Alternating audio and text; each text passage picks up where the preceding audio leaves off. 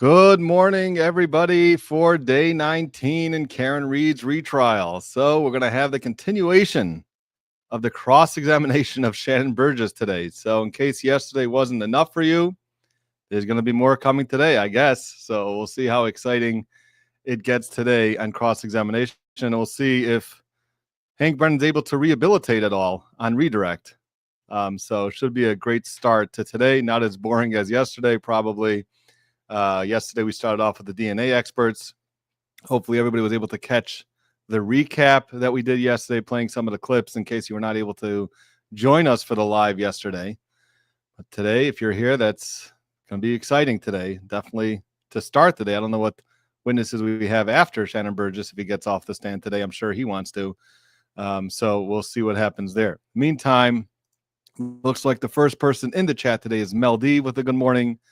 Mud Rucker is back with us. Good morning from Western Pennsylvania, checking in for another pre-Memorial Day barbecue.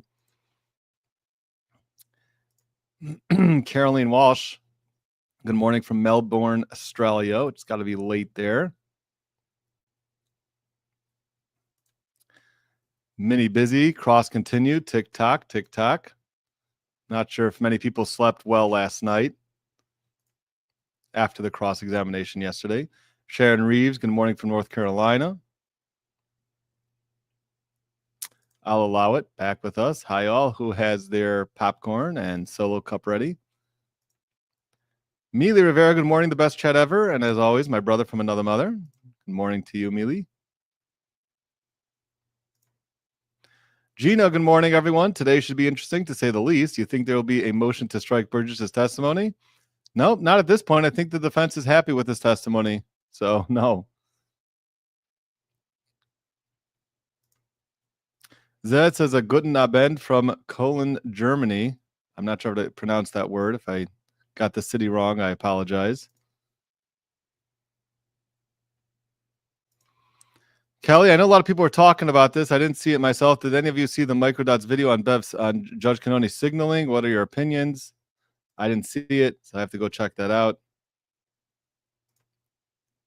Murder Coffee Repeat. Good morning. I'm looking forward to more cross of the fake expert witness. Kelly, don't forget the Wisniewski. Mud?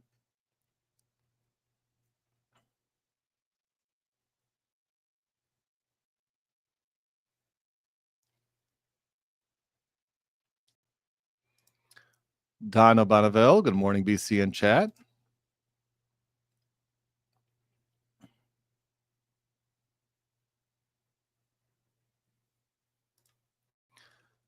Moria Gillis, just what kind of shenanigans will the Commonwealth treat us today? Well, we have to wait and see.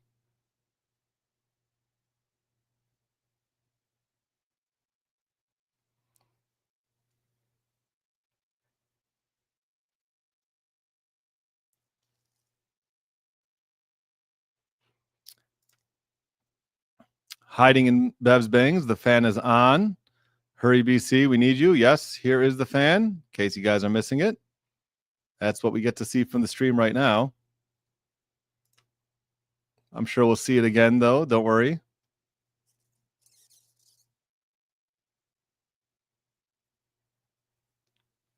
Little Miss, good morning, everyone. Good morning to you. Morrissey's iCloud, a.k.a. Denise. Good morning, VC in chat. Let's go, Bob Alessi. Grant Dreo, at Brother C, do you think there will be a trial for the murder beating of expert Shannon by the defense? Because that was a massacre yesterday. LOL. I think everyone agrees about that. Mini Busy, good morning.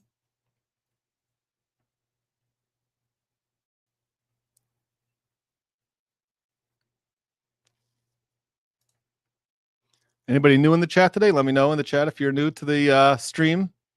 Good morning from Omaha.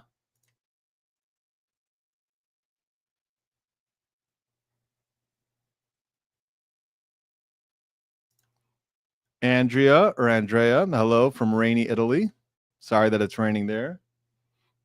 A little cloudy day here in Michigan. Lori B is back with us. Good morning from Charlotte.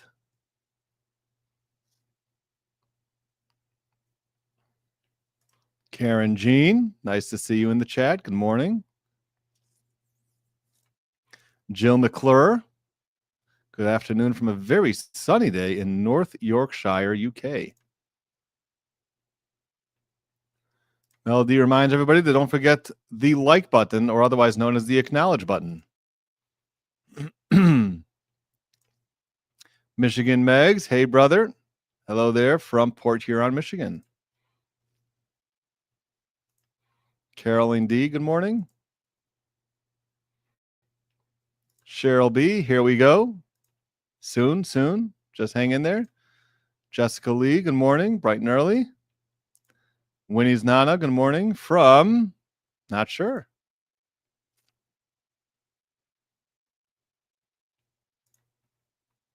From Norfolk, County of Norfolk.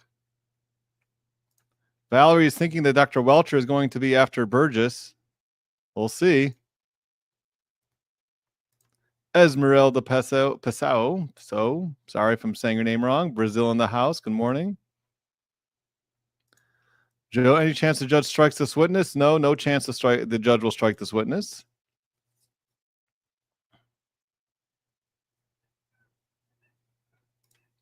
Here we go. Jeremy Rosenthal. My wife and I guess, watch your recaps daily. First time on the live. All right. Got a first timer in the chat here. Be nice to Jeremy.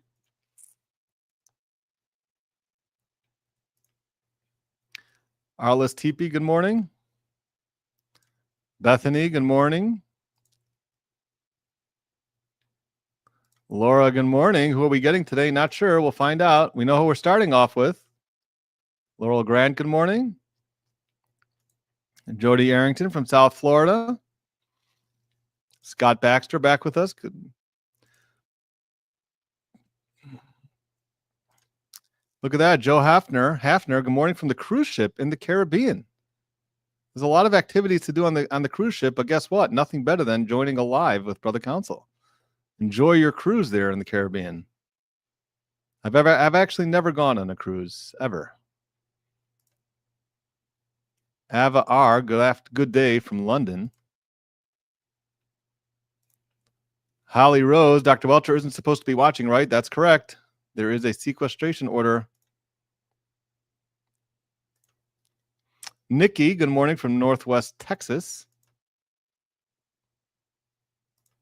Jessica Lee, do judges ever say no when attorney asks to approach? Nope, I've never seen that happen. Bonnie Lee, hello from Pennsylvania. In case you're just joining us now, this is what you're missing. The fan. There it is in all its glory. Ah, what a beautiful sight. People in court, where in Michigan does Solomon practice? All over. Solomon doesn't just limit his practice in Michigan either. He is all over the country.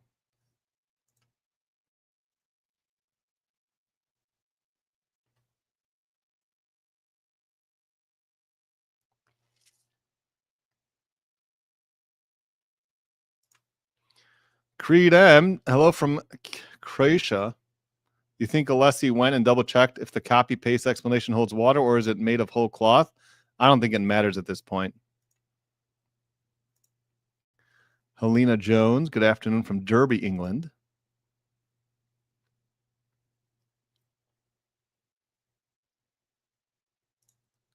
LH, morning from Myrtle Beach. I saw the Microdots video. It seems about right. Okay, I gotta have to see that. Didn't see it yet. Dr. Duck. Good day, BC from Brisbane, Queensland. Staying up late to watch part 2 Shannon live. I'm too invested to watch on replay. Can't blame you. The great Carsoni, good morning from Spain. Can't wait for our day to start. A lot of people are waiting. Antsy.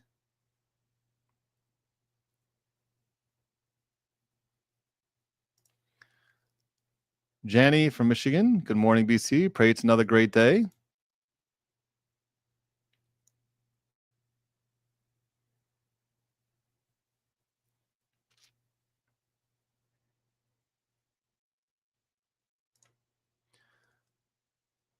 Vinho happens.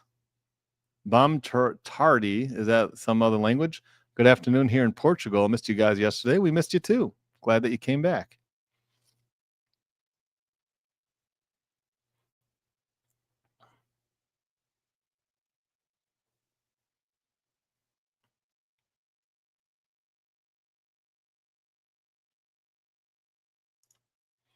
Jennifer Rawson, good morning from Alabama. Not to be confused with where Shannon is from. We don't claim him no more. Michelle Lee, good morning. Still stunned about yesterday. I think a lot of people are in the same boat. Too many jewels. Hello from Germany. Excited for the ongoing hallucination. Hallucination.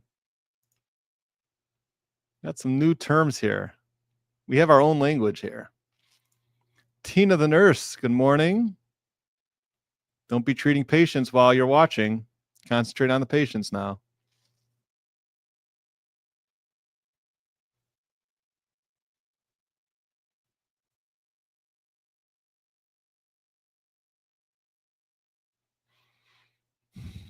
Tara Harris is also here from Michigan. Good morning to you, Tara. Shelby Vasquez coming off of a birthday. Good morning from Illinois. Look at that. We have another new person in the chat. I'm new, watching from Maine. Welcome, Laura. Be nice to Laura, everybody in the chat. But we're nice to everybody here. Don't worry about that. Avar is also new here from sunny London.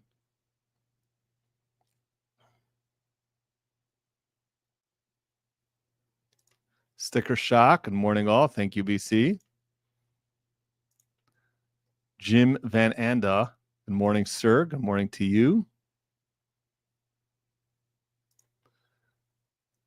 Schmeconomics, new member. Hello from Washington, D.C. Welcome to you. Thanks for joining us as a new member. Angel, good morning from Georgia. Rana Mitchelson, hello from sunny Modi'in, Israel. Maybe you know my sister. That's where she lives. Nachos Mom, good morning.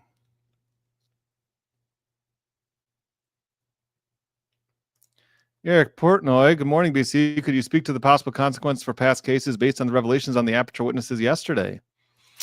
To go check on all those cases, see exactly what the testimony was, and see whether they were, if Shannon Burgess specifically testified, what he testified about, whether it's cause for to reopen that appeal, or it could be too late at this point. But you can definitely file motions. Dawit Smith, South Africa. Miss Mahoney, hello from Cincinnati, Ohio. Hello there.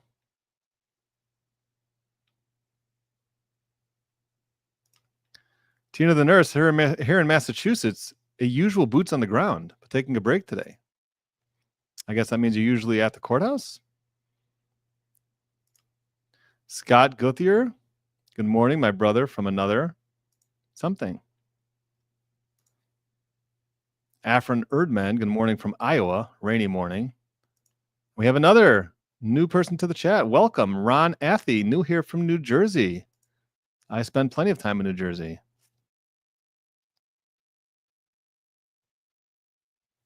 Look at that. Dr. Duck, a long-time listener, but first time live in the chat. Got a lot of new people in the chat today, so you will enjoy it here, I assure you.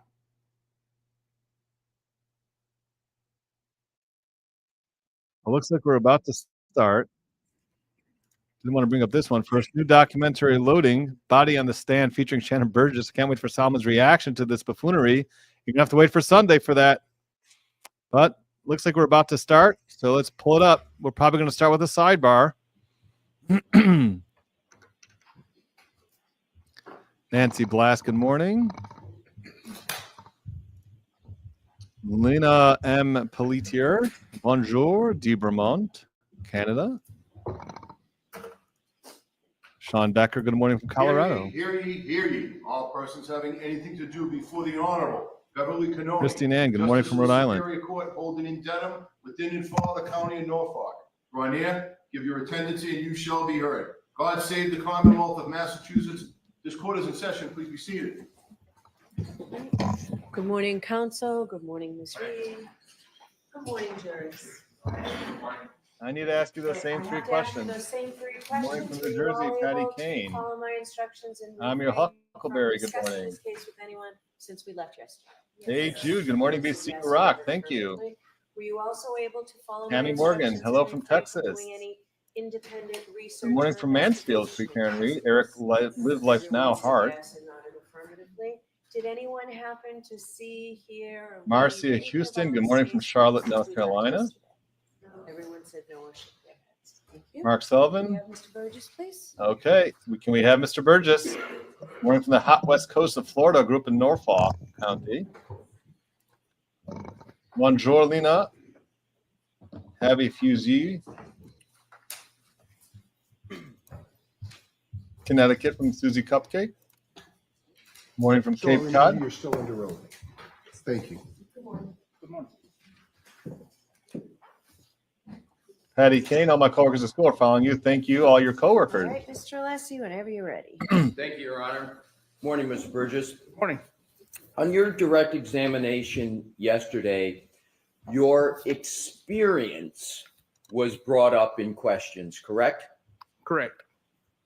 On your direct examination, your certifications were brought up in questions, correct? Incorrect.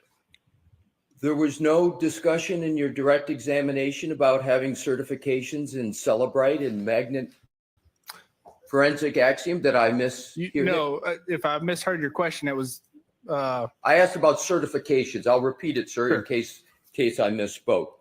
On your direct examination, your certifications were brought up in questions, correct?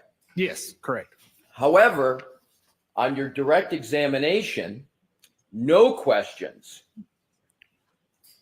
were asked of you at all about your supposed education, correct? Correct. And you did not bring up your educational background at all on Correct. direct examination, correct? Correct.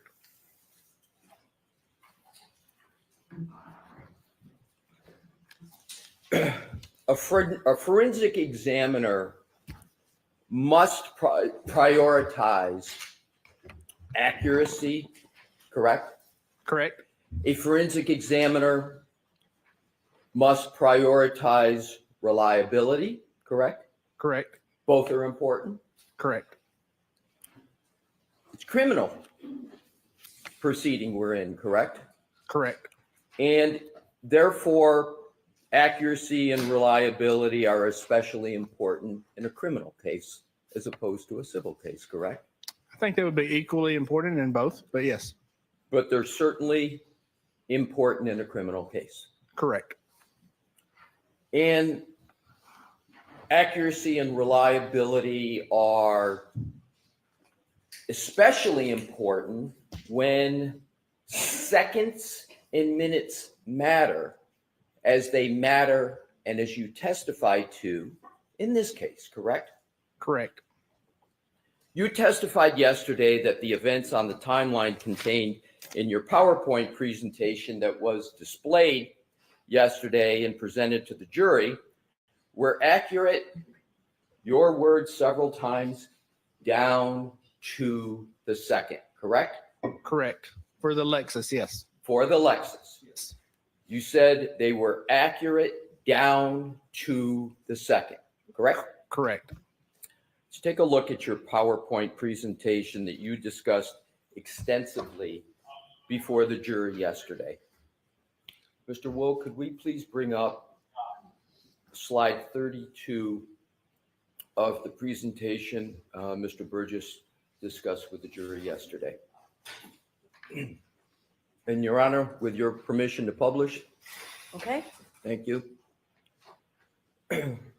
Mr. Burgess, pick your screen. Sure. Is this a true and accurate representation of your analysis of Miss Reed's Lexus vehicle traveling to 34 Fairview Road and the O'Keefe residence? Yes. According to your timeline, Miss Reed's vehicle powered on at 12:36 a.m. on January 30th, correct? Correct. Now, is your timeline on this slide accurate down to the second, as you stated in your direct examination yesterday? For the power on and off events, yes. Yes.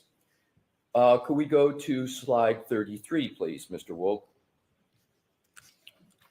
And we're going to go through a handful of slides, Sure. Mr. Burgess, to just give you a heads up. Is this a true and accurate representation of your analysis of Ms. Reed leaving the O'Keefe's residence at 5:07 a.m.? Yes, it is. And according to your timeline, Ms. Reed powered on her vehicle at 5:07:46 a.m. on January 30th, 2022, correct? Correct. Is the time on this slide accurate down to the second, as you stated in your direct examination yesterday? Yes, according to the Lexus, yes. If we could go, Mr. Woke, to slide 34, please. And these are all your slides, correct, sir? Correct, they You are. prepared them? Yes. Is slide 34 a true and accurate representation of your analysis of Ms. Reed traveling to the Dighton residence at 12:25:01 a.m.? I'm sorry, 12:25:01 p.m. 12:35:01. Correct. I'm sorry. Thank Yes. you. 12:35. And according to your analysis, Ms. Reed powered on her vehicle to travel to Dighton at 12:35:01 p.m. on January 30th, correct? Yes, that's correct. And is the time on this slide accurate down to the second, as you stated in your direct examination yesterday? Yes. Slide 35, please, Mr. Wolf.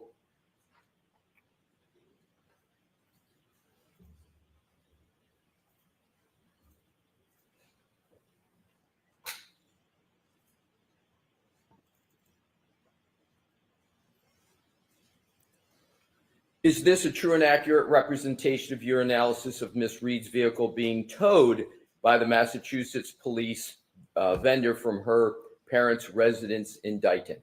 Yes, it is. And pursuant to your timeline that you created here, Miss Reed's vehicle was powered on at 4:11 p.m. on January 30th, 2022, and towed to the Canton Police Department, correct? Correct. Is your timeline on this slide accurate down to the second, as you stated in your direct examination yesterday? Yes, this timestamp is. Slide 36, please, Mr. Wolf. Is slide 36 a true and accurate representation of your analysis of Miss Reed's vehicle arriving at the Canton Police Department? Yes, it is. And pursuant to the timeline you created, Miss Reed's vehicle powered off at 5:36:42 p.m. on January 30th, 2022, correct? Objection. Objection. I have this. Okay. Is your analysis down to, is your analysis on slide 36 accurate down to the second, as you stated in your direct examination yesterday? Yes, according to the Lexus, yes. According to the Lexus. Yes. In point of fact, Mr. Burgess, none of the 5 timelines that we just reviewed from your presentation are accurate at all, and certainly not down to the second. Am I right or am I wrong? You are wrong. Are you aware, and if we could go back to the first slide, which is slide 32, and we'll look at each of them quickly. Sure. Are you aware that all of the relevant events in the timeline you described in your presentation in these slides actually occurred on January 29th, 2022, not January 30th, 2022. Do you know that? This is January 30th, 2022. Or That's what you- January 29th, correct. It's January 29th, 2022. And in terms of January 30th, I want to go back and make sure it's very, very clear. In your presentation, they actually occurred on January 29th, 2022, correct? The night of the incident, yes. Can I have a moment, Your Honor, please? Yes. Thank you.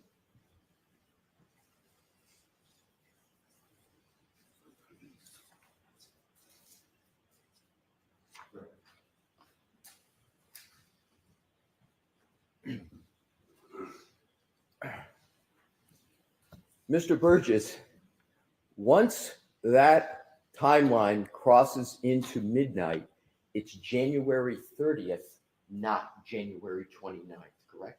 Correct. Yes, it is January 30th. Yes. So in actuality, these 5 timelines, as you testified to them yesterday, are not accurate down to the second, correct? Because you got the wrong date. Well, parlance, yes, but yes, they are still accurate to the second. But the date, these 5 timelines, let's pursue this. These 5 timelines are exactly 24 hours off from the time where the event actually occurred, correct? No. So these events occurred on January 30th. If I misspoke and said the 29th, yes. Okay. You understand my point? Yes, I do.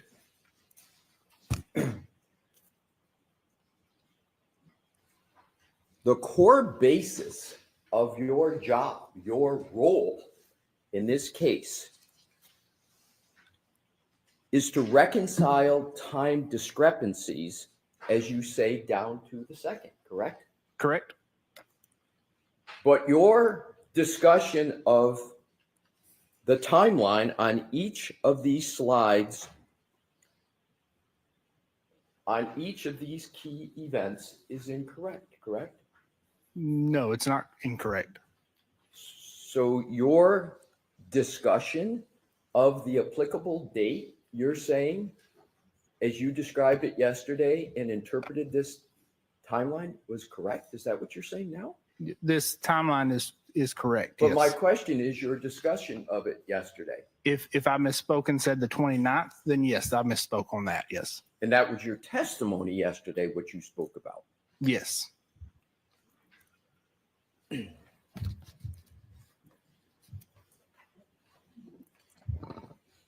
Let's turn to a different topic. Lights up, if we could, and thank you for taking that down, Mr. Wolf.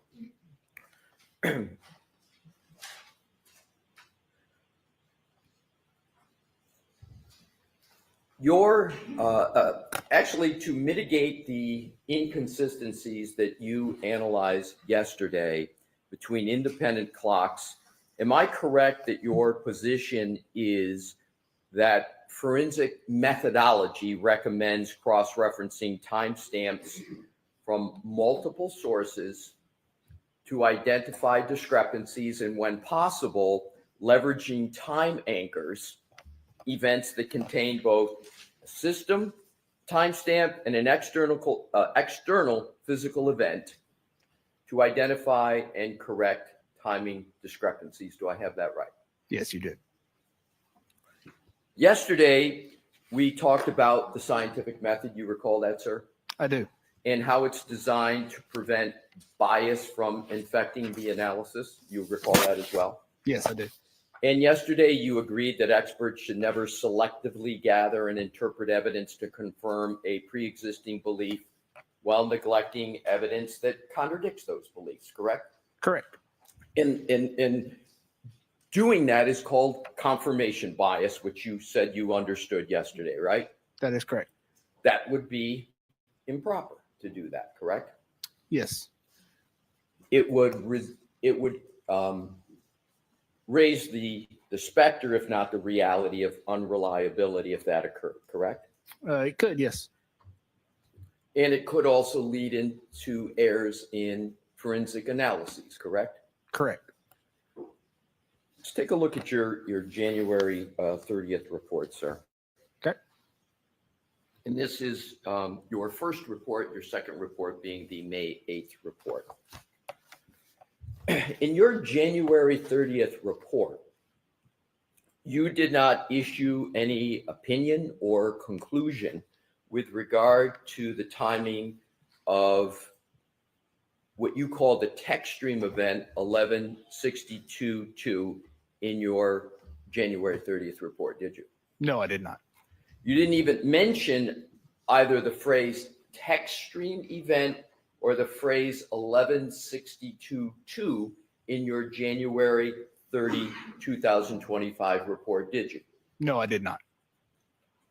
But in that January 30, 2025 report, you did evaluate the variance between the Lexus infotainment system on the one hand and Mr. O'Keefe's iPhone data on the other, correct? Correct. In fact, in that report, the January 30th report, you compared the call logs on Ms. Reed's Lexus infotainment system with the call logs on Mr. O'Keefe's iPhone in order to evaluate whether there was a variance, correct? Correct.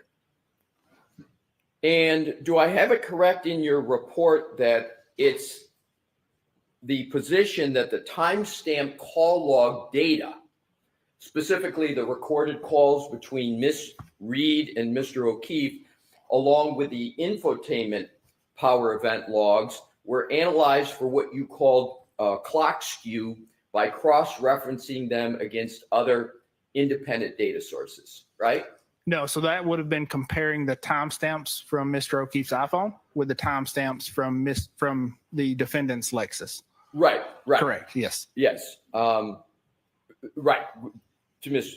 Reed's Lexus. Correct. And a forensic comparison of these data sets was aimed to identify timestamp discrepancies, correct? Correct. To identify potential clock skew, correct? Correct. And potential clock drift that could impact event reconstruction, correct? Correct. All this stated in your January 30th report, right? Correct.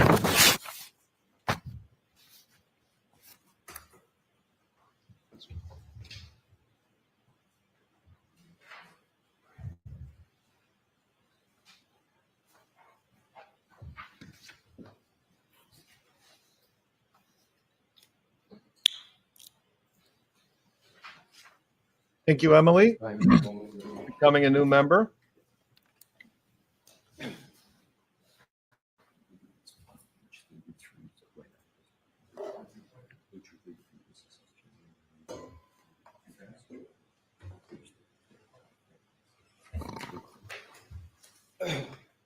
Your Honor, may I have this marked as the next exhibit in order for identification? Yes. Sure.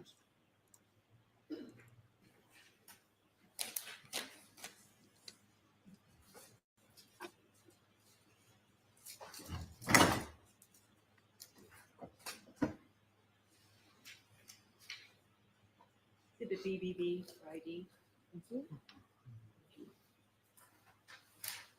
May I present to the witness, Your Honor? Yes. Thank you. Mr. Burgess, I am presenting to you what has been marked as Exhibit BBB for identification. I'd ask you to take a look at it, sir, and then pick your head up when you've had a fair opportunity to take a look at it. Okay. Sure. Do you recognize that document, sir? I do. May I reapproach your eye? Yes. Thank you. What do you recognize that document to be, sir? Sure. So this is a graph that I put together that is comparing timestamps, call timestamps from the infotainment module with Mr. O'Keefe's iPhone.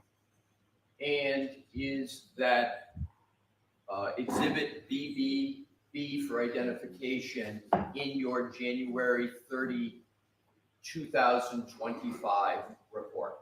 Yes, it is. And did you create that chart that is depicted in Exhibit BBB for identification?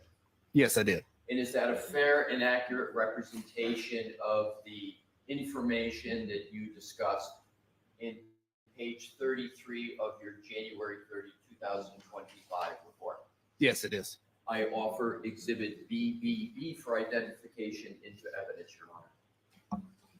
If we can introduce the whole report to put it in Why don't I context. see you at Sidebar instead of?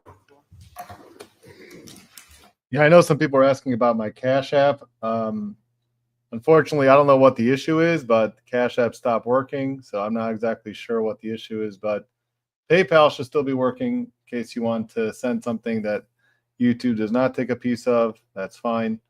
But of course, there's no expectations or no pressure at all. I just saw some people were asking about it, so I don't know what happened, but that's technology for you. Some people are saying I should get Venmo. Okay, maybe Venmo will be the next one we get. Yep, starting off pretty good with the timeline. I thought I was going to get into the seconds also because he kept saying down to the second. Oh, update my Cash App. Okay, let's see if I should do that. Maybe that's the issue. All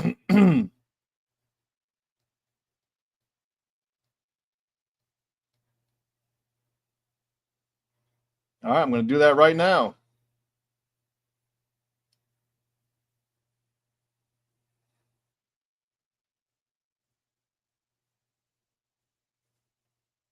I'm one of those guys who just doesn't end up updating all their apps all the time, so.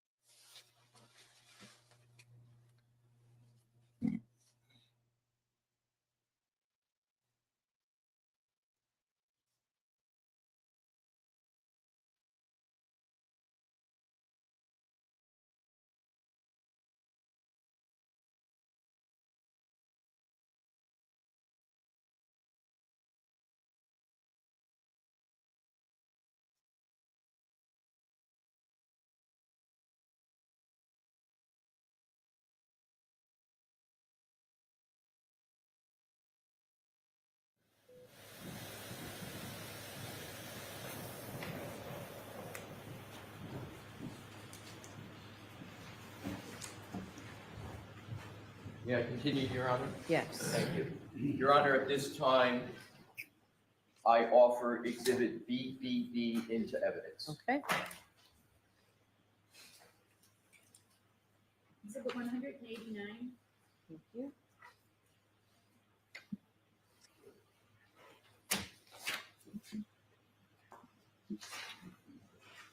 They represented to the witness, Your Honor. Yes. Thank you. Mr. Burgess, I am represented to you what is now Exhibit 189 in evidence. Ask you to once again take a look at it, and if you need further time, please take it, sir, and then pick up your head when you've had a fair opportunity to look at that document. Okay. Despite claiming the purpose in your January 30 report of, quote, identifying timestamp discrepancies, potential clock skew, and clock drift, you did not compare the time of the three-point turn between the infotainment system in the Lexus SUV and Mr. O'Keefe's phone, did you? Not at that time, no. Instead, you identified the potential variance by analyzing various calls on the infotainment system of the Lexus versus Mr. O'Keefe's phone, correct? Correct. This data in that exhibit captures a precise moment in time that is easily compared between the two devices, correct? Correct, it does. Mr. Wolk, Your Honor, may Mr. Wolk please publish this exhibit? Okay.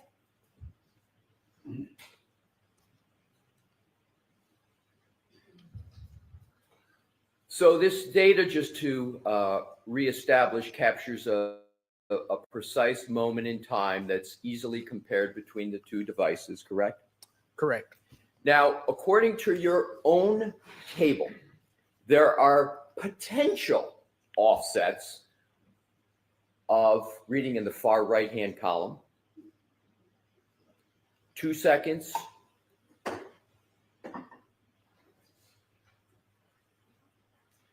1 second, 2 seconds, 1 second, 8 seconds, 16 seconds, and 21 seconds, correct?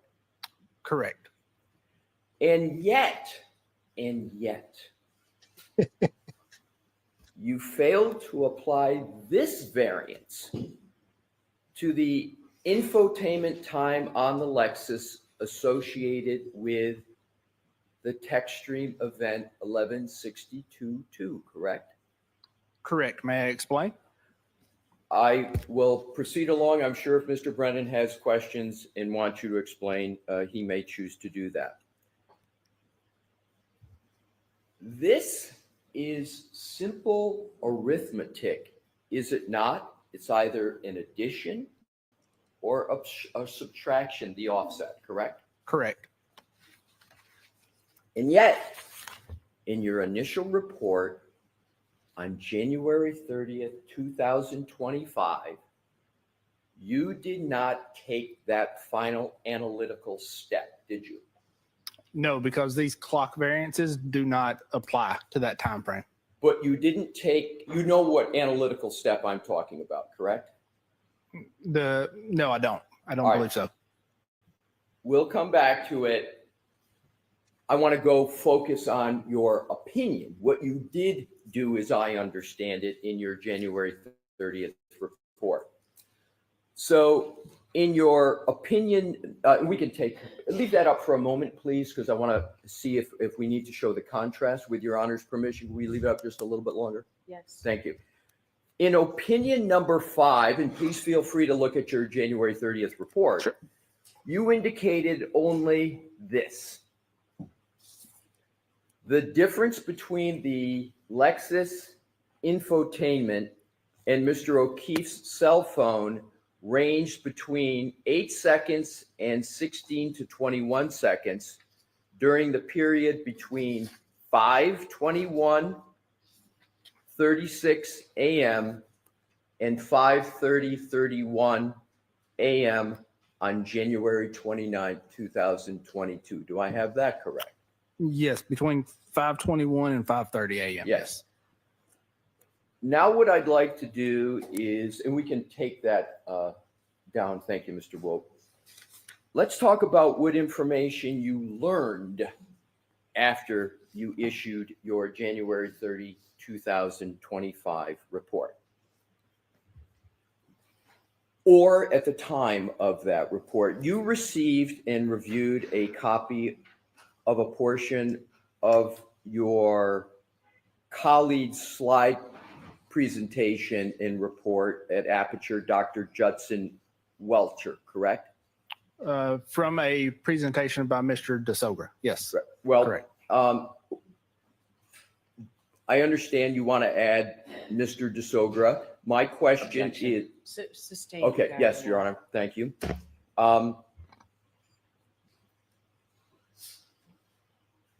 I'm focusing on what would you like to call it? Do you call it a slide presentation you prefer, Dr. Welcher? Sure. We can. I want we to can use call it- whatever parlance you're comfortable with. Yeah, slide's fine. Yeah. Slide. So the slide presentation of Dr. Welcher that he submitted the same day you submitted your report on January 30, 2025. And in that, he analyzed the timing of the 1162.2, what he calls an infotainment event, you call a text stream event, correct? Well, could I see the slide we're talking about to clarify? Absolutely. Could we publish what is in evidence of what is 188? Okay, And I'm also, sir, at your request, may I approach, please? yes. At your request, I want to give you Sure.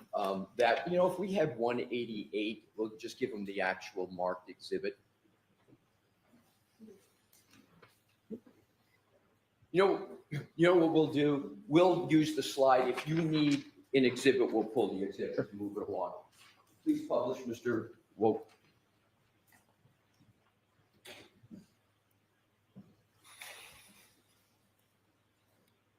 Now, if we could enlarge the text, we don't need the map, so make that as large as you can, please, Mr. Woke, in the relevant portions.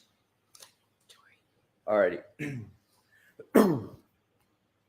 You're aware that according to Dr. Welcher's analysis, as depicted in this slide in evidence, the 1162-2, what he calls an infotainment trigger that you call a text stream event, right? Correct.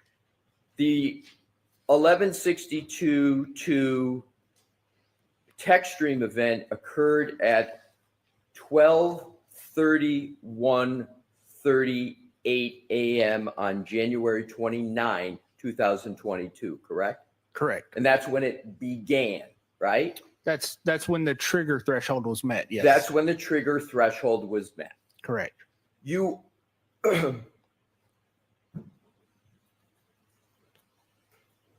we can take that down now, Mr. Woke.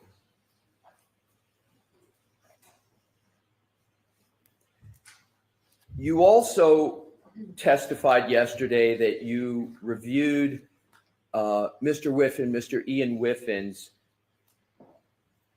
January report, which established a timeline of the last interactive events on Mr. O'Keefe's phone, correct? Correct. Your Honor, could we please publish Exhibit 39, which is in evidence? Okay. And we could go to slide 82 and have 83 available, if we can enlarge the applicable sections.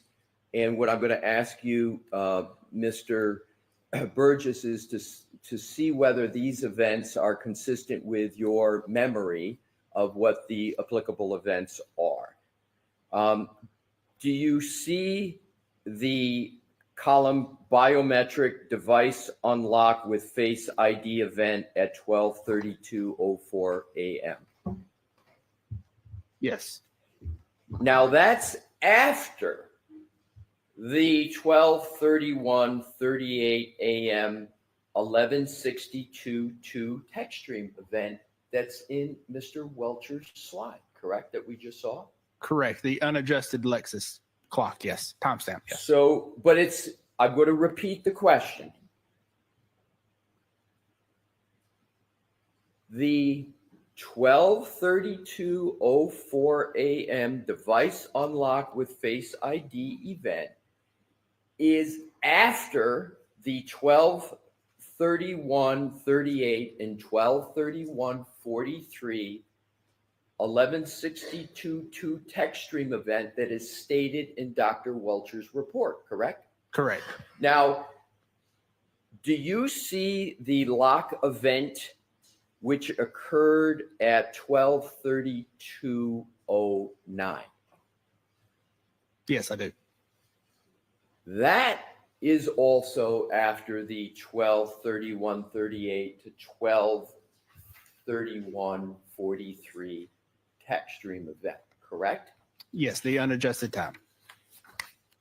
That 12:32:09 a.m. lock event is after the 12:31:38 to 12:31:43 range that is stated in Dr. Welcher's report, correct? Correct. From the Lexus clock. So if we could go back,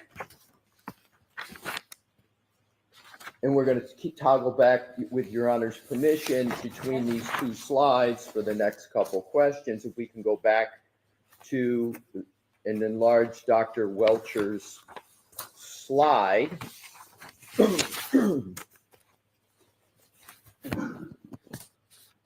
That 12:31:38 to 12:31:43 time period is what your colleague, the licensed engineer, Dr. Welcher, chose and his slide analysis as the last user interaction, according to him, on John O'Keefe's phone, correct? That's what he chose. Yes, the 123209. Yes. Now, if we could go back to the and zero in, please.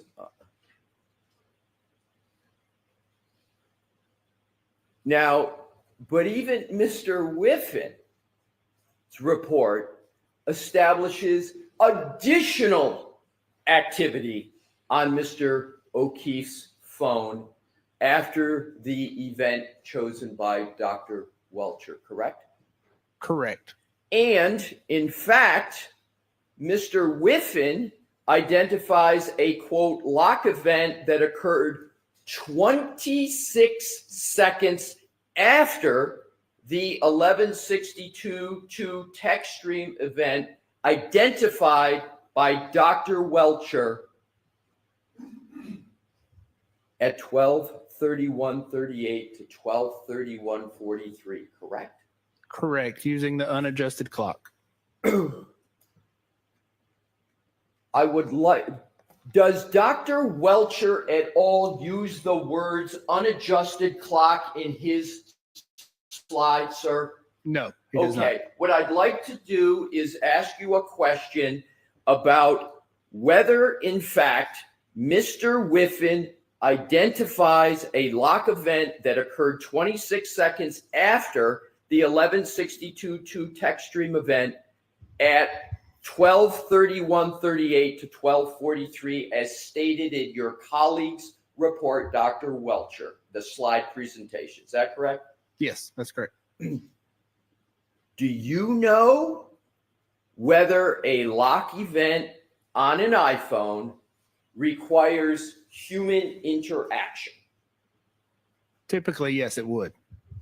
Is it just typically, or does it? Well, it does. And in this case specifically, I believe it was via the lock button. Correct. But this specific instance, the lock, it requires somebody, a human being, to actually press a button on the side, correct? Unless it's auto locking, yes, it requires a button press. Yes. Do you have any reason to believe that the iPhone of Mr. O'Keefe had an auto locking function on it, sir? No, as I said, he used the lock button. Right.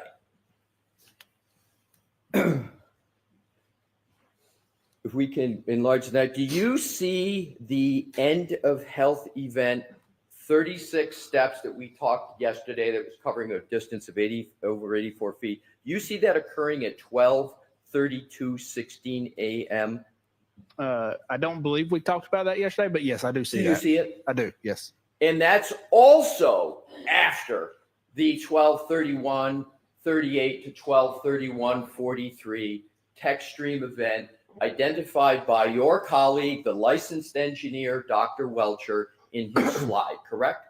Correct. Now, finally, do you see the entry pocket state detected at 12:33:14 a.m.? You see that, sir? Objection. Sustained. Do you know what a pocket state is, sir? I do know what a pocket state is. Do you know when the pocket states occurred on the iPhone of John O'Keefe pursuant to your analysis of his phone? I do not.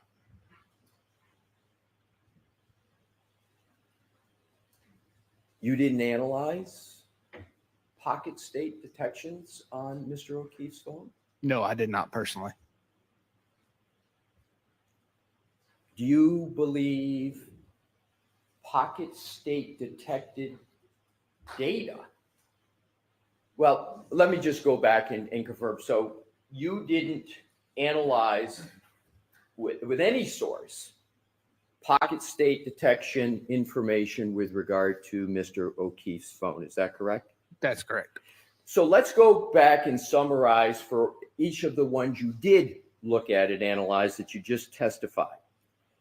Every single one of those that we just discussed, those user interaction events, occurred after Dr. Welcher claims a collision occurred as represented in a text stream event of 11:62:2 at 12:31:38 to 12:31:43, correct? Objection. Do you understand? If we can go back, please, to Dr. Welcher's slide. Highlight the text again, please, Mr. Wolf.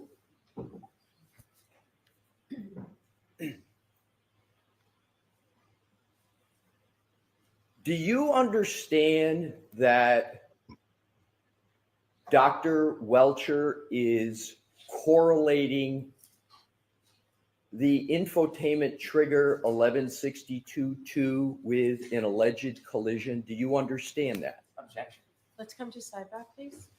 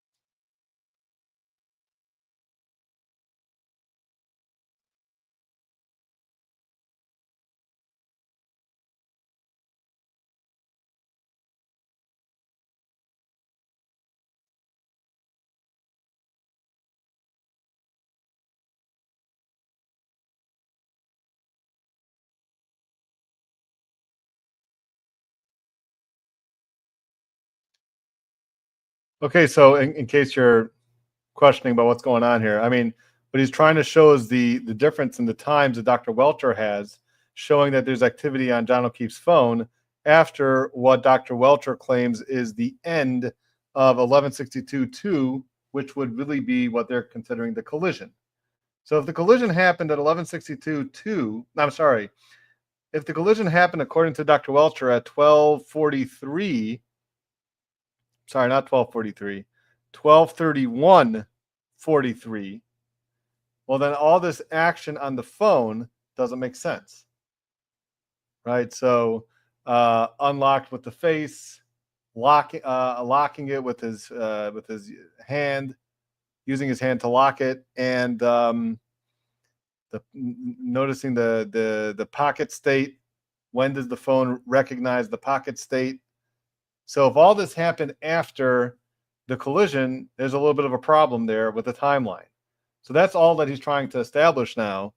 And Brennan has a problem with him using Dr. Welcher's report to impeach Burgess. That's essentially what's happening here. That's why they go into sidebar. And of course, the explanation that he's going to give to all this is that there's a variance in the clock, that Dr. Welcher was using the infotainment Lexus clock, and John O'Keefe's phone was off by whatever it is, 21 to 29 seconds. And that's why if you adjust for the time, it all lines up. But he's pointing out that nobody ever, Dr. Welcher didn't mention that in his report. Ian Whiffen didn't mention that in his report. So, that's part of what he's doing here.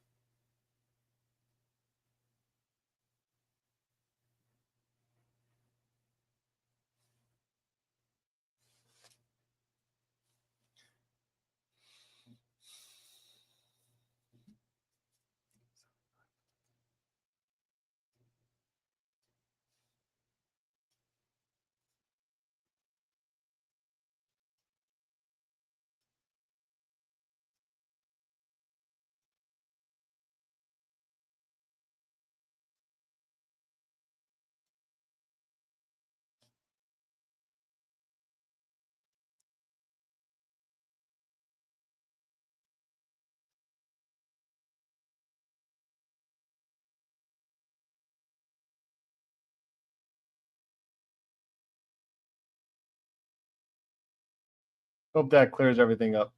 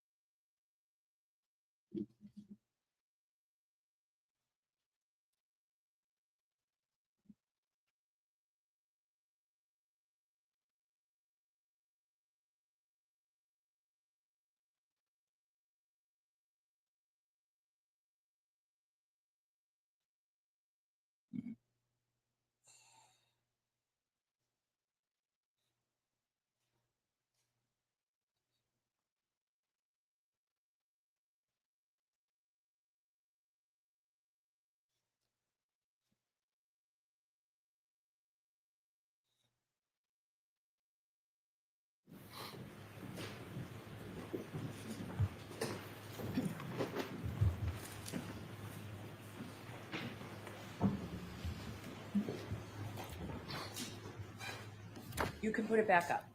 Thank you, Your Honor. If we could go now, Mr. Woke, back to the slide from Dr. Welcher's slide presentation. And if you could re-enlarge the applicable section that we've had up before. Thanks for your patience, Sure. Mr. Burgess. You have reviewed this slide and this specific data in this slide previously, correct? Correct. And I just want to, Mr. Woke, just go back to the slide so we're clear on what this is. So this slide here is what you're speaking about, right? Correct. And you've reviewed this slide prior to your testimony in this court, correct? Correct. And you considered this slide as part of your analyses that you have performed and testified about, correct? Yes, I have. So now, Mr. Burgess, I'd like to ask you a question. Every single one of the user interaction events that we talked about, steps, lock, etc., occurred after Dr. Welcher's, what he calls an infotainment event, which you call a tech stream event, in the range of 12:31:38 to 12:31:43, correct? I would agree that yes. So the answer is yes? With the caveat. I'm sorry, I didn't know Sorry. you hadn't finished. Sure. Please finish your answer. Yes, with the caveat that user interaction only applies to the device lock, steps, and the pocket state are not duplicative of user interaction per se. Let's just assume that is the case. Let's then just focus on what you consider to be a user interaction, which is device lock, correct? Correct. And the device lock event that you agree is a user interaction, we could go back to that just so we have clarity. The lock event that you agree is a user interaction occurred at 12:32:09, according to Mr. O'Keefe's phone, correct? Correct. In that 12:32:09 time period, we could go back to Dr. Welcher, it is after the end of the text stream event dubbed as 1162.2, correct? Correct. And, According to and that's sorry. 26 seconds. I didn't finish my question. I'm sorry, Your Honor. So go ahead, finish your question. Don't answer, Mr. Burgess, until the complete question. In that event lock, even according to Dr. Welcher's own words in his own slide, occurs 20 seconds after the end of the text stream event 1162.2, correct? Of the unadjusted clock, yes. May I have a moment, Your Honor? Yes, do you want the lights on, Mr. Leslie? I'm going to keep that up.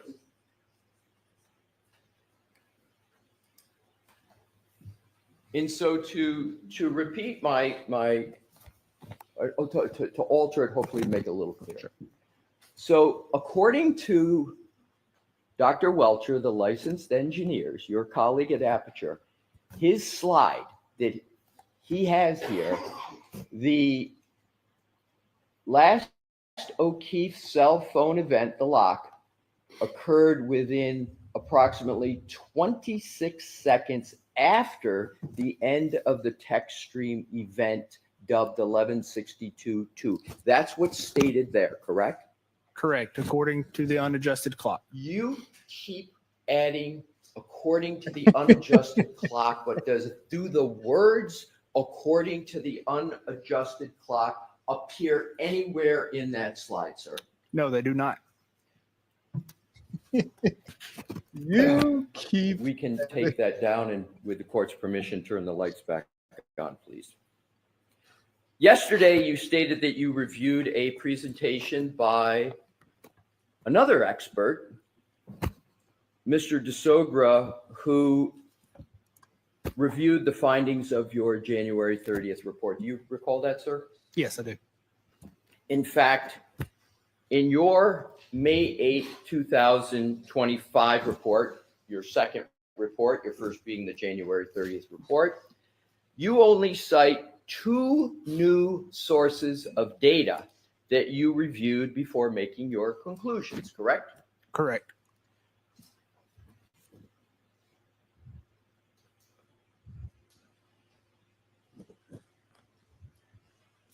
We have a moment, Your Honor. Yes.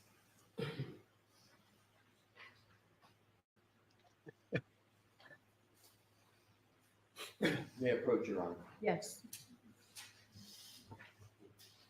Douglas Vine, BC, do you think that Alessi should have just stopped the cross after yesterday? All he can do today is possibly cover some credibility. Yesterday was proven to be unqualified. No, I think he can still make some more points with him. I think the jury's not going to forget about yesterday quite easily.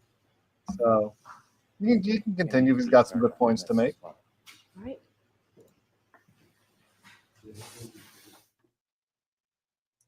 Looks like we're going to sidebar again.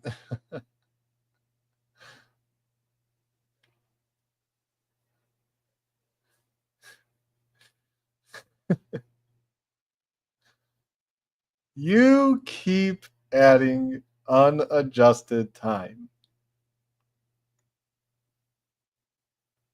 But does unadjusted clock or time appear in any of the reports that we're talking about?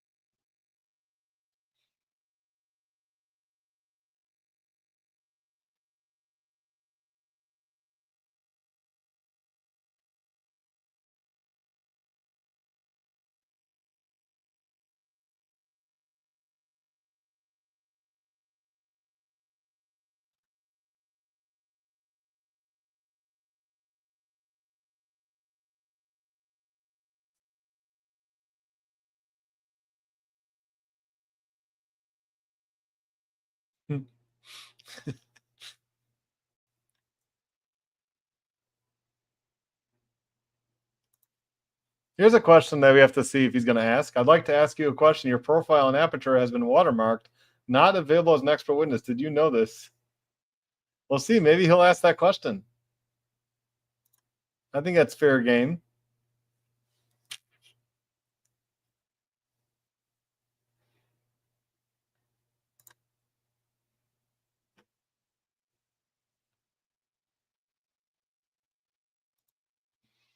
Trevor Barron, is it possible for the public to get a hold of the expert reports, or are they private for the legal team? They're private. I'd love to see the expert reports, but we don't get to see them.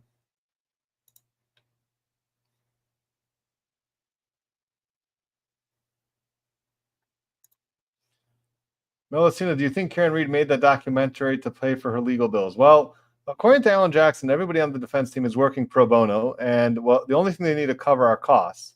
Now, costs can be extensive in a case like this. First of all, there's cost, meaning the attorney's costs, so their food, their lodgings, anything they have to spend on the case. So that would include gas or car services, taxis, all that. So that's the entire defense team, as well as any of the experts that they have to pay and transport. So all that she's paying for, from what I understand, are the costs. And there's been some sort of fundraisers for her already. Like they raised something like $1 million to cover all the costs from the first trial and the second trial. So, but I don't think that she would need to make the documentary for that. So she should be good on the cost. They should stay under $1 million, I would imagine. And that's, again, assuming that none of these lawyers are actually getting paid, which is what Alan Jackson represented, that they're all doing this pro bono. So again, I mean, their costs have to be covered. So plane tickets, all that has to be covered. And also all the reconstruction or testing that any of the experts are doing, those are all costs.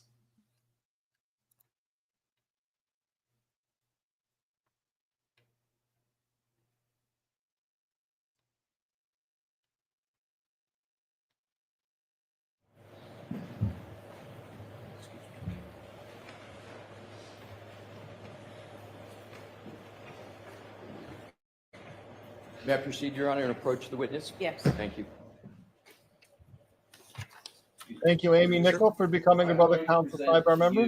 Two documents, each of which is marked for identification. The first is Exhibit CCC for identification. That is one slide out of what is marked as Exhibit DDD for identification. And Exhibit CCC is one page out of Exhibit DDD for identification. And I'd ask you, sir, to take a look at those documents and reference either one. And please let me know, sir, when you've had a fair opportunity to review those documents so I can proceed with questions about them. Sure.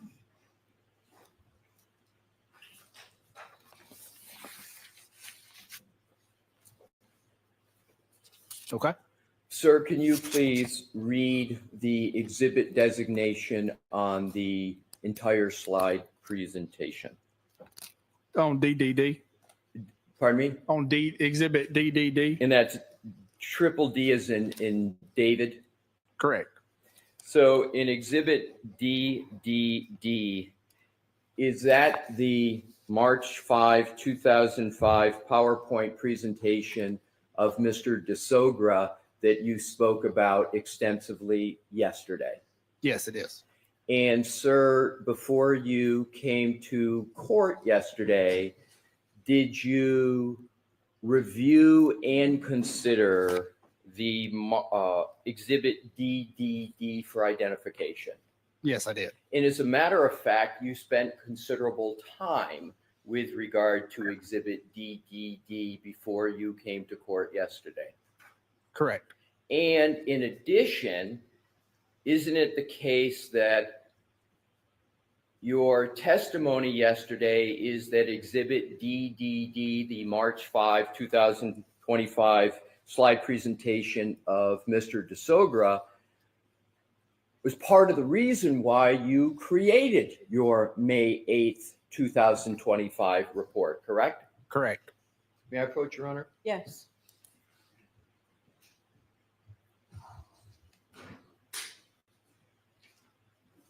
Your Honor, I offer Exhibit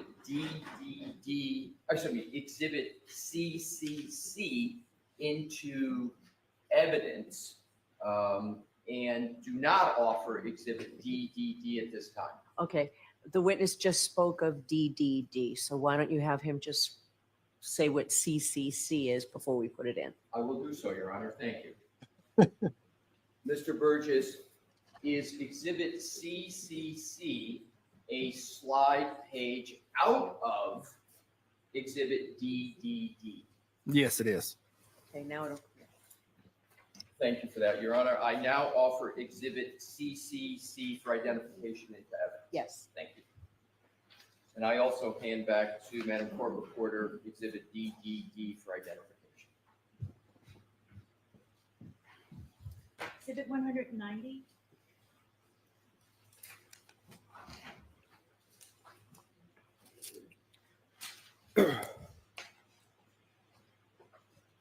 And sir, do you have before you read the three letters, please, just so we're on the same page in that exhibit? Kim, we need the That other the one. one that's in Thank you. the one page? Yes. Exhibit 190. And that's the entitled All Possible Combinations? Yes, it is. So we'll refer to that as Exhibit 190, okay? Okay. Have you had a fair opportunity to refresh yourself on that one-page chart? Yes, I have. Your Honor, may I please publish Exhibit 190? Yes. And if we could enlarge it without, I think, Mr. Wolk, we can obscure for the moment the all positive on the right and come back to that as needed.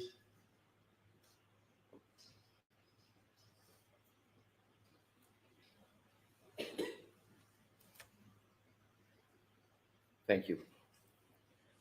Now, Mr. DeSogra, who is an expert for the defense, took the data points you evaluated in your January 30, 2025 report and simply performed the last step in your analysis that I was referring to in previous slides, correct?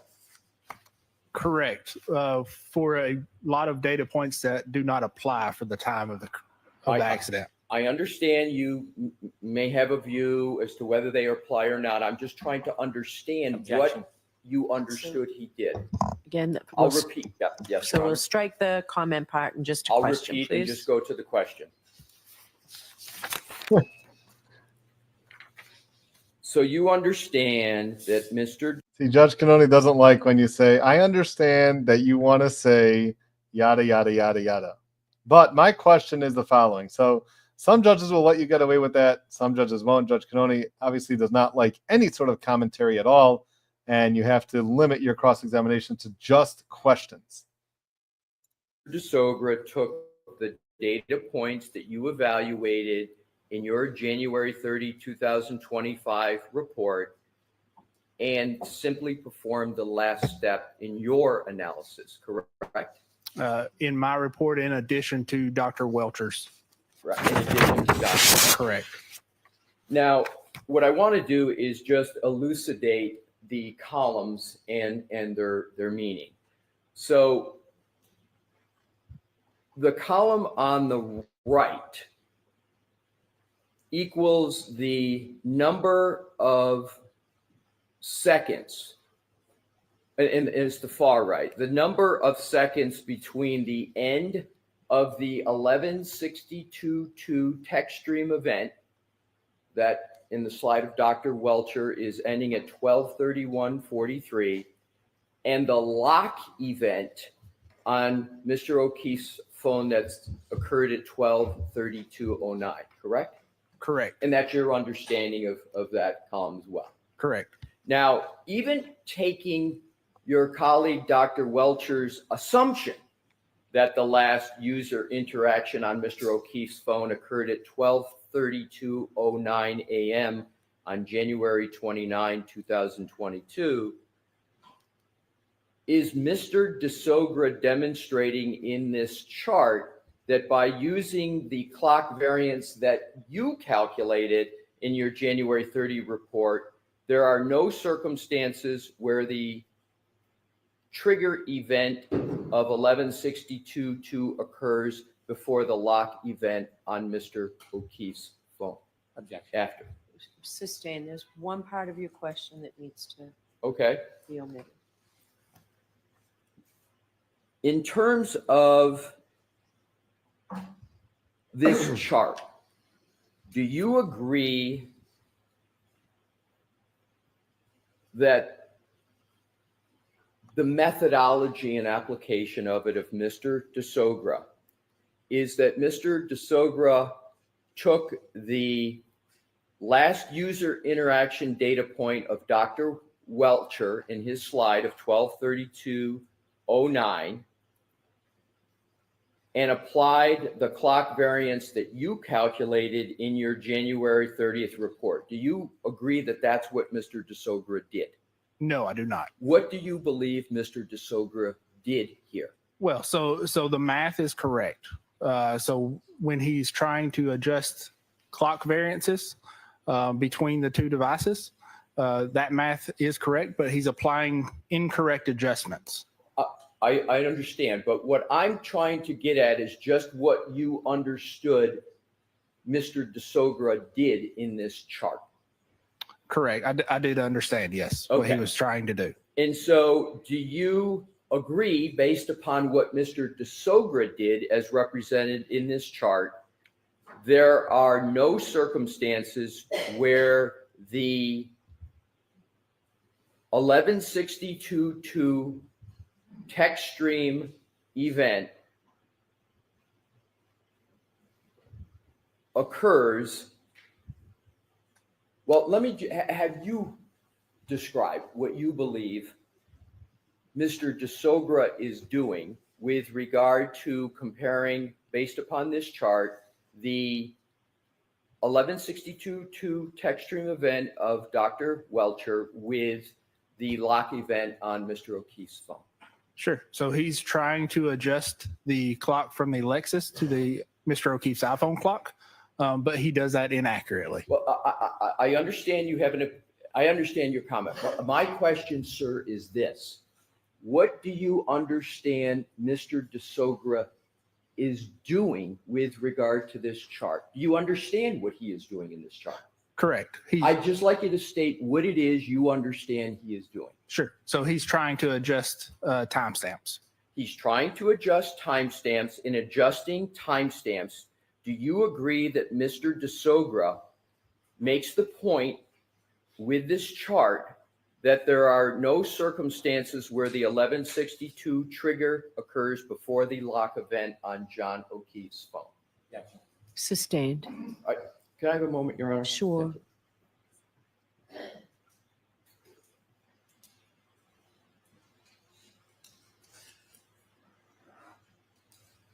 Let me see if I can clarify this in this my question. Sure. Do you understand that what Mr. DeSogra is doing in this chart is he is showing numerically and arithmetically that there are no circumstances where the text stream event 11:62:02 occurs after the lock event on Mr. O'Keefe's phone? Objection. I'm going to allow it in that form. So yes, I understand he's trying to show that. Right. Well, he did more than try. Isn't that what by his math, that he is demonstrating? Objection. I'm going to allow that. Yes, but it is inaccurate. I understand, but that's, again, the I question understand you is, want to say that. is that what he demonstrates using this chart? Yes. And what he demonstrates is that Mr. Soga demonstrates that there are no circumstances where the 1162-2 trigger event occurs after the lock event on Mr. O'Keefe's phone, correct? Yes, inaccurately. So I'm asking what Mr. DeSogra demonstrates in this report, and isn't it correct that Mr. DeSogra, using this math, Mr. DeSogra demonstrates and concludes that there are no circumstances where the 1162-2 text stream event occurs after the lock event on Mr. O'Keefe's phone. Objection. I'm going to allow that. Does that demonstrate that? Yes, inaccurately. Okay. So let's. I would move on, Your Honor. I'm going to. Some lawyers would say that is now the 10th time that you wanted to add inaccurately in your answer, even though my question didn't ask you whether it is accurate or inaccurate, right? To move on. And this methodology and approach of Mr. DeSogra is simply math that he's using, correct? No, it's not simply math. Well, let's go to the clock variance values in the middle column on that chart. You see that, sir? Yes, I do. Those are, as of March 5 of the date of this, that this column was created, nothing in that middle column is new, is it? That data. Yes, some of that data is new. Well, the source data upon which it is created is not new, is it? No, it is not. All right. So the source data of that column, it's not new. Correct. And the middle column uses your data points from your January 30th report, correct? No, not all of those are. But it does use some of the data from your January 30 report, correct? Yes, it does. Is the reason that you did not take that final analytical step that we've been talking about in your January 30th report, and this is a question, is the reason you failed to take that final analytical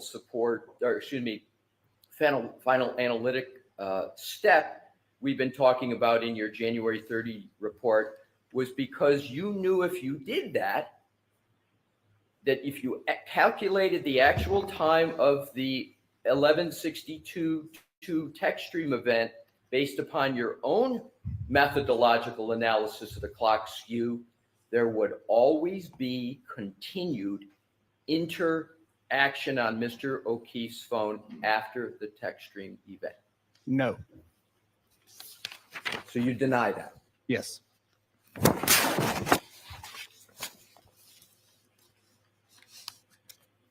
Did you keep your January 30, 2025 report purposefully vague by merely noting a clock skew without engaging in any further analysis, such as tethering that clock skew or otherwise connecting it to the text stream event in Dr. Welcher's slide presentation? No, I did not. Switch to another topic. Take that down. Thank you, Mr. Vogt. After reviewing, and I'm going to identify 3 timelines. After reviewing the timelines, the timelines presented by Dr. Welcher, 1, Mr. DeSogra, 2, and Mr. Ian Whiffen, 3, all of which established that the 1162-2 text stream event occurred before that last user activity, the lock on Mr. O'Keefe's phone, you then decided to issue a new report that would become dated May 8th, 2025, correct? Objection. I'm going to allow that.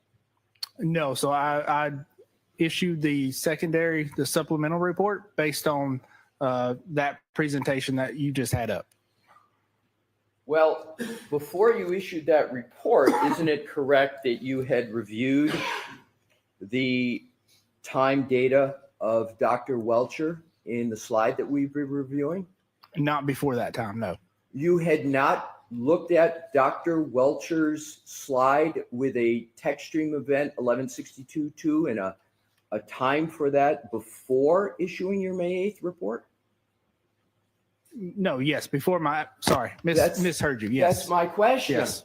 So let me just ask it through a question. Sure. So it is correct that before you issued your May 8th, 2025 report, that you had reviewed that slide of your colleague, Dr. Welcher, on 1162.2 that establishes the text stream event as 12:31:38 to 12:31:43, correct? Correct. You reviewed it before your May 8th report. Yes. You yes. also reviewed before your May 8th report the slide presentation of Mr. DeSogra, correct? Yes, I did. And before you issued your May 8th, 2025 report, you also had reviewed the January 2025 report of Mr. Whiffen, correct? Correct. Each And you watched his testimony, right? No. You didn't watch his testimony.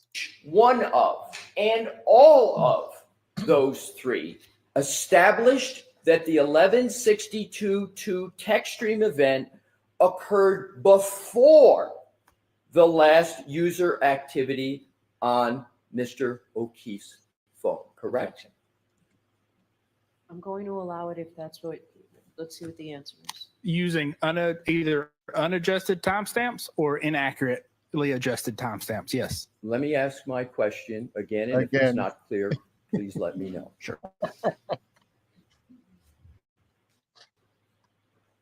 After reviewing what we've discussed, prepared by Dr. Welcher, Mr. DeSogra, and Ian Whiffen, each and all of which established that the 1162.2 text stream event occurred before the last user activity on Mr. O'Keefe's phone, you then decided to issue a new report that would become dated May 8th, 2025. Is that statement I just made correct?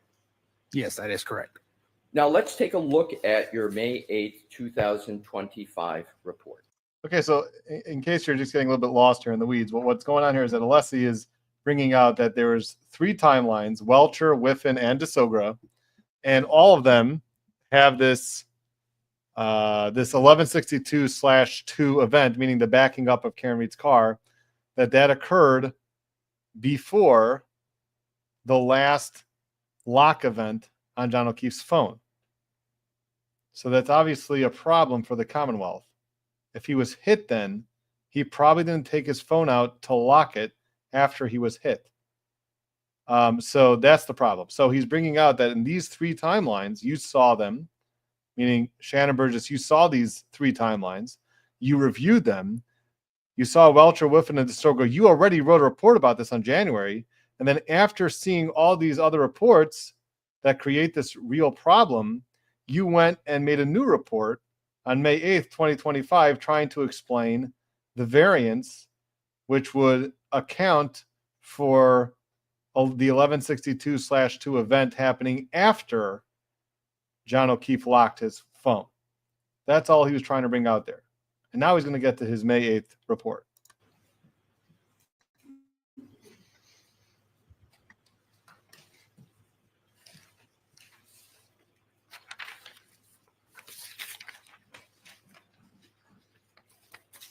You departed in your May 8th, 2000. Do you have that report in I front do. of you? Yes. Do you need a moment to look at it, or are you ready to take No, questions? go ahead. Thank you. You departed from your analysis let's start it this way. In this May 8, 2025 report, you departed from your analysis in your January 2025 report to reach a conclusion that would attempt to put the 1162.2 text stream event after human interaction with Mr. O'Keefe's phone, correct? No, I did not depart from my original report. I clarified. Okay, so you didn't depart from it, but you, in your May 8th report, but your position is you clarified it. Correct. But isn't it correct that in your January 30, 2025 report, you did not address at all whether the 1162.2 text stream event occurred before or after the last user event on Mr. O'Keefe's phone, correct? Correct. But you did that in your May 8th report, correct? Correct. You don't call that a change, sir? No, sir, I do not. You call that a clarification. I do.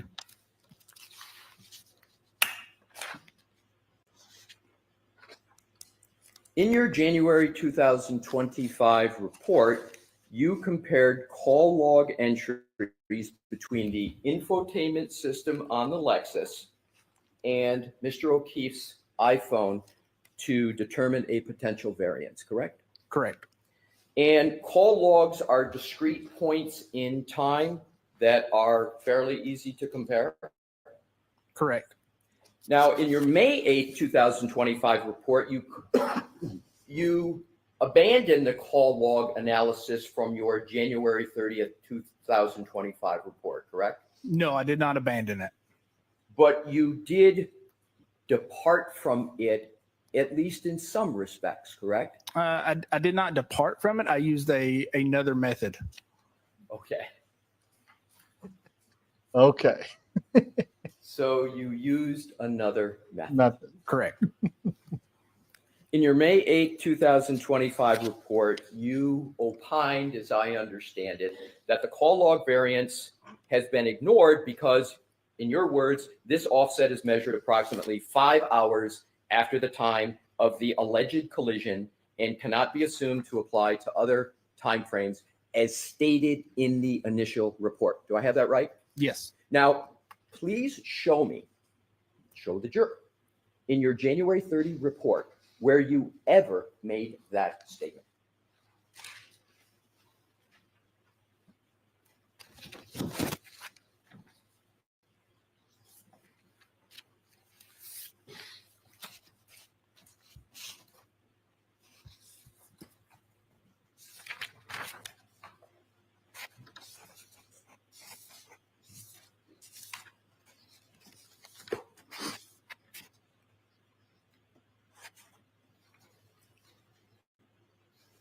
Sure. So that would, it's not worded exactly like that, but that would be in conclusion 5.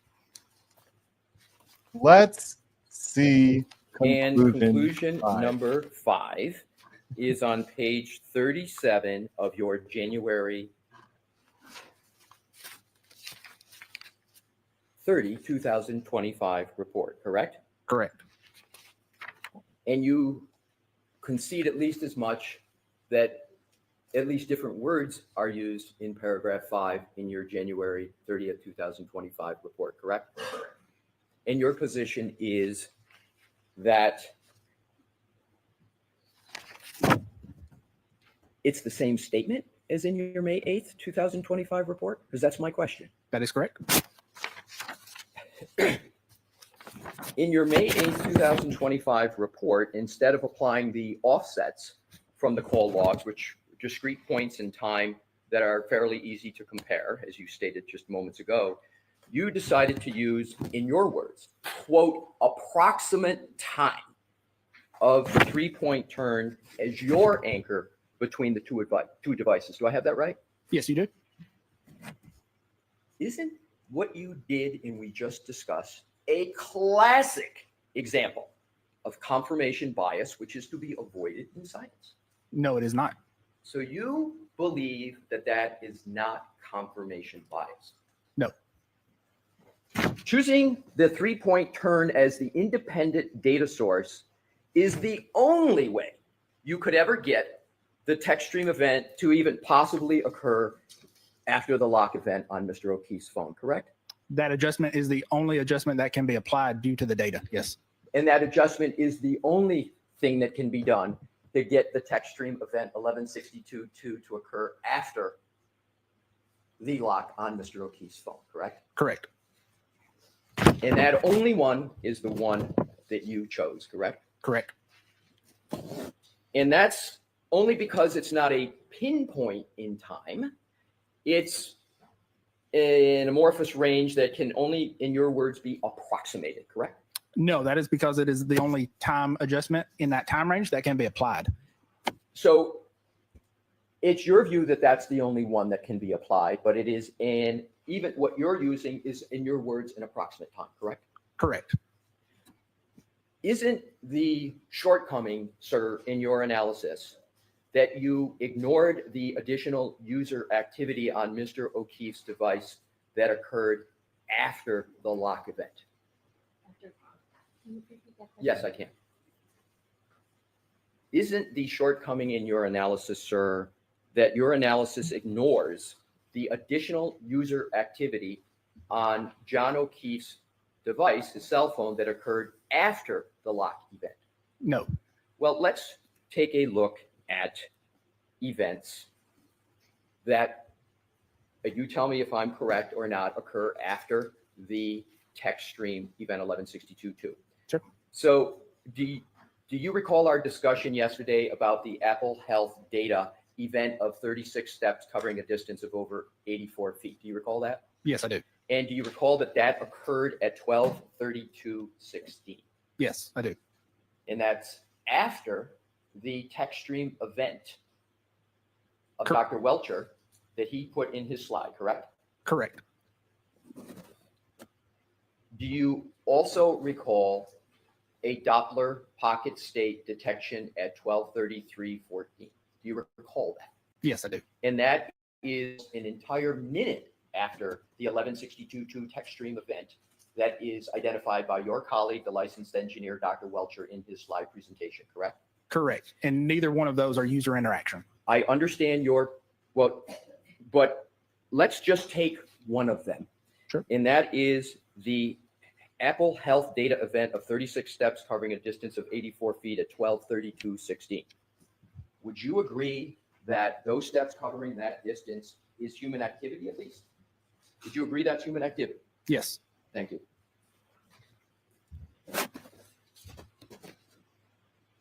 Let's take a look at opinion number 7 in your initial January 30th, 2025 report. And sir, tell me when you had a fair opportunity to locate that. Okay.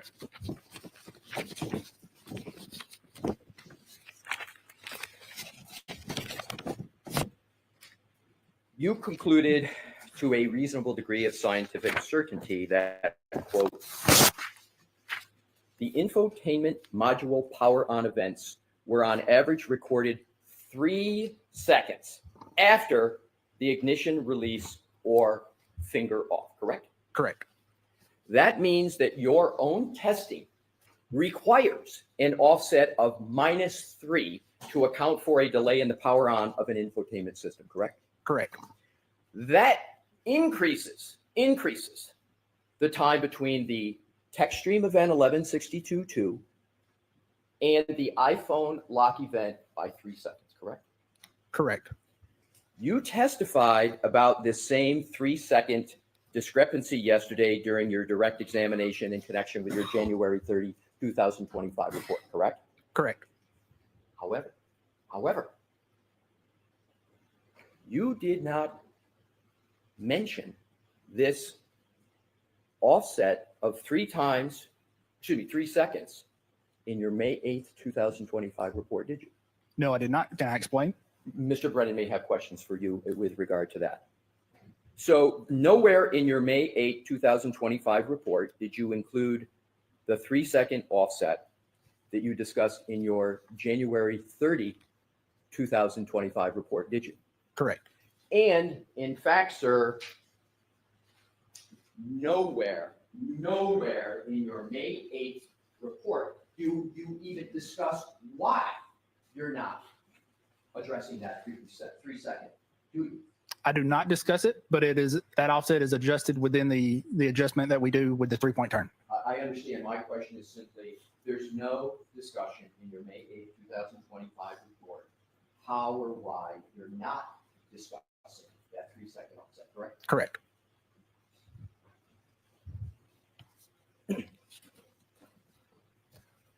I've got a next section, Your Honor, if you would like me to move into it. So why don't we keep going? Okay. Sir, a text stream data event like 1162.2 does not, well, let me back up this way. You testified on direct that you're involved in accident reconstruction. That's part of the work that you do, sir? No, that is not part of the work that I do. Well, let me clarify then. Do you at all understand whether there's an issue as to whether a collision actually occurred in this case? Do you understand if that's an issue? Objection. Sustain. Sir, do you have any understanding about what Dr. Welcher in his slide presentation was addressing in context with this case? Do you understand it? Objection. I'll allow a yes or no on that. No, I do not. So you have no idea what your colleague, Dr. Welcher, who's working on the same case, was addressing in his slide presentation? Generally, yes, but I cannot speak to it. What do you generally understand? Objection. Sustain. What understanding do you have after reading Dr. Welcher's slide presentation? Objection. Sustained. Ask it to Do sustain. you have any understanding? Can we approach, Your Honor? Sure.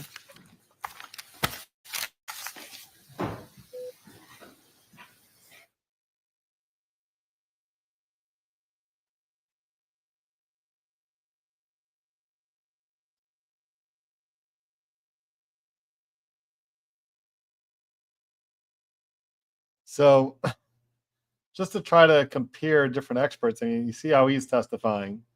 And then remember how Dr. Wolf testifies and Dr. Wrenchler. You know, it's just a whole different ballgame.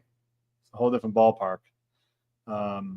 So again, Alessi pointing out the differences between his May 8th, 2025 report and January 2025 report, which he amended, and what he said clarified what he's doing. And he didn't account for some of these 3 seconds offset that when you push the start and stop button from the Lexus, that the infotainment goes on 3 seconds later. So there's an offset there. And he talked about it in his January 2025 report, but he did not talk about that 3 seconds in the May 8th, 2025 report. And here's the second thing, is that even if he didn't talk about that 3 seconds in the report, and there's a good reason for it, but why not explain why you're not talking about it in your May 2025 report?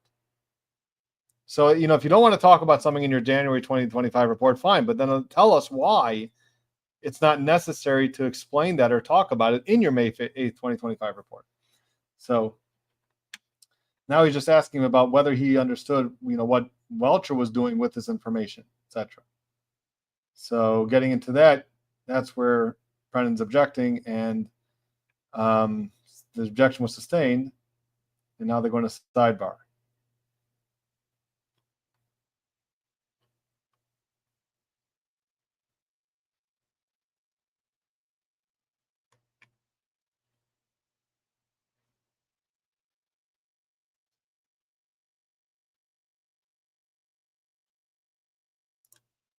Jennifer Rustin, I don't even understand how he's even still up there due to his deceit. Well, do you have a problem with it?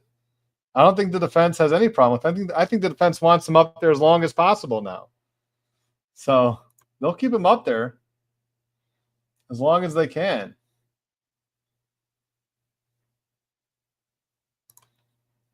Okay, you say, Mag, why did it take him so long after his January report to modify? That is the million-dollar question that was asked yesterday, because he got all these reports already in March. We spoke about this yesterday, instead, definitely in the recap. He got all these reports in March. And that's why Alessi asked him yesterday, you waited from March 2025, 2 months to amend your report. And he explained that the reason that he did that is because initially he thought he was going to just address this in his testimony, but he just figured it's probably better to put it in a report. So that's why he issued a supplemental report. That was his explanation there.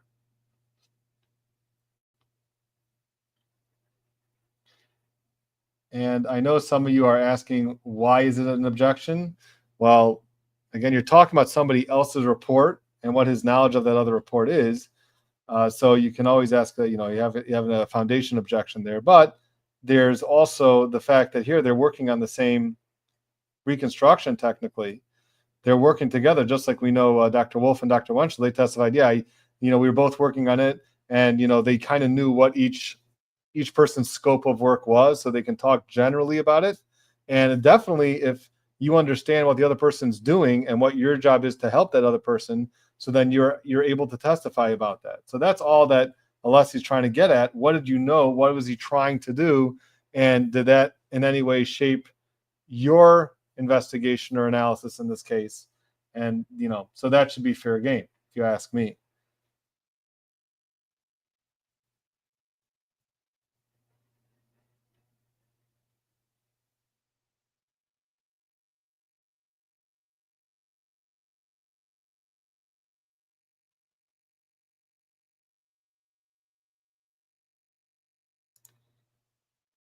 Alessi fan club member Jennifer, never forget how aggressive Brennan was with Dr. Wolf. I'm sure we all remember that, Vaudear.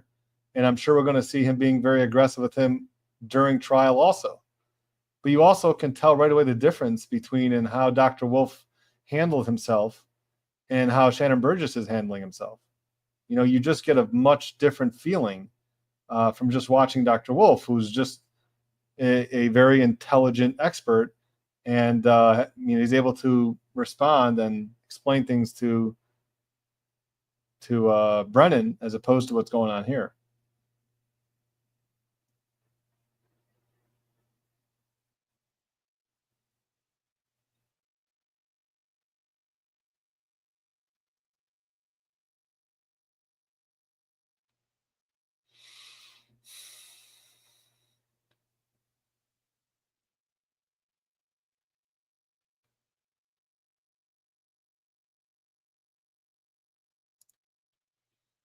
Hey, Smag, why are there so many objections in this case? I watched the Sarah Boone trial and it was way smoother. Are these lawyers just terrible? No. But I think that they know they can get away with a lot more with the way that Judge Cannoni allows them to cross-examine witnesses. So there'll be cause for more objections. And they're objecting at any possible point. And a lot of times you do find in these publicized trials where they know the entire world is watching that you'll get more objections, also generally speaking.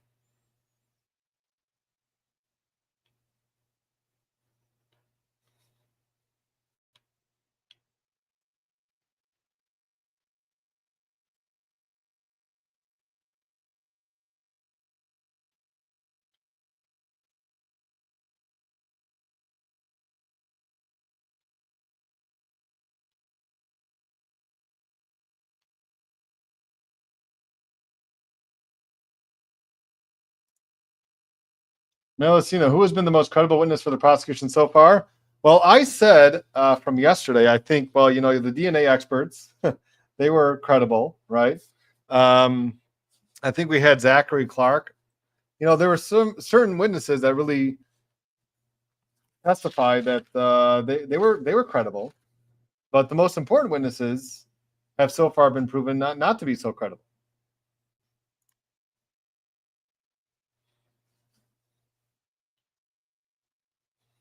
Yeah, I bet we're going to take a break soon, maybe after the sidebar.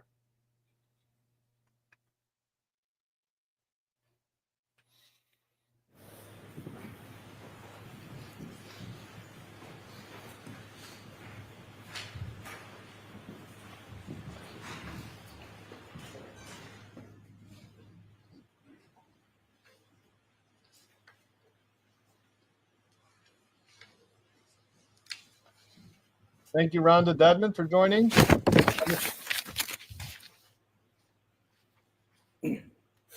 May I proceed, Your Honor? Yes. Thank you. Thanks for your patience, Mr. Yes, sir. Burgess. I would like to go back to the line of questioning I was starting, and that is I would like to discuss with you, and I'll start with your conclusion, and I'm going to reference your May 8th, 2025 report, sir. If you could turn to the conclusion section of your report, which is on page 7. And I'm going to start with, and I may just end with, we'll see, conclusion number 1. Please take a fair opportunity to read that. Pick your head up when you have concluded that fair reading.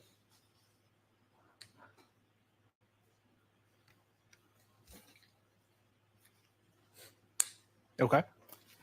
Now, that paragraph 1 states, under conclusions, you say the following can be stated to a reasonable degree of scientific certainty. 1, as noted in my initial report, the only call logs that can be used to compare and synchronize the clocks between Ms. Reed's Lexus and Mr. O'Keefe's iPhone are those occurring between 5:21 a.m. and 5:30 a.m., which occur approximately 5 hours after the collision. Do you see that, sir? I do. Yes. Now, what I'd like you to do is to go back in your report. Same report. Yes, sir, same report, May 8th. And I'd like you to turn to page 3. Okay. And if you could go to the 4th full paragraph that begins with 2 events near the time. And let me know, sir, when you're there. And if you could read that paragraph, pick your head up after you've had a fair opportunity to read it.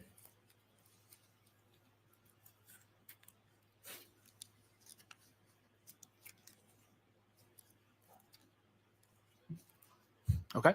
Thank you. Now, you state 2 events near the time of the collision were recorded by the Lexus system as identified by Dr. Welcher and referenced by Mr. DeSogra.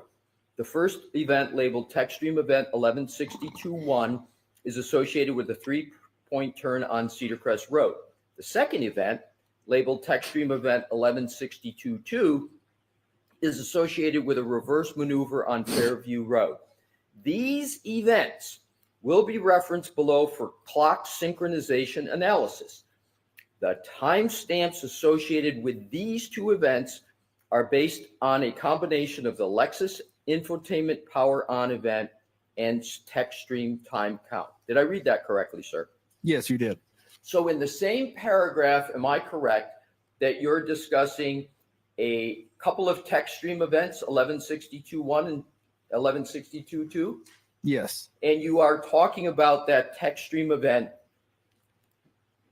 in the same paragraph as you're talking about an alleged collision, correct?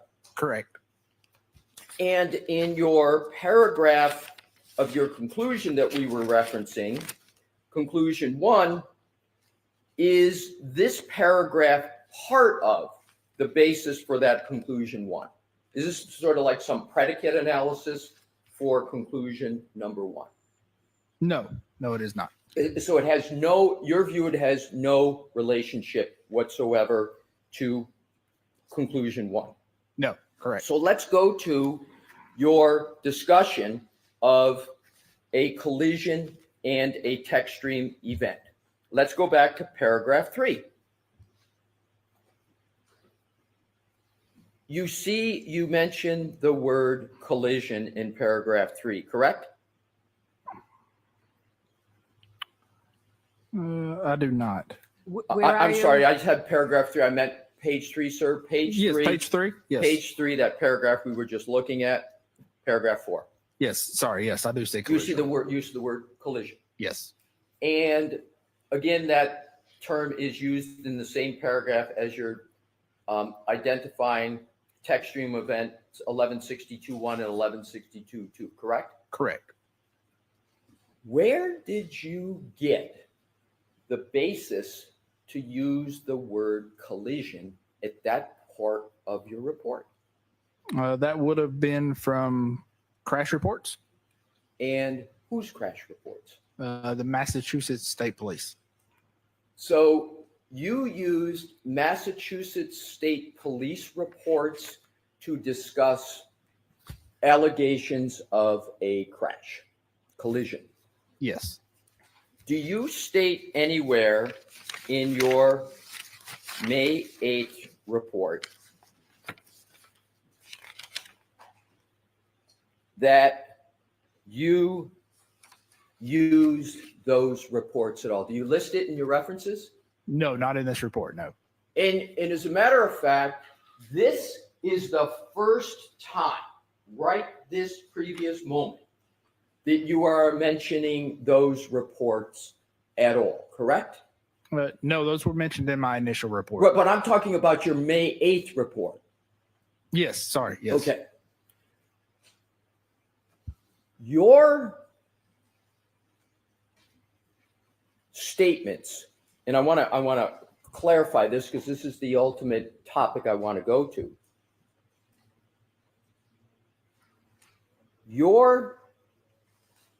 It is not your conclusion that every text stream data event means that there is a collision. Do you, sir?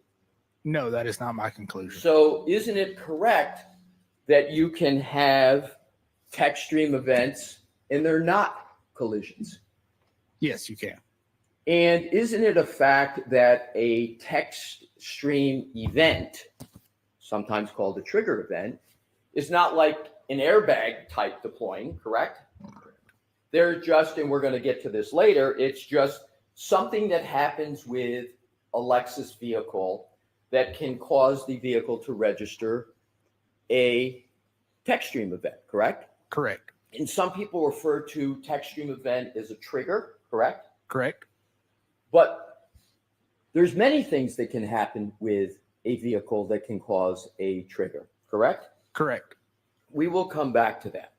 So you would agree, again, that a text stream trigger event does not mean that there was a collision, correct? Correct. A text stream data event doesn't mean that airbags were deployed, correct? Correct. A trigger data event doesn't mean that there was a vehicle impact, correct? By itself, no. By itself, it doesn't mean, correct? Correct. A text stream data event merely refers to Lexus's practice of capturing real-time data from applications databases and not devices and transporting that data for immediate processing and storage or for real-time analysis and analytics reporting, correct? I don't think I understand your question. If you could rephrase. Sure. A text stream event merely refers to Lexus's practice of capturing real-time data from applications and databases. Is that correct? I would not call it applications and databases, no. What would you call it? So from various sensors or other modules on the vehicle. Okay, so Sure. It's Lexus's practice of capturing real-time data from various sensors and modules on the vehicle, right? Correct. Why don't we stop here, Mr. Lessie? Yes. Okay, folks, we'll take our morning recess, so it's just 20 minutes. All right, please. Hey, well, sorry about the camera here. The video here seems to have frozen from NBC Boston. At least the audio is still going. I'm sure they'll get that fixed in no time. In the meantime, yeah, it's a little bit of a freeze here. Sorry, he's a little frozen. I'm sure NBC Boston will fix that. And we'll be back in about another 15 minutes.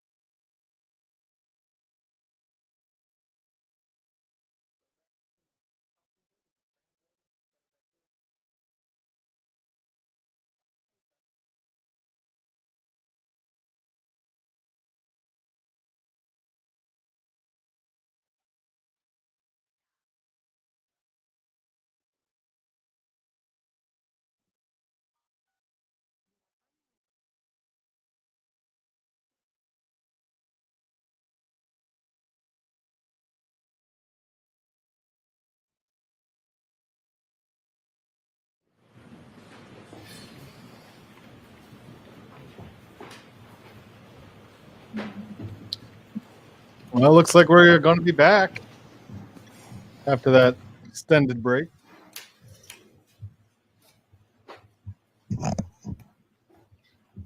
I think we're getting close to the end of the cross-examination here. Court is back in session. You may be seated.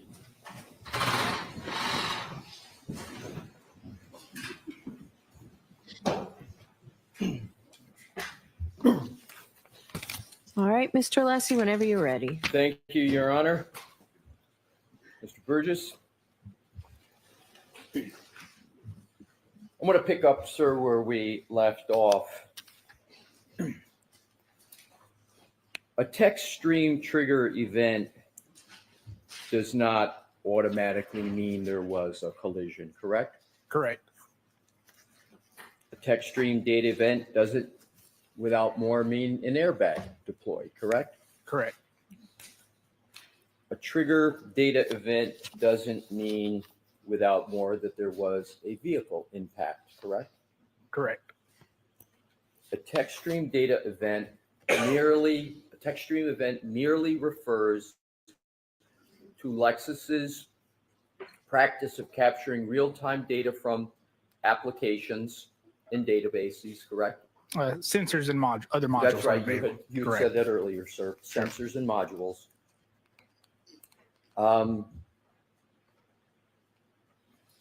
You reviewed the raw text stream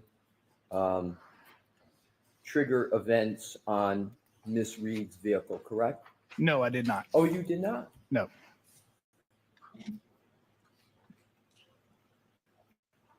Do you understand whether, do you have an understanding whether Mr. DeSogra reviewed those events in his March 5, 2025 report?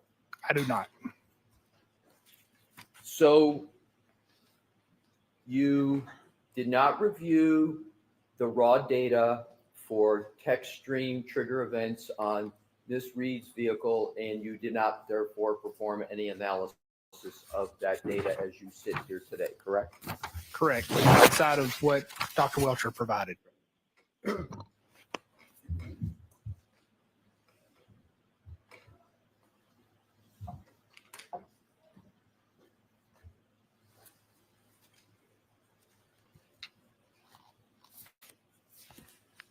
Are you aware that there were approximately 30 text stream trigger events in an 8-month period on Ms. Reed's vehicle? No, I'm not. Assume the data shows that in the mere 8-month period that Ms. Reed owned her vehicle, the Lexus in question, there were 30 text stream trigger events. Assume that.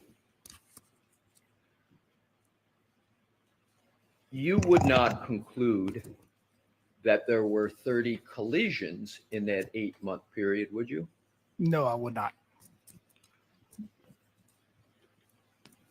Would you agree, sir, that there were actually 2 triggers on January 29th? Yes. And the first trigger that you referred to of 1162-1, that was not a collision, was it, sir? Without reviewing the data, I don't know. Well, as you sit here today, you have no basis to state that the 1162-1 trigger was a collision, do you?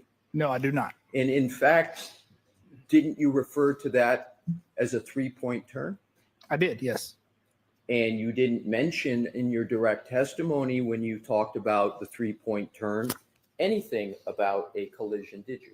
No, I did not. And as you sit here today, there's no fact or data that you have to conclude that there was any supposed collision associated with that 1162-1 3-point turn trigger event, correct? Correct.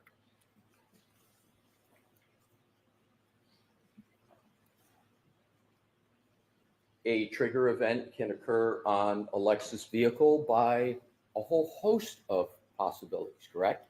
Correct. You could maybe slam on the brakes and cause a trigger event. That is one possibility. You could have just unusual driving. You could be going at a speed or doing something else that has nothing at all to do with a collision, correct? That is correct. And in fact, there are almost countless events that can occur that can cause a trigger event in a Lexus vehicle. So I don't know the exact count of what type of triggers there are, but yes, there are There are a many. number. Yes.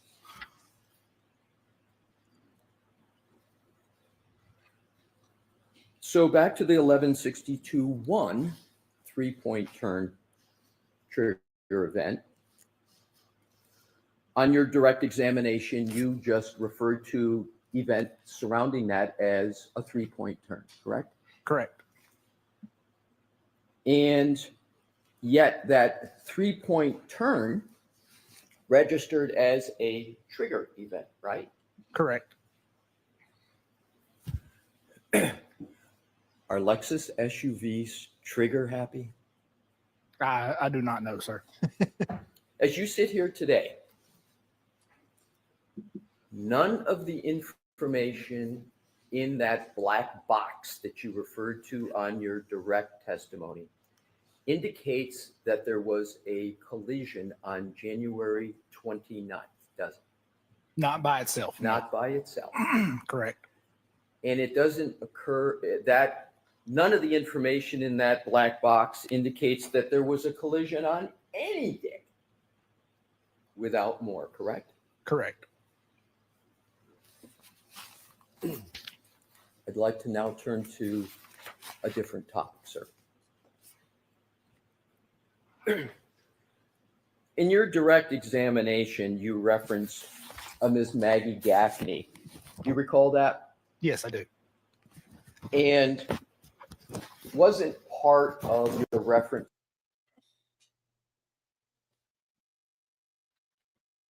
that she did with respect to the Lexus SUV? Yes, it was. And for instance, you criticized her for failing to extract the micro SD card from the circuit board during the initial chip off, right?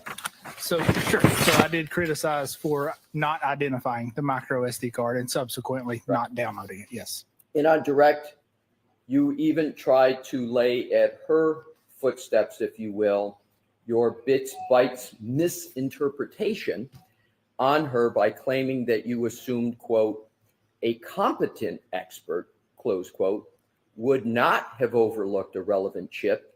So you became confused how there could be data missing. Is that a fair characterization? No, it is not. Did you at all try to use as a justification for your misunderstanding of bits and bytes that it was her work? Her word? you Her say? work. Her work. Yes, her work. So it was the overlooking of the SD card. Yes. Right. So you did try to lay at her footsteps part of the reason why you misinterpreted the bits and bytes that we discussed yesterday. Is that correct? No, that is not correct. Okay. So you would agree then that the bits and bytes misinterpretation that you and I discussed yesterday had nothing to do with the work of Ms. Gaffney, correct? So in part, but that was my mistake. Yes. All right. I'm trying to understand which is it. Is it Ms. Gaffney's work had some part in your misinterpretation of bits and bytes, or her work had no part in your misinterpretation of bits and bytes? Some part. So you do attempt to lay some blame on Ms. Gaffney for your misinterpretation of bits and bytes, correct? No, I'm not trying to blame anyone. Okay. In your January 30, 2025 report,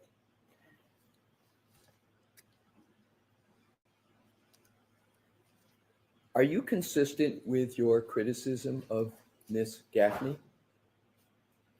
As I recall, yeah, I believe so. Yes. In fact, you yourself provided the explanation for why the micro SD card was not extracted during the original chip-off, didn't you? Yes, that it was overlooked. Right. Yes. So if you could please turn to page 5 of your January 30, 2025 report. Okay.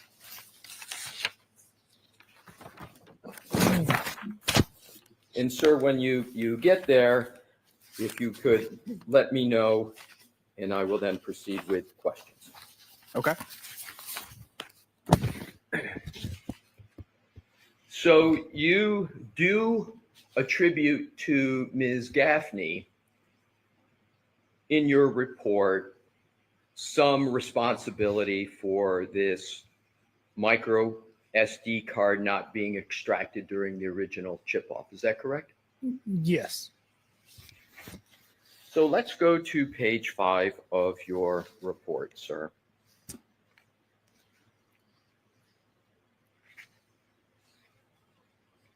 And bear with me, I want to get you the exact location.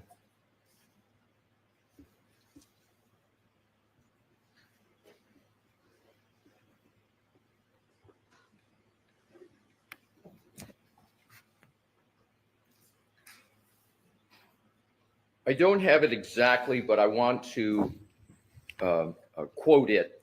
Well, Your Honor, may I have a moment to get the exact quote? Sure. Thank you.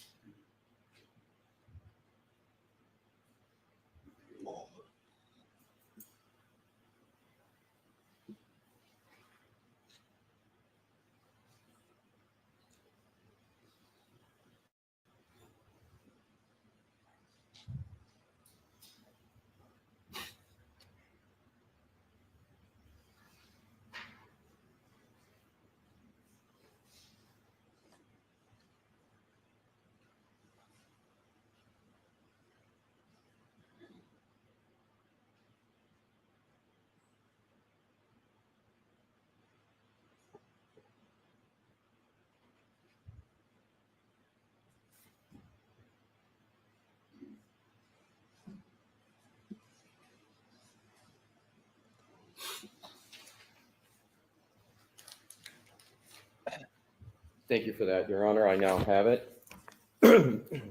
Mr. Burgess, if you could turn to page 5, as I was referencing, and go to the third full paragraph. If you could look about 2/3 of the way down the far right, you see the word where it starts with at. It's the paragraph beginning when examining vehicle Yes, systems. I You see do. that, Yes, sir? I see it. And do you see the at that is at the very far right of that paragraph? Yes. So it says at the time of the incident, Burla, and Burla is what? Can you read? Burla is a company that offers and develops forensic hardware and software for vehicle modules. Right. So at the time of the incident, Burla did not offer support for the infotainment and telematics modules removed from the Lexus, but have since released updated software indicating similar modules are supported via in-vehicle acquisition. According to Burla, currently, there are 2 known and documented modules within the vehicle that have the capability to store data. The infotainment module removed from Ms. Reed's Lexus is consistent with the MMU documented by Burla and has been identified as containing an internal micro SD card not acquired during the initial chip-off acquisition by Ms. Gaffney. Did I read that correctly? Yes, you did. So as you stated, Burla is the organization that you described, which for the purpose you did, I'm not going to repeat it on direct examination. If I could sort of put in layman's terms and see, you tell me if this is correct. Where to make it easier for non-technical people, as you put it, to extract data from a vehicle, correct? Correct. You describe in your January 30, 2025 report that at the time of the initial chip off, Burla did not provide support for the information contained on the micro SD card, correct? No, so I think you're misreading that last sentence, and I can clarify. Can you read the last sentence, sir? I can. So the infotainment module removed from Ms. Reed's Lexus is consistent with the MMU documented by Burla and has been identified as containing an internal micro SD card not acquired during the initial chip-off acquisition by Ms. Gaffney. So my question is, did or did not Burla, at the time of the initial chip-off by Ms. Gaffney, provide the technical support to address the information contained on the micro SD card? No, Burla did not and does not. Good. That I wanted to. That was my identifier Right, of the micro SD understood. card. Correct. So it was not until after the initial chip off that Ms. Gaffney participated in that Burla updated their software to be able to identify the types of data, for Burla software to be able to identify the types of data contained within the micro SD card on the Lexus circuit board. Is that correct? No, that's incorrect. So Burla didn't do anything new after the initial chip off with its software? Sure. So Burla released new software after the initial chip off that addresses being able to download software via the infotainment module while it's in the vehicle. So that involves plugging a USB in to the vehicle and downloading data. That does not address the micro SD card on the circuit board itself. And Ms. Gaffney did not have, at the time of the initial chip off, that updated Burla software, correct? Correct. Okay, thank you, sir. Appreciate your questioning. Thank you for answering my questions. That's all I have at this time, Your Honor, but I have a bit to pack up, so Mr. Brennan can have a clear podium. Go right ahead. Thank you. Don't you love that, like, he announces everything that he's doing?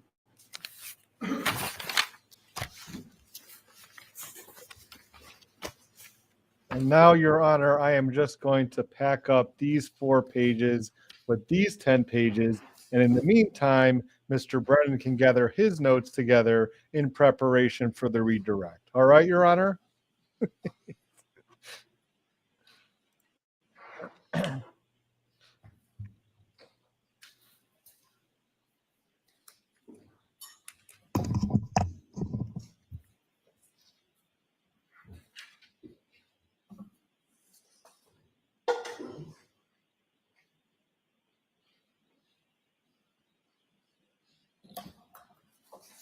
Thank you for that opportunity, Your Honor.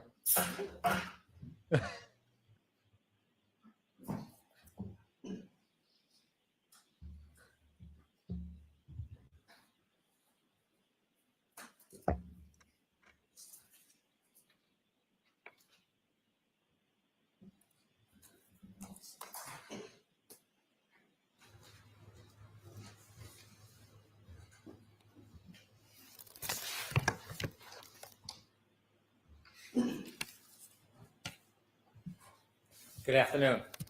Good afternoon.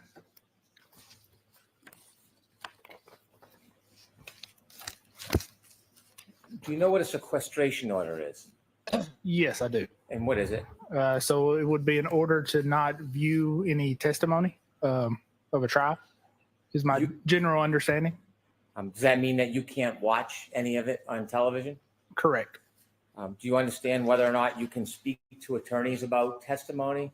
Is that precluded as well? I'm not aware either way. Has anybody ever spoken to you about any testimony about that occurred in this trial before you testified?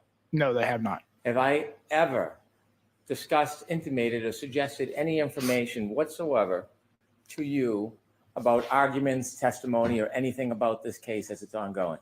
No, you have not. Do you follow the rules, sir? Yes, I do. Have you followed them in this case? Yes, I have. When you gave your opinions and you've testified, Do you have any information or knowledge about this trial as it actually occurred until the point when you testified? No, I do not. You were asked some questions about your CV. A CV is a resume? Yes, it is. Okay. And you were asked about a LinkedIn account. Yes, I was. Is your LinkedIn account different than your CV? Yes, it is.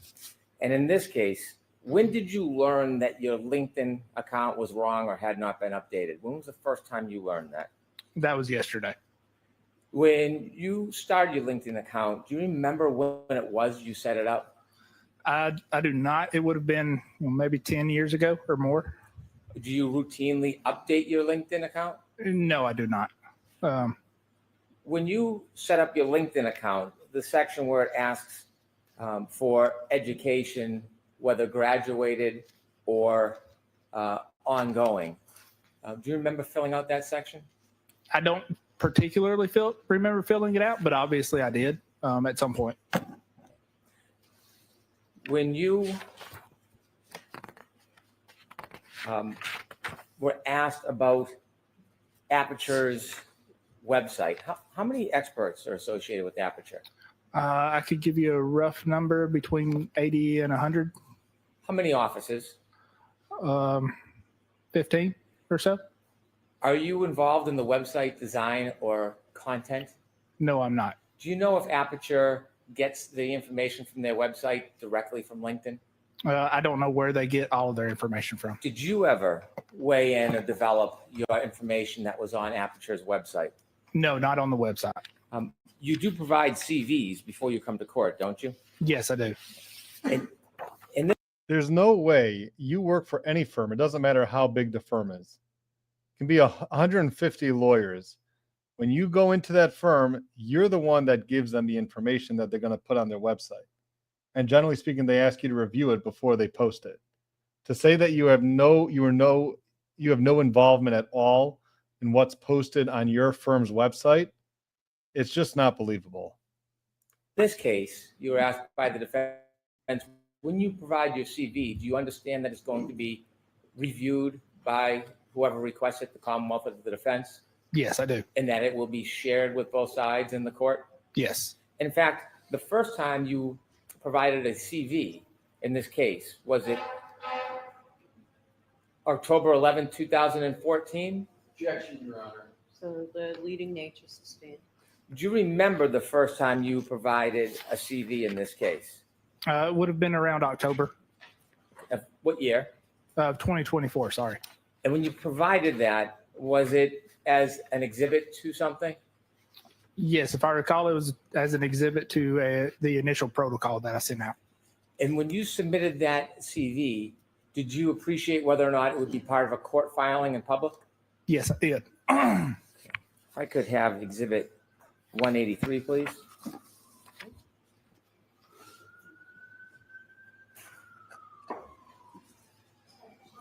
$183.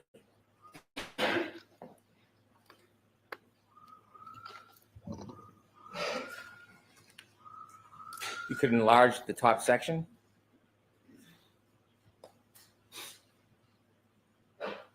Right there is good. And sir, when you provided this CV to be filed with the court and made public, did you indicate that you had obtained a bachelor degree? No, I did not. Why did you put currently pursuing? Because I am currently pursuing a bachelor's degree. And did you understand your CV was received by the defense and they knew this? Yes, I do understand that. Subsequently, you were asked to provide an updated CV in April 2025. Yes, I was. Did you do that? I did. And can we have exhibit 184? I think it's also fair to ask him, so you say you're pursuing this degree. When was the last time you took classes in your pursuit of this degree? Was it this year, last year? When do you intend on finishing that? You signed up for any classes coming up? I think that can be explored.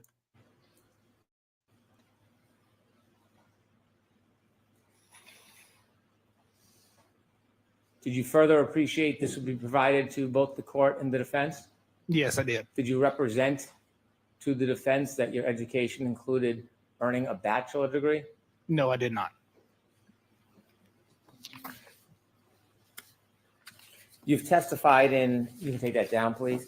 You've testified in many other cases I have. Yes. in courts around the country. Yes, I have.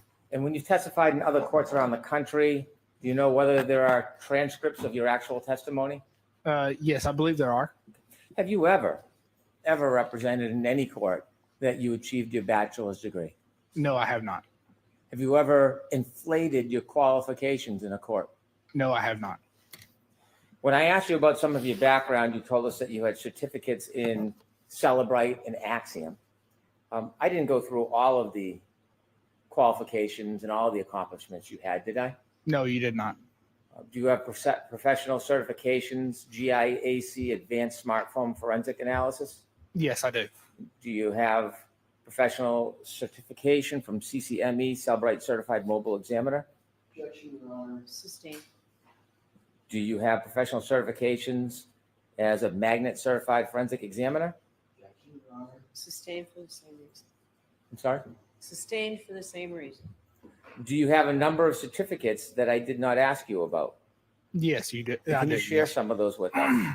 Sure. So one of those is going to be GIAC, Advanced Smartphone Forensics. So that's going to be Global Information Assurance certification. And that is basically a 40-hour class or 48-hour class with a test at the end to get that certification. There's also a Celebrite Certified Mobile Examiner certification. That is specifically to, kind of demonstrate your knowledge of the Celebrite software, as well as Magnet Forensics certifications, again, for their software specifically. Any certifications regarding computer hacking? What was that last part? Sorry. Any certifications regarding computer hacking? No, not currently. Okay. Did you also take any classes regarding crash data or BOSH? Yes, I have. What do you have for certificates in that arena? So those certifications would be crash data retrieval technician or data retrieval analyst. So those courses would be around acquiring and analyzing crash data from airbag control modules. You mentioned that you had over 700 hours Yes, I do.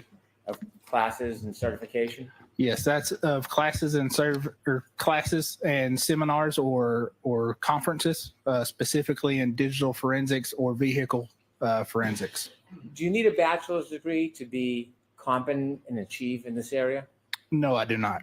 Is a bachelor's degree a prerequisite of success in a particular field? No, it is not. You ever hear of Bill Gates, Yes. Steve Objection. Jobs, Yes. Oprah Winfrey? Sustained.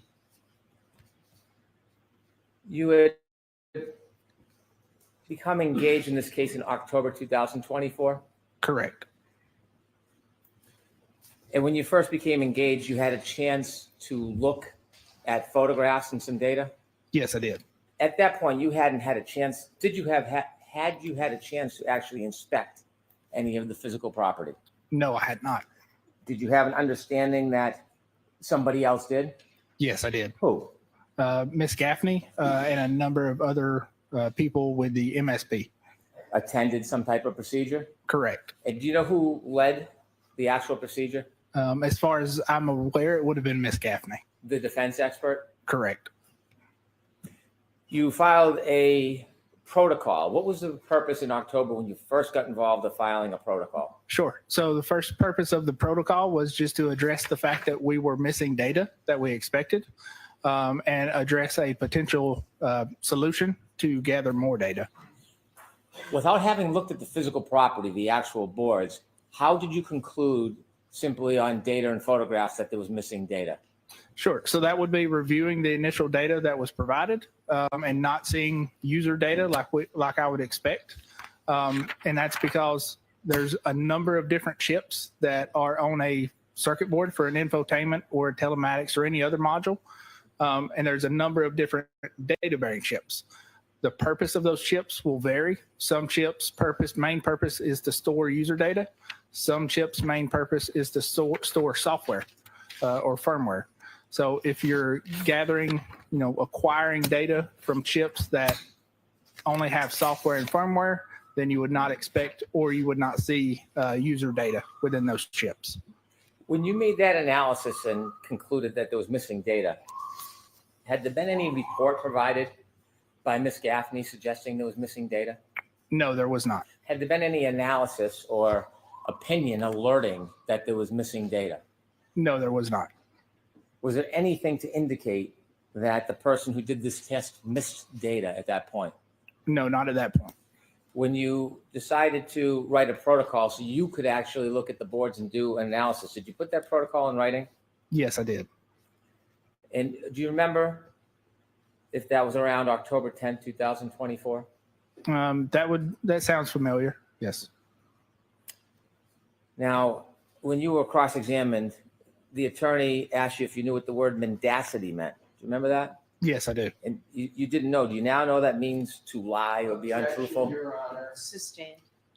He didn't ask you a question. He just asked you if you knew what the word was. Do you remember that? Yes, I do. Do you remember he also, on cross-examination, suggested that when you had your mistake about megabytes, megabits, it was the defense expert that alerted you to that mistake? Do you remember that suggestion by the defense?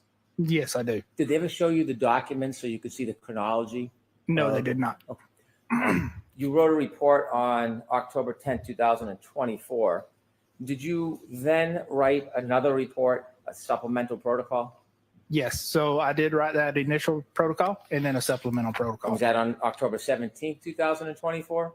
That sounds about right. When you wrote that a week later, at that point, had you realized your mistake? Objection, Your Honor. Sustained. Why did you? Can we approach, please?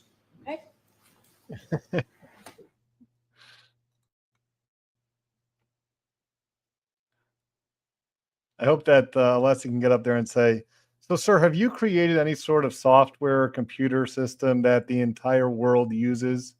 Oh, no? Okay, so maybe you're not like Bill Gates.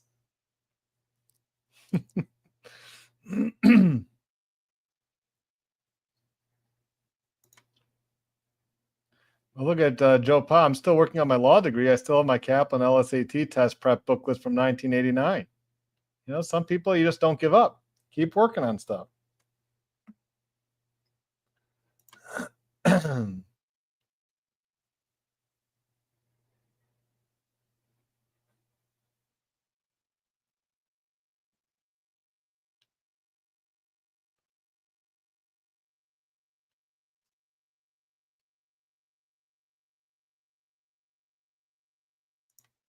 Michelle Valerie says that Bill Gates dropped out of Harvard, not Alabama State. LOL. I didn't even know that. I don't even know if that's true or not, but if you say so, I'm sure that's easily confirm.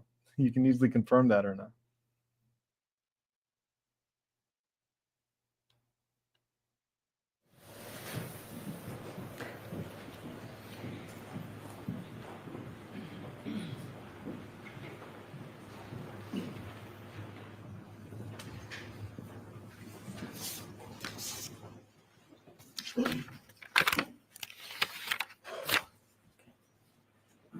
When you realized your error, what did you do? So I intended to correct it with a supplemental protocol.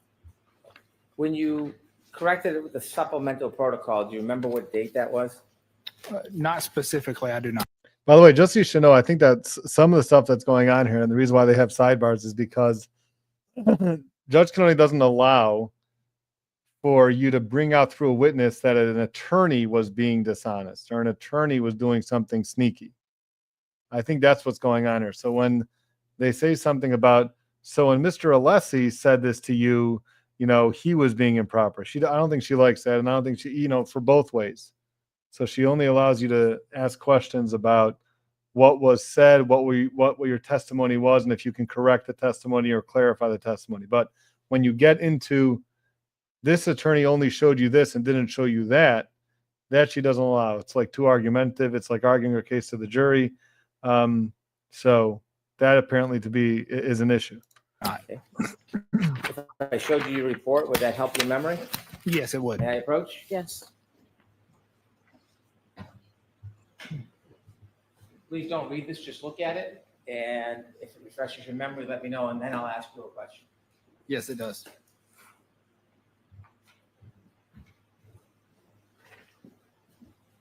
When did you correct your error with the supplemental protocol? That was on October 17th, 2024.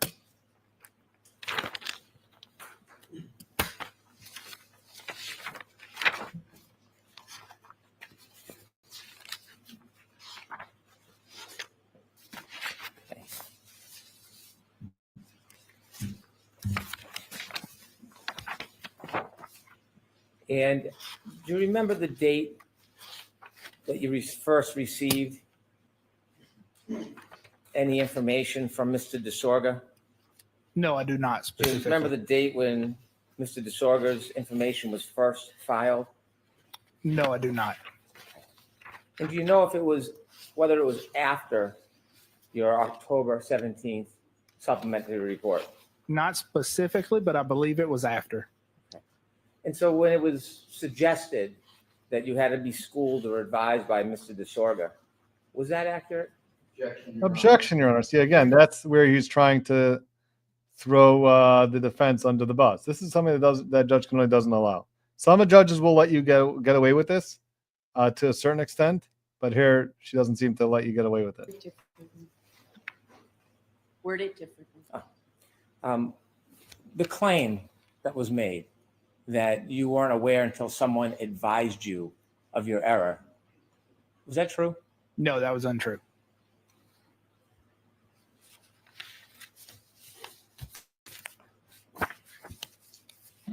When you realized there was an error and put it in a report, were you ever dissuaded from publicly alerting all the parties of your mistake? No, Do you leave stuff in or out of a report if you find it helpful or hurtful to one side? no, I do not. Have you, in this effort that you've made in this case, have you always been encouraged to provide all information regardless of what it is? Objection, Your Honor. I'm going to allow that.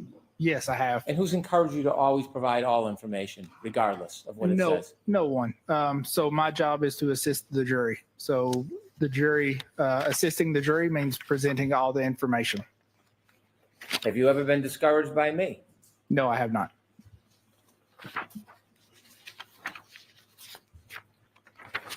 When you looked at the photographs and you looked at the boards without actually touching them, how long did it take you to figure out that there was some other vehicle for data? Sure. So it took a few times to look at the photographs before I identified the micro SD card slot. You were asked whether it's important to be accurate and reliable. Is it in this field? Yes, it is. And if data is not found on the chips, is it a standard practice to look elsewhere? Yes, that would be a standard practice. Was that done in this case before you became involved? No, it was not. Who was the first person to identify where the missing information was? Myself. What happens if you miss information because you don't see it? So if you miss information, that's information that won't help in the analysis. In this case, the information on the SD card that you found, how important was that to this entire analysis? It was important to timestamp certain events. Without that information in the SD card, would you have been able to so accurately timestamp certain events? No, not so accurately. Before you were involved, was that information, that very important information for timestamps, was that available for either side? No, it was not. Is it now? It is. You were asked about Burla.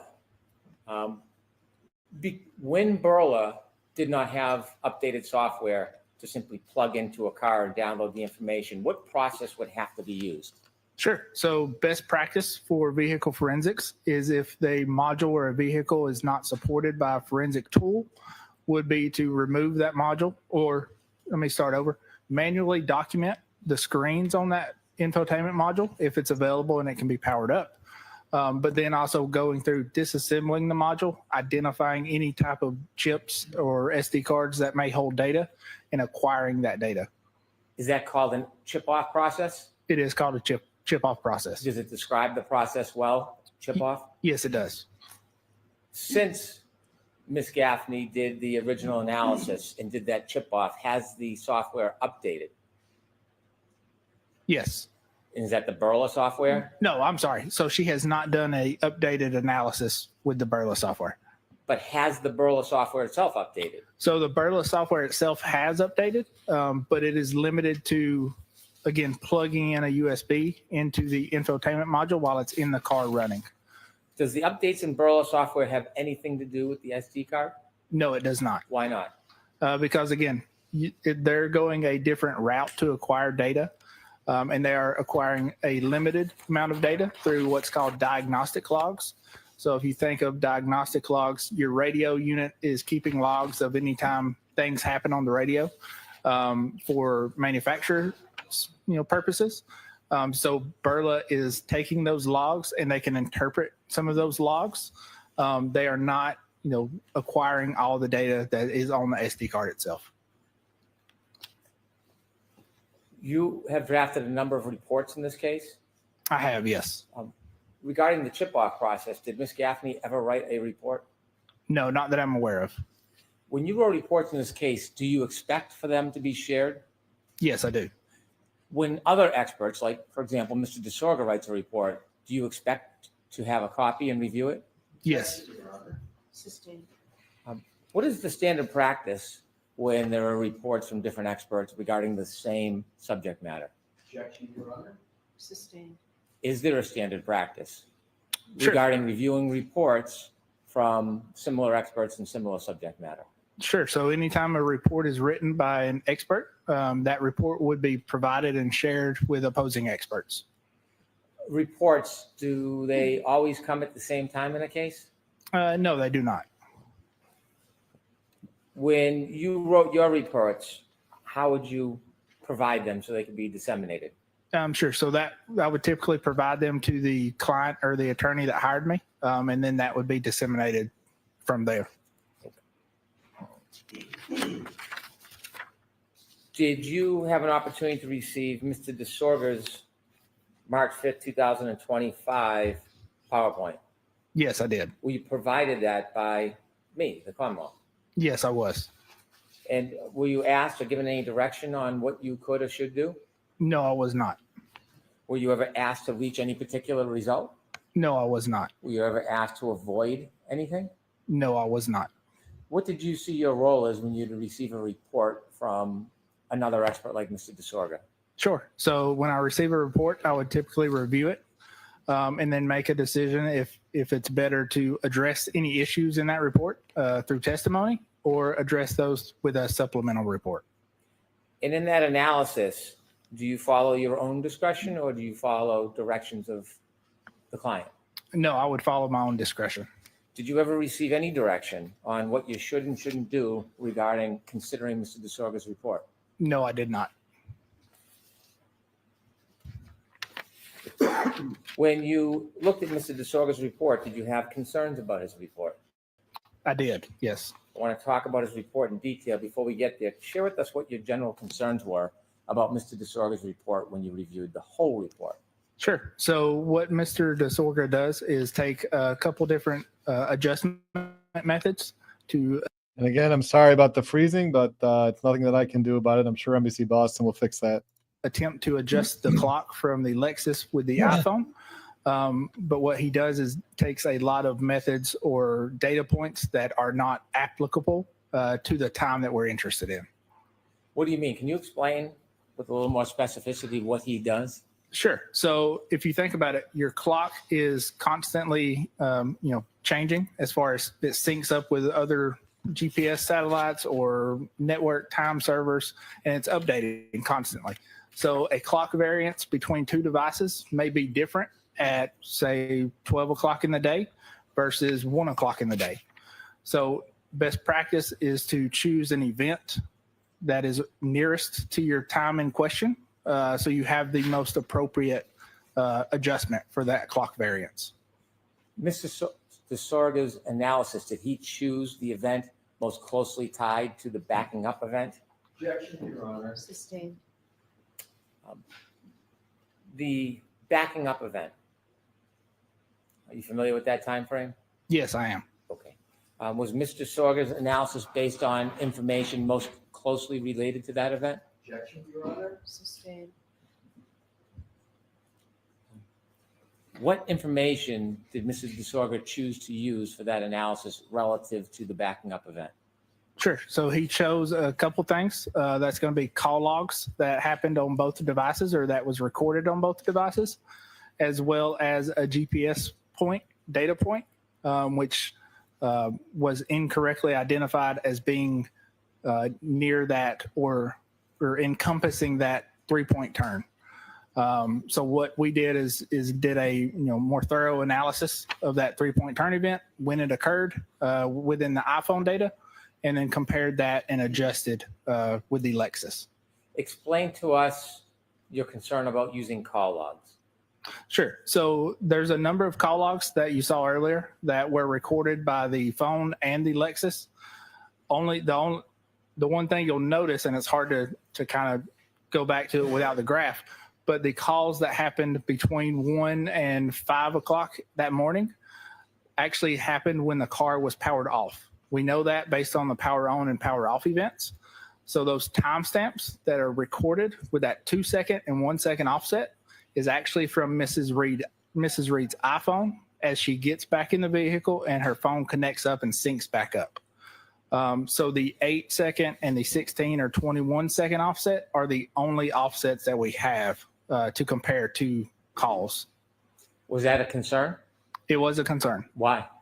Because if you're using the 1 and 2-second offsets, that could be misleading because it's not actually comparing the Lexus clock with the iPhone clock from Mr. O'Keefe. What's it doing?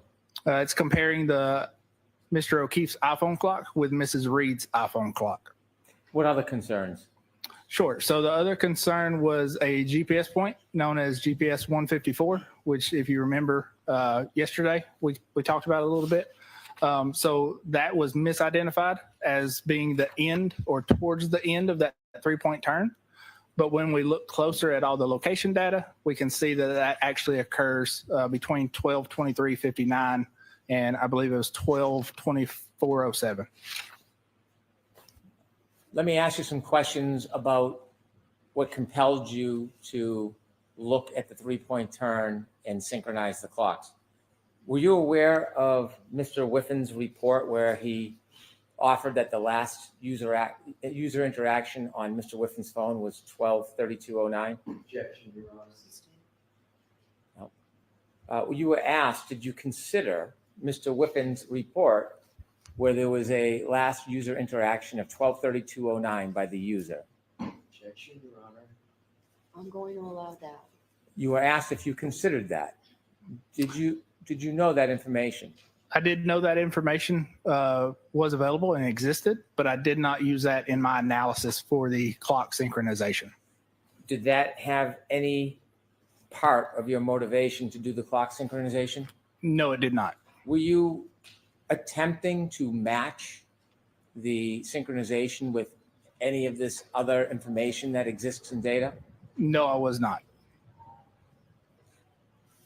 You were also asked if you were aware of Mr. O'Keefe's phone that at 12:32:16, it ended its movement. Yes, I was aware of that. Yes. Did that in any way affect your interest or your decision to synchronize the clocks? No, it did not. So my primary focus and to adjust the clocks was because I thought the PowerPoint slides by Mr. DeSogra were misleading.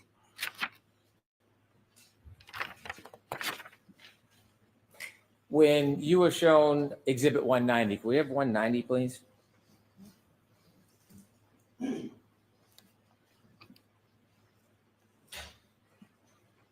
You were shown this chart.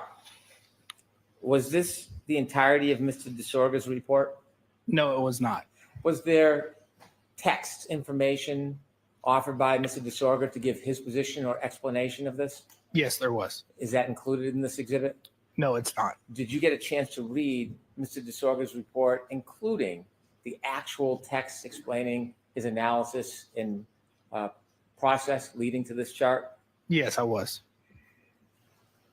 did you look at Mr. DeSorga's entire report? Yes, I did. I move to introduce Mr. DeSorga's report.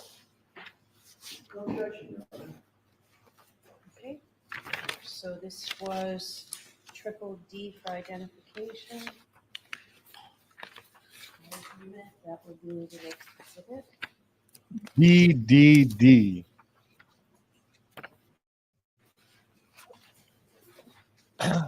Mr. DeSorga's report is now admitted into evidence.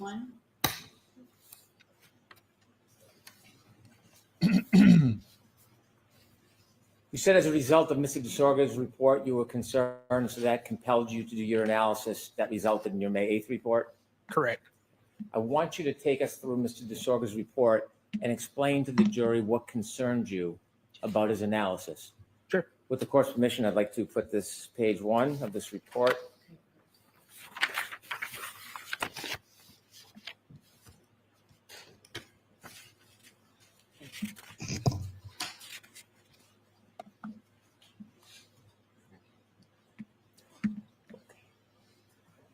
Is this the front cover of Mr. DeSorga's March 5th, 2025 report? Yes, it is. Turn to page 2, please. What do you recognize this slide or photograph coming from? Sure. So this slide is coming from Dr. Welcher's overall PowerPoint slides.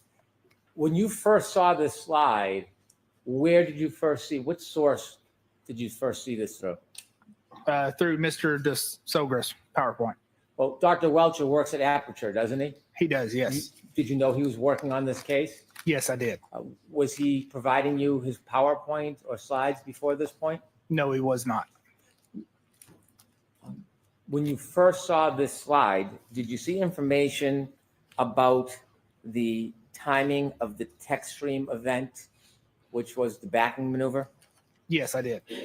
And what time did that show? Can we blow it up just so I don't get the time Please. wrong?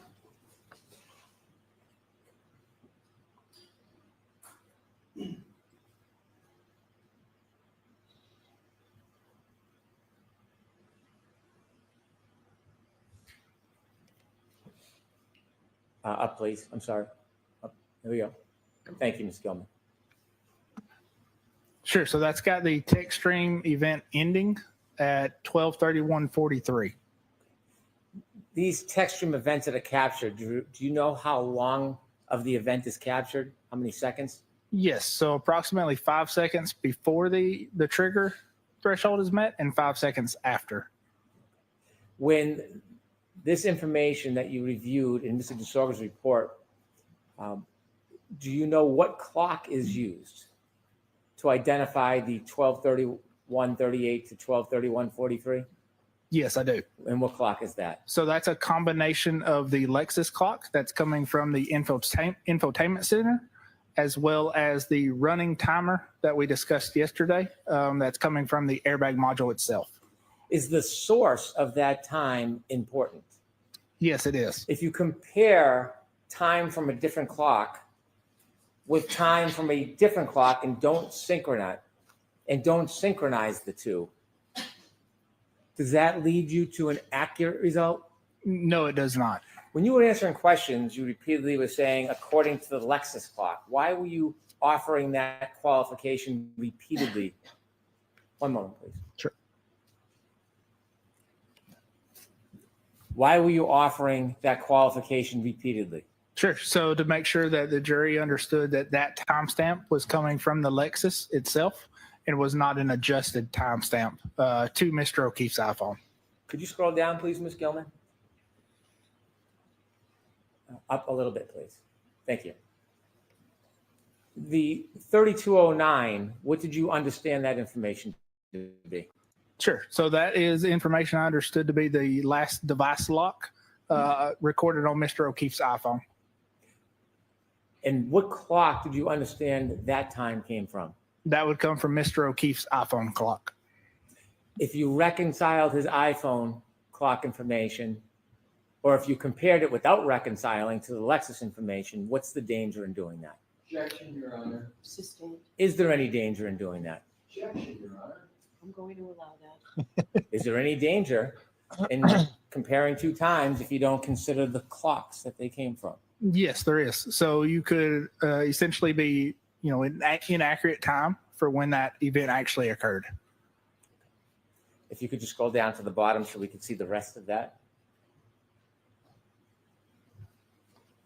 You mentioned the word variance yesterday during your direct examination. I'm going to ask you to look at that box that has the green around it. Is that an example of variance? Yes, that is an example of variance between, no. So I take that back. That is not an example of variance itself. That is an example of, comparing the end of the text stream event to the device lock event. Is that attempting to compare two different devices? So that's attempting to, that's not attempting to compare anything. It's just stating that the time between the device event lock and the end of the text stream event, unadjusted, is approximately 26 seconds. Is that accounting for synchronization or not accounting for synchronization? That is not accounting. That is not with synchronization. Can we turn to the next page, please?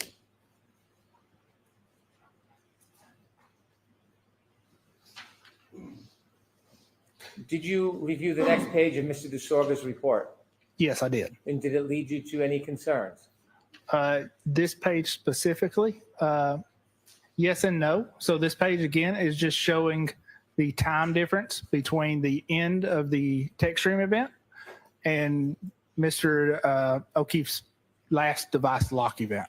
Is this another way of showing the information that was in that green box? It is. It's another way of showing the information in that green box, but it is not a clock variance or an adjustment. Could you turn the page, please? When you read this page, is this a opinion or conclusion? No, it does not. What is it? So this is just pointing out that when the 26-second window, which they'll refer as John's interaction window, when that number is positive, then the phone interaction occurs after the end of the text stream event. When that number is negative, the phone interaction occurs before the end of the text stream event ends. Did you have any issue with that slide? No, not that slide in particular. If we turn the next page. Did you have an opportunity to review the next page?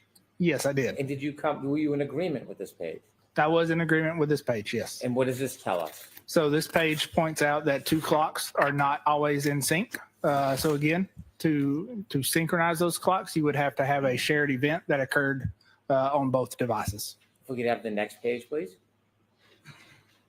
Any chance to make that a tiny bit bigger, Ms. Gilman?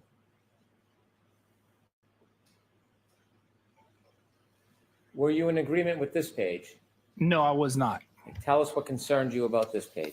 Sure. So this page is potentially misleading to the jury again by using, Strike that. Just tell me what your concerns were.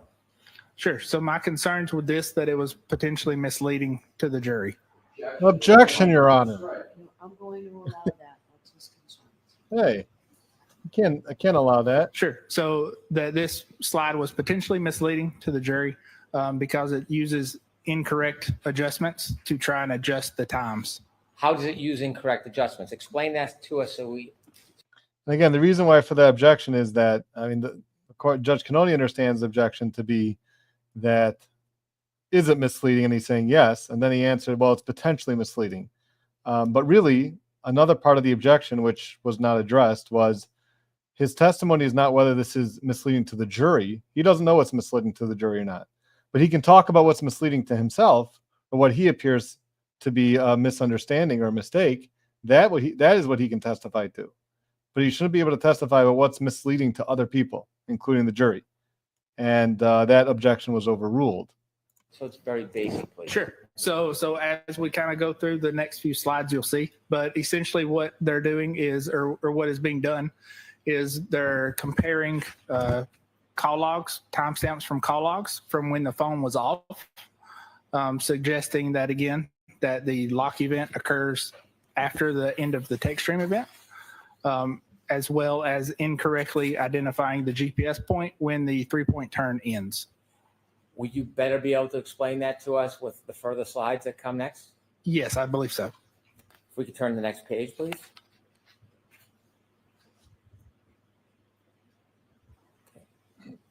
Is this just a label of what's to come? It is. And could we turn to the next page, please?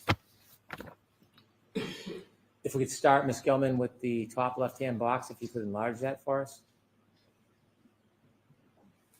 Did you review this information in this box? Yes, I did. Okay.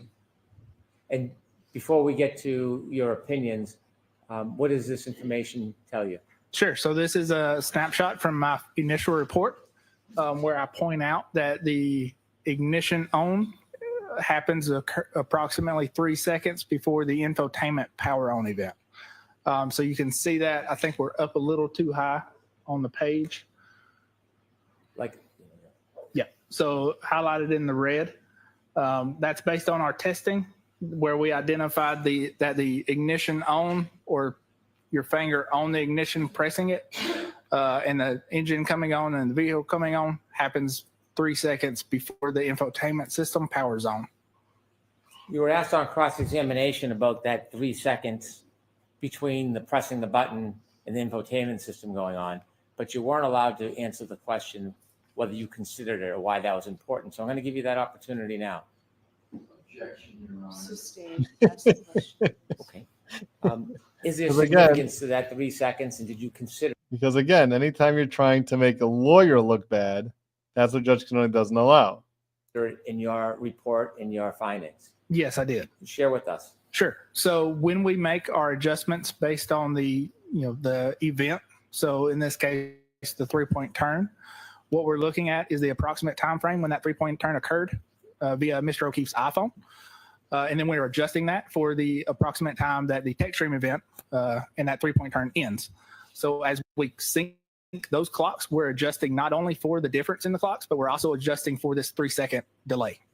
Did you accommodate that 3-second delay in your analysis and your conclusions? Yes, that was included in my analysis. Now back to the screen. The information there, is that text taken from your actual report? Yes, it is. Could we shrink the screen, please? And then the photograph in the bottom left, if we could enlarge that, is that as well from your report?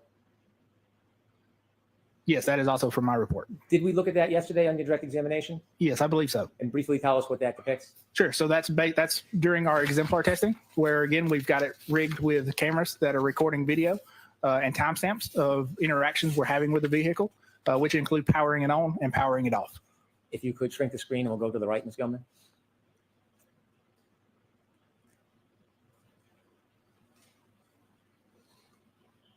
What was the import of this screen to you in its entirety? Sure. So this is not actually a valid way to adjust or synchronize clocks because, again, we're not adjusting based on a shared event.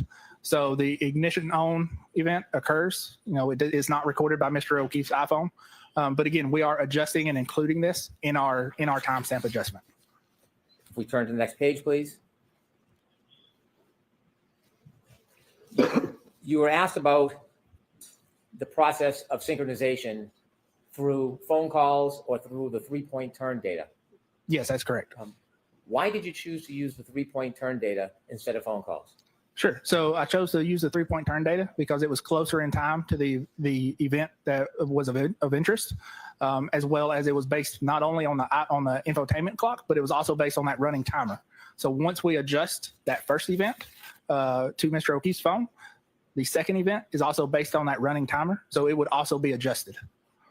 Did you have any concerns about using phone calls specifically?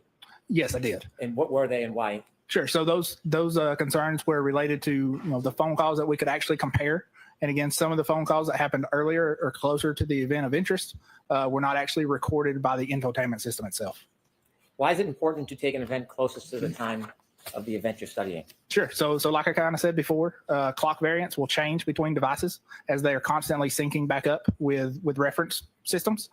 So a clock difference that you see at 1 o'clock in the day is not going to be the same as you would see at 2 o'clock in the day.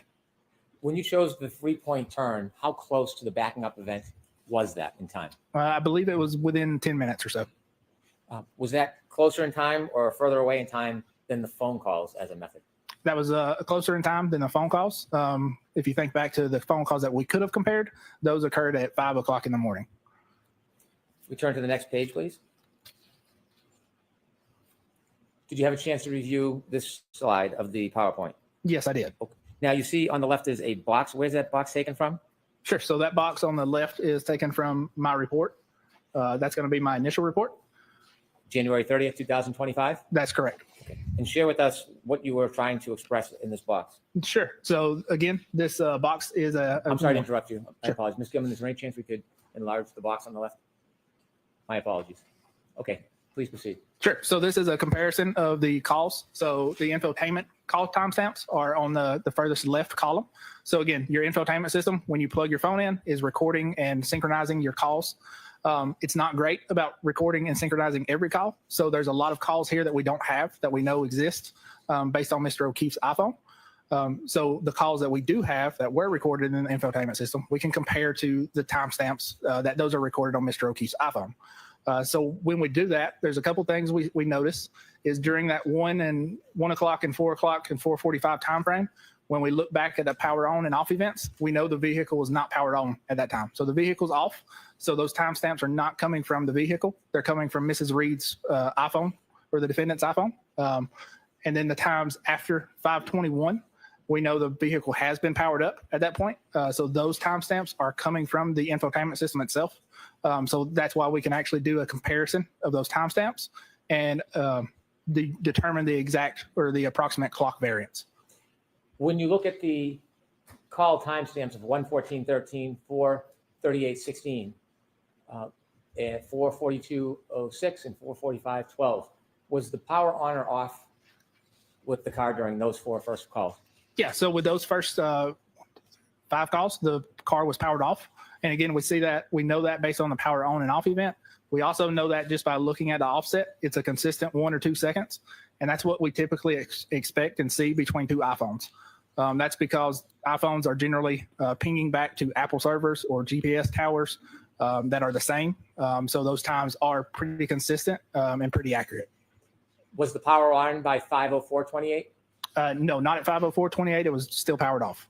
So those first five events, were they reliable for you to use in synchronization? No, they were not. You gave us a number of reasons. One, the time distance between the event and because they were phone to phone. Any other reasons why they weren't?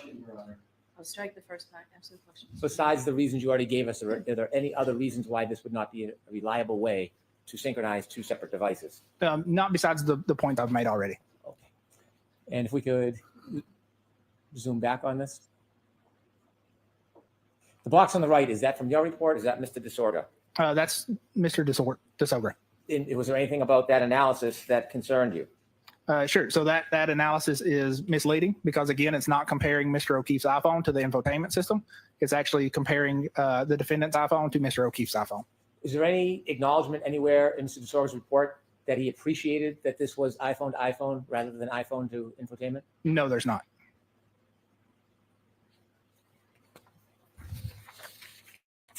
Did you ever receive any report from Mr. DeSorga that would alert that he appreciated that this was iPhone to iPhone and not iPhone to infotainment? Objection, Your Honor. Sustained. If we could go to the next slide, please. Is this a similar or different slide? Sure. So this is a different slide. Okay. If we can zoom in on the left box, please.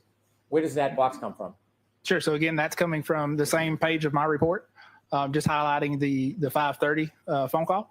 And this is comparing the iPhone from Mr. O'Keefe with the infotainment clock. At that point, is the power on of the Lexus? Yes. So at this point, the power is on. So this is a comparison of the infotainment clock with the iPhone clock at that time. Could you zoom out? That final box that shows the comparison between the defendant's Lexus and Mr. O'Keefe's iPhone, do you have any concerns about the accuracy of that information for that time? No, so I think those times are accurate, but again, that's at 5 o'clock in the morning when we're trying to adjust the clock variance, and it's too far away from the time in question. So if we zoom back in to the box, we can actually see in the data what I'm talking about as far as clock variance will change, with time. So the phone call at 5:21, we see an offset of around 8 seconds between the two devices, between the infotainment system and the iPhone. And then at 5:30, which is only 9 minutes later, we can see that offset has actually increased between 16 and 21. In capturing this data, were there phone calls between the infotainment system and Mr. O'Keefe's phone? Yes, those last two phone calls were between the infotainment system, or were recorded by the infotainment system with Mr. O'Keefe's iPhone. How does that happen? Sure. So that's when the device is connected up to the vehicle and you make a phone call, the call is recorded within the infotainment system and it's recorded with the infotainment system's timestamp. Could you focus on the right-hand box, please? Did you review the right-hand box? Yes, I did. Was that from your report or is that Mr. DeSorga's opinion? That's Mr. DeSogris. Did you have any agreement with that? Yes, so I do agree with that calculation, but again, that's 5 o'clock in the morning versus when we're really interested in around 12:30. Can we have the next slide, please? Could we enlarge this? Do you know where this photograph came from? Yes, so this screenshot came from Dr. Welcher's presentation. When's the first time you saw this screen? When I saw this presentation. In Mr. DeSorga's report? Correct, Had yes. you seen this before that? I had not seen this before that.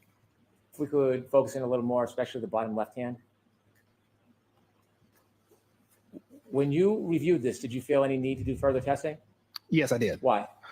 So what we're looking at, if we zoom back out, so what that is the 12:23:38 is the approximate time that the text stream event occurred. Now, what we want to do is we want to be able to compare that to the 3-point turn from Mr. O'Keefe's iPhone. What you'll notice, though, is right here, we've got a circled GPS point. So if we can zoom in there.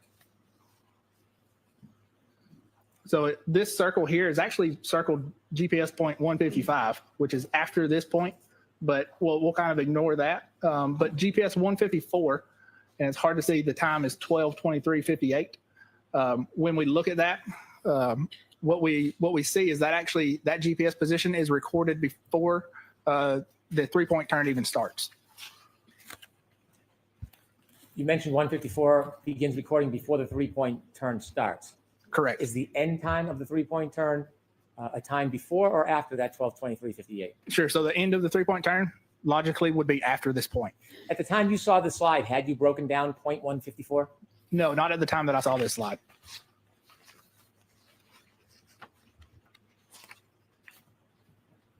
Could you zoom back out a little bit, please? The information in the right box, is that from you or from Mr. DeSorga? That is not from me. And when you read that, did that compel you to want to do anything? Yes, it did. So again, my initial thought was to address this during testimony. With further review and further thought, I decided it was best to offer a supplemental report. What this is, basically the math I agree with. The point I don't agree with is that GPS 154 is the time towards the end of the 3-point turn. And now reviewing further data, we know that's not true. The 12:23:58 event on the phone, is that related to the first event, the 3-point turn, or the second event, the backing maneuver? So that's going to be related. Was there any other data that was closer in time to the to the backing event that you had access to? No, not that we had access to. Please turn to the next slide, please. You've seen this part of the report before? Yes, I have. Having seen the earlier part of the report, does it help you explain and understand this diagram? Yes, it does. Is this your diagram or Mr. DeSorga's? This is Mr. DeSogris. Do you agree with this diagram? No, I do not. Okay, could you explain to us what this, from your perspective, from your experience, what this chart is trying to suggest? Sure. So this chart is trying to suggest that the lock event always occurs after the end of the text stream event. And again, that's using inaccurate adjustments to make that conclusion. I want you to use the pointer and I want you to take Just so to be clear about what's going on here, DeSorga is going to say that the variance between John O'Keefe's phone and the infotainment system is at the most something like 21 seconds. And even accounting for that 21 seconds, it would make it that this 1162 text stream event or triggering event, which they're calling the collision, would have happened before John O'Keefe last interacted with his phone. So DeSorga did use the infotainment system, but what Burgess is saying is that he used, for comparison, the infotainment system at around 5 o'clock in the morning. And then what he did is he said, okay, well, now I see what the variance is at 5 o'clock in the morning. Let's plug that variance in to what happened at 12 o'clock in the morning or 12:30 or so. And what Burgess is saying is that, no, when you use that, that's actually inaccurate because it could be a larger variant if you would have used a point closer in time to the 12 o'clock, 12:30 event, which would be the 3-point turn. So essentially what he's saying is that if you would use the variance and calculate the variance for the infotainment system to John O'Keefe's phone from the 3-point turn, then you would have seen that it gives a longer time for the variance, which could have also then put the text stream event, or what they're calling the collision, I mean, we know is the collision, what they're calling the collision, or referring it to as a collision, it would put it still after John O'Keefe last interacted with his phone. So that's just what they're going through now. Take us line by line why you believe that this is inaccurate in trying to conclude the time of those locking adjustments. Sure. So it's kind of hard to tell. So what we've got is we've actually got two different sections. So we've got the top section, which is 6 events. So that's going to be the GPS event, and those, let's see, no, that's going to be this, it's hard to say. That's going to be the phone calls and the GPS event that are calculated in this. And it's also done with the 3-second delay as well, adjusted. But what we see is, so this obviously +1 is one of the phone calls that was from the defendant's iPhone time. So not from the infotainment system. So that's a inaccurate comparison. Same thing for the +2, the +1, the +2 again, the +8, the +16, and the +20 are going to be those last two calls. If you'll notice, the very last call, we can't really tell which phone call is the correct one to compare. So we're using both within that same time frame. And that's why we get the 16 or the 21-second variance. But again, that's 5 o'clock in the morning. So that's not appropriate for the time that we were interested in. And then the 20-second variance is coming from that inaccurate GPS position comparison. Could we enlarge that a little bit, Ms. Gilman? On the 2021, is that plus or minus 21? So that is -21. The 20 and 21, is that based on different information than the 1, 2, and 8? Yes, it is. And explain again for us, where's the different source of the information?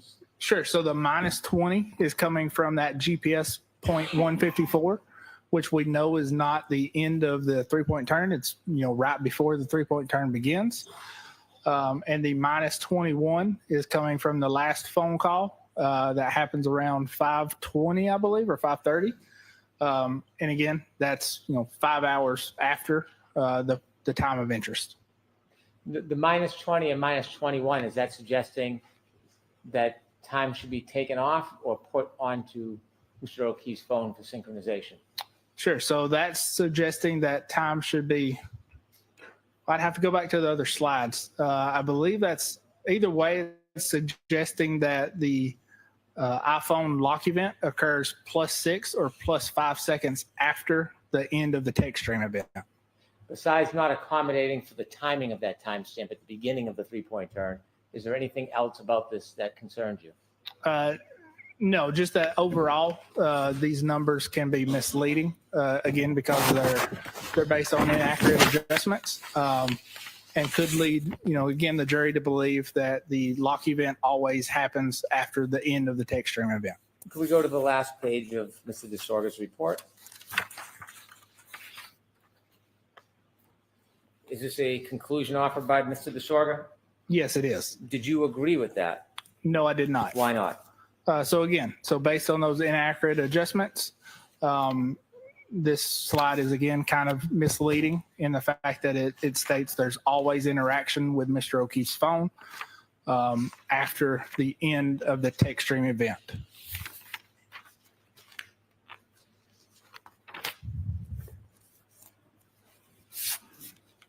You can take that down and turn that off, please, for a moment.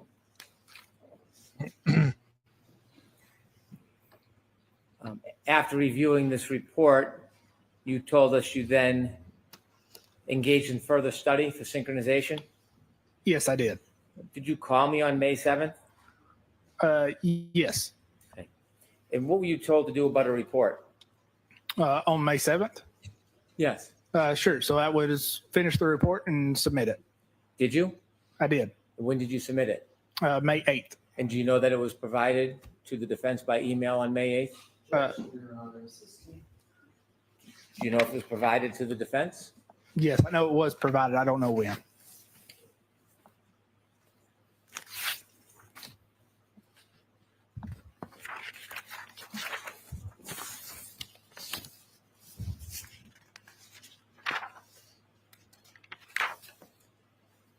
Now, if we could have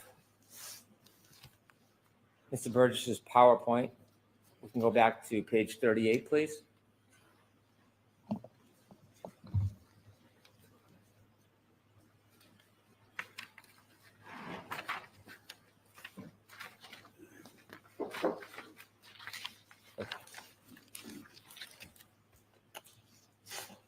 After you explain to us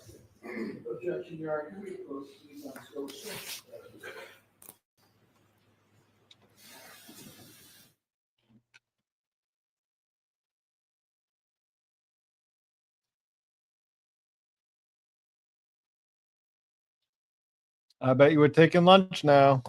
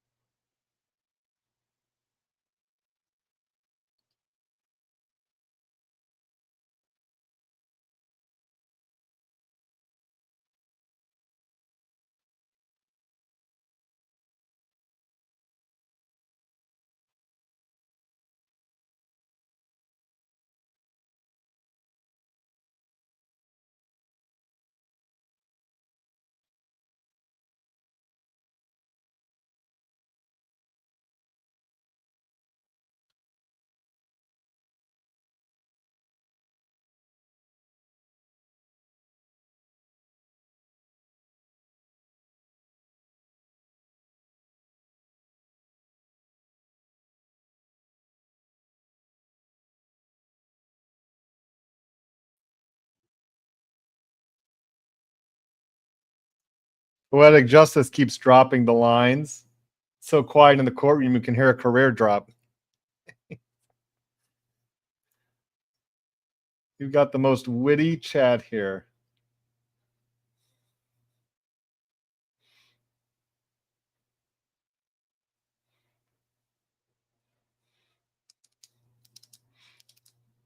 A 15-minute lunch because the reason I was to do here. I thought it would be quicker. It's my fault. So go for lunch and Mr. Burgess again.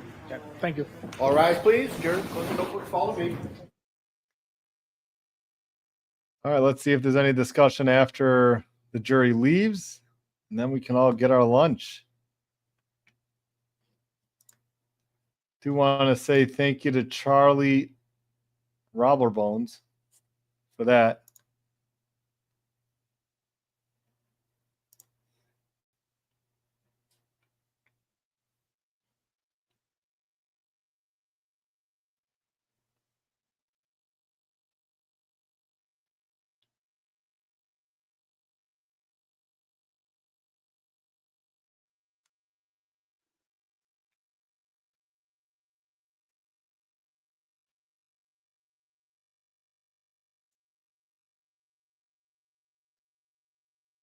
Okay, well, it doesn't look like there's any court afterwards, after this break. So I'm sorry, not after this break, but before the lunch break. There will be court after the lunch break. So we'll see you all back here after lunch in about 50 minutes, hopefully. Although, you know, sometimes it takes longer than that. So we'll see you all back here soon.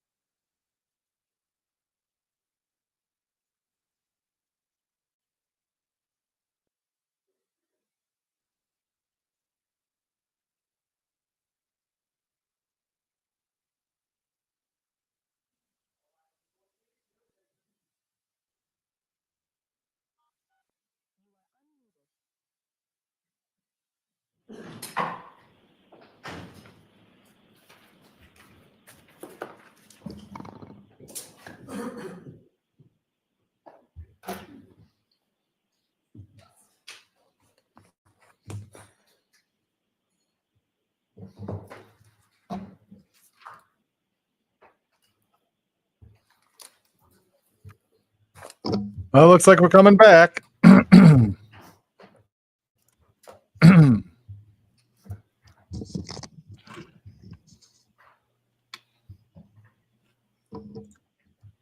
it back in session. You may be seated. All right, Mr. Brennan, whenever you're ready. Thank you.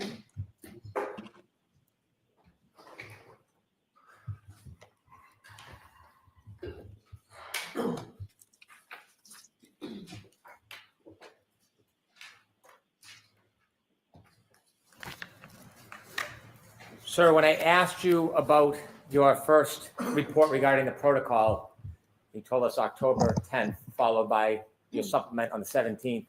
You did not remember the day that you first received any information offered by Mr. DeSorga.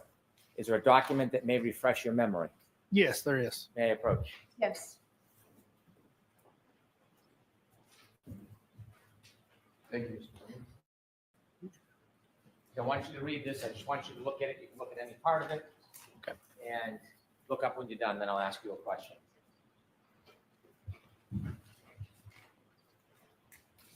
Okay.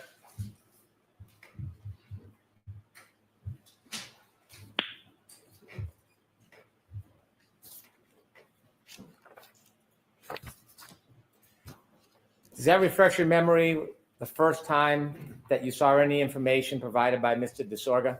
Yes, it does. And when was that? November 7th of 2024. Before or after you recognized the megabyte oversight? That would be after.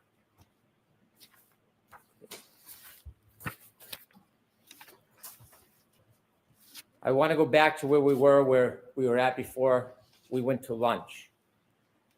You had described two text stream events. I want to focus on the first text stream event, and that is the text stream event relative to the 3-point turn.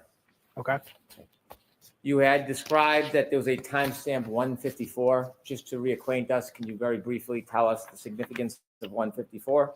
Sure. So GPS point 154 is a GPS point that occurs just before the 3-point turn starts.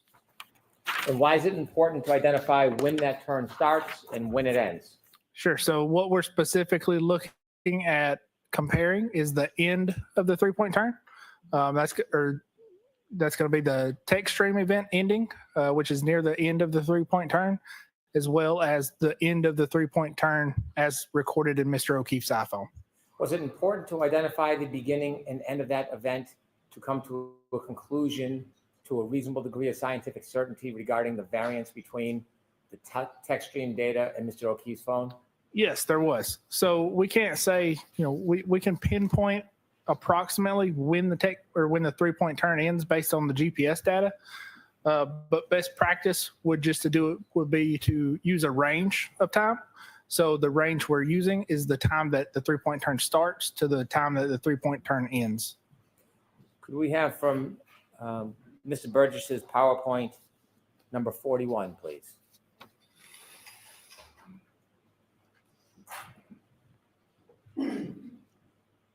Is this part of your presentation helpful in explaining the beginning and end point of that 3-point turn?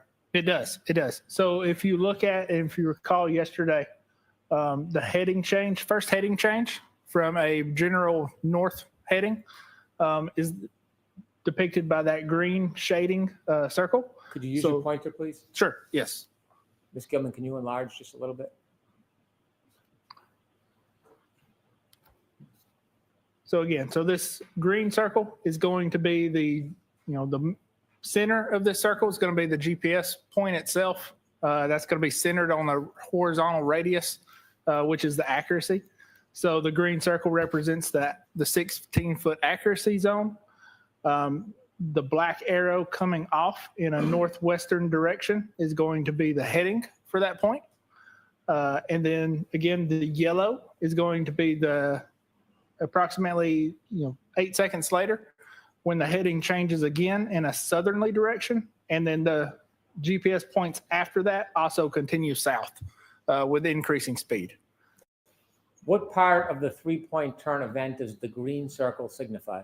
Sure. So that's going to be the approximate beginning of the 3-point turn. And that time? That's going to be 12:23:59. The yellow circle, what part of the 3-point turn does that indicate? Sure. So that's going to be approximately the end of the 3-point turn. And that time is going to be 12:24:07. Is there any correlation between the times in the green, the time difference between the green and yellow circle and the range you ultimately arrive at as far as the synchronization variance? Yes. So that is what determines that range of 21 to 29 seconds. This illustration or diagram where you've put the green circle, is that based on actual data? Yes, that is based on actual data recorded by Mr. O'Keefe's iPhone. That data, is it accurately reflected in this diagram? Yes, it is. So again, the GPS point that is recorded within the iPhone, every point has a horizontal accuracy. And again, that horizontal accuracy is depicted by the green circle. Is that level of precision used when you create this diagram? Yes, it is. The yellow circle, is that specifically reflected in the data or is that an estimate? Sure. So that's specifically reflected in the data. So that is another GPS position that has been recorded by the iPhone. Again, with a horizontal accuracy, a timestamp, and a speed and heading. How about the orange circles? So the orange circles are are portions of the GPS positions leading up to this event. So if we went back one slide, you would see, it would zoom out, obviously, so a little bit harder to see. But essentially what we've done is I've removed the other orange circles representing GPS points heading north and the GPS points heading south after the 3-point turn. And I've just removed those for clarity to kind of clean up the map so it's easier to read. On the left, text stream 11621. Remind us again where that information comes from? Sure. So that's the text stream. That's the end of the text stream event for the 3-point turn. And that is based on the infotainment clock as well as that running timer from the airbag control module. Does this diagram reflect the data that you reviewed to a reasonable degree of scientific certainty? Yes, it does. In breaking down this timestamp 154 and getting into the minute detail of when it started and ended, one of your charts, does it also show it numerically? Yes, it does. Can we have number 40, please? Before we discuss this again, where did you get the information to put in this chart? Sure. So this is coming from Mr. O'Keefe's iPhone. Specifically, it's coming from a SQLite database that is recording locations as he's using the Waze app to navigate. Is the information in this chalk or diagram directly from the data? It is directly from the data. Is this accurate to a reasonable degree of scientific certainty? Yes, it is. If we could zoom in just a little, we'll have to go left to right, Ms. Gilman. We start with the left. Timestamp 154. At what point in that 3-point turn does 154 represent on the left? Yeah. So timestamp 12:23:58 or GPS point 154 is approximately 1 second before we see the heading change. If we could zoom out just a little bit. A little bit more. Yep. So we see the heading change represented in green. That's a heading change to 284. Before that, we've got a pretty consistent heading of 348 to 339. So that first heading change, as well as the drop in speeds, is indicative of a 3-point turn maneuver. The latitude and longitude, did that assist you in making the diagram with the circles on it? Yes, it did. How so? So the latitude and longitude are the center points for each GPS point or the center point for each circle. There's a green highlighted row and an orange highlighted row. What's the difference between the two? Sure. So the green highlighted row is again the beginning, the approximate beginning of the 3-point turn, and the orange or the yellow is the approximate end of the 3-point turn. In the time between the green and the orange lines, Approximately 8 seconds. is that consistent with the range that you've shown for synchronization? Yes, it between is. 0.21 or plus 21 and plus 29? Yes, it is. The inevitable variance that you found between the text stream data and between Mr. O'Keefe's cell phone, could you share with us to a reasonable degree of scientific certainty what that variance is? Objection, Your Honor. Sustained. Do you have an opinion about the time range in the synchronization between Mr. O'Keefe's cell phone data and the Lexus clock that shows the text stream data to a reasonable degree of scientific certainty? Objection, Your Honor. I'd appreciate an approach at the appropriate time. Okay, so answer that question, yes or no. Sure. So yes, I can. So I'll see you at Sidebar, then, Mr. Counsel. Thank you, Your Honor.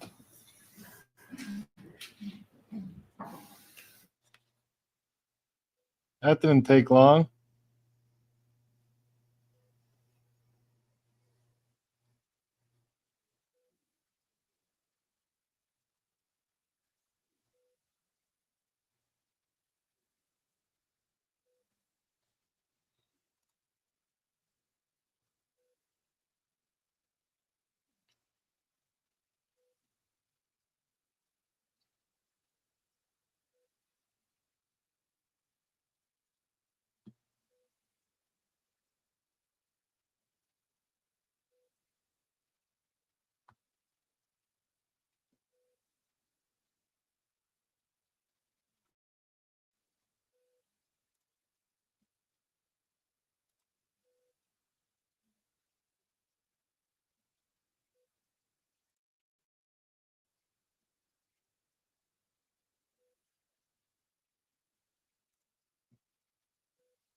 Zelda Bot wants to know tons of info from J.O. phone, John O'Keefe's phone, and 0 from any others. Well, again, they're trying to map out the exact time of when everything happened. So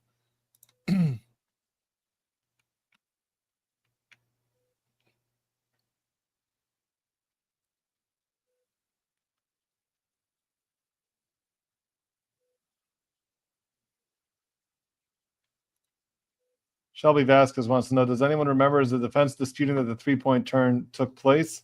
No, I don't believe they are. They're just using that as a point of reference to talk about the variance of John O'Keefe's phone, his time, and the time of the Lexus.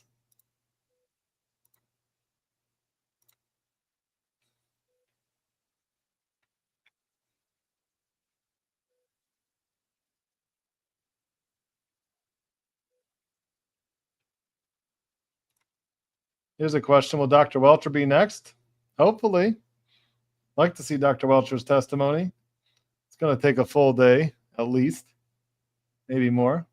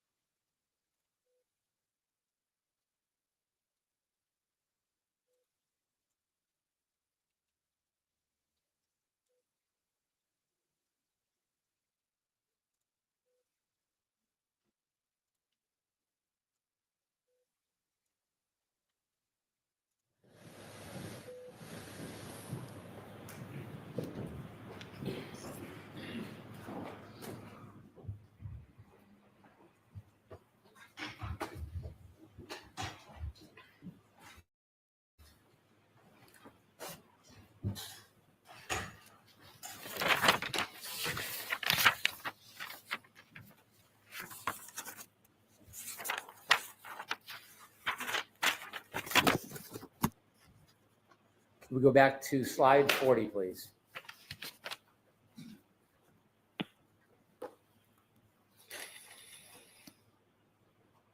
In reaching your conclusion about the variance between the defendant's Lexus as contained in the text stream as it relates to Mr. O'Keefe's iPhone, was stamp 154, timestamp 154, part of your analysis? Yes, it was part of my analysis. Was the running clock on the text stream data part of your analysis? Yes, it was part of my analysis. What else was part of your analysis? Sure. So in addition to the location data, including the GPS 154, that would be the running clock for the text stream data, as well as the infotainment clock from the Lexus. How does the running clock correlate with the text stream data and with the time on Mr. O'Keefe's iPhone? Sure. So they correlate. So the running clock and the infotainment clock are used to create that timestamp for the text stream events 1 and 2.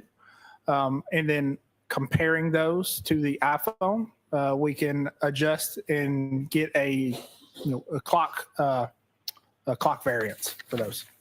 Did you come to a conclusion to a reasonable degree of scientific certainty about the variance range between the defendant's Lexus and its clock system and Mr. O'Keefe's phone? Yes, I did. And to a reasonable degree of scientific certainty, what is that variance that is needed to identify for synchronization? Overruled. That is 21 to 29 seconds. I just want to point something out. Judge Canoni did say overruled. I think this was the second time since the trial started. We now have number 43.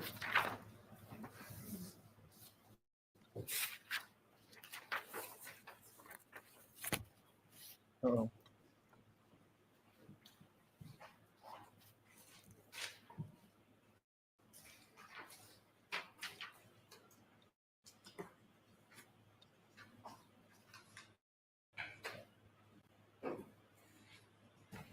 Did you create this diagram? I did, yes.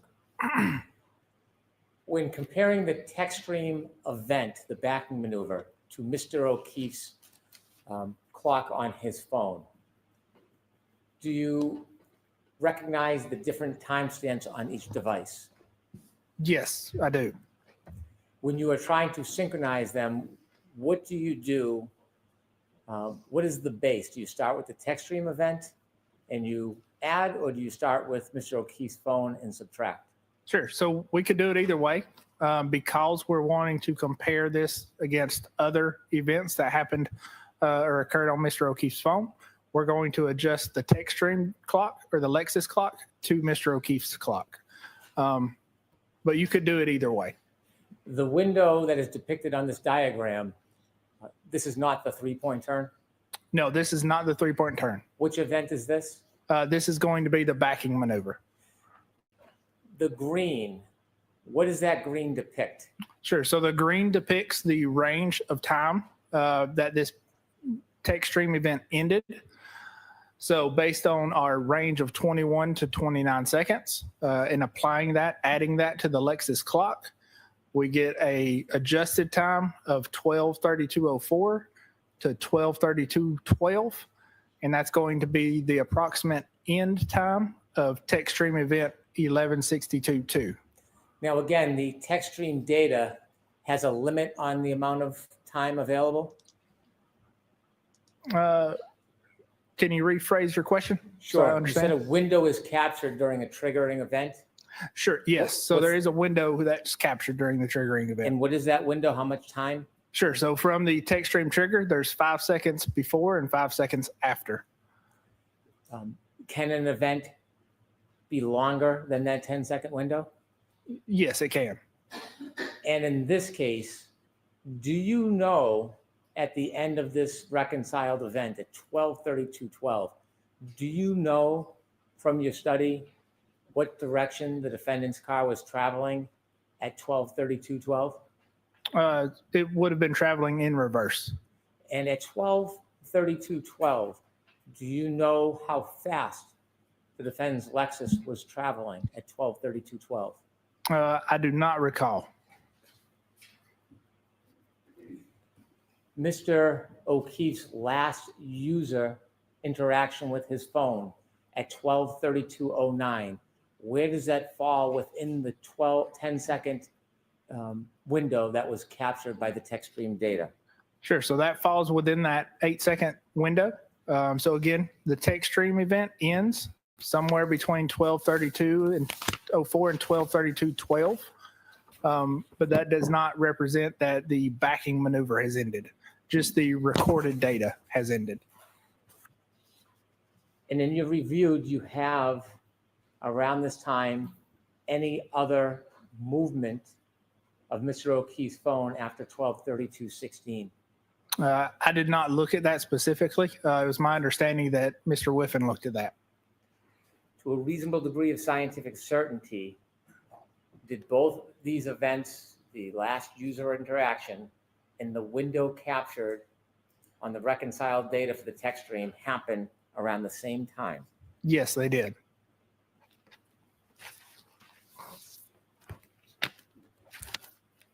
I have no further questions. Or I can approach later or now. So we can approach again.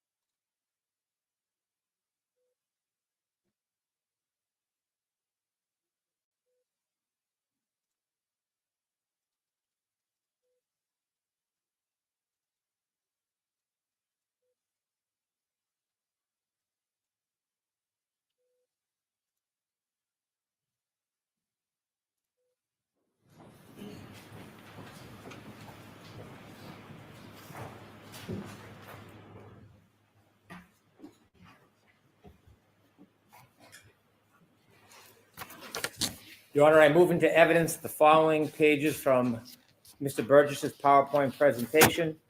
Move into evidence page 41. I move into evidence page 40. And I move into evidence page 43. Okay, loud.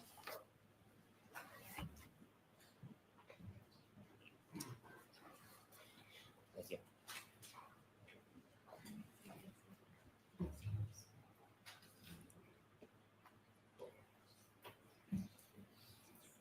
I have no further questions. Right. Once we get these marked, I'll be-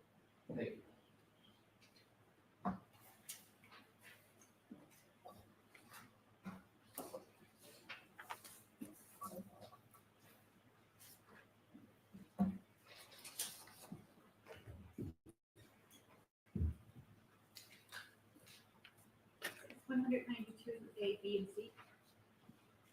All right. Whenever you're ready, Mr. Lassie. Thank you, Your Honor. Thank you, Your Honor.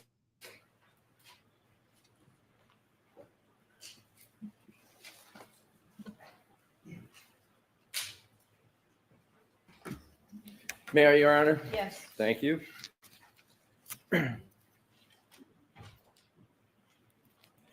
Mr. Burgess, between the time you left the witness stand yesterday until this moment, have you talked to anyone about this case? No, sir, I have not.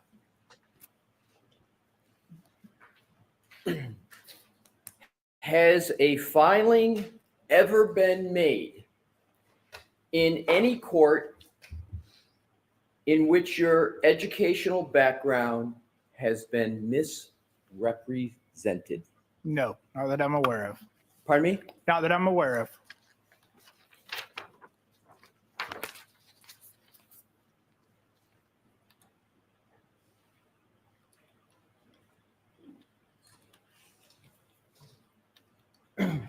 Did I understand that you're based out of the Aperture office in Texas? Yes, I am.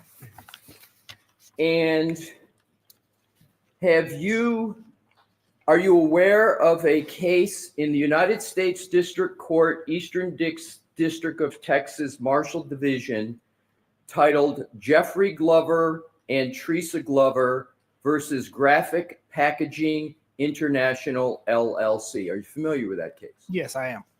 And is it correct that in that case, well, tell me how you are participating in that case, sir? So I'm no longer participating in that case.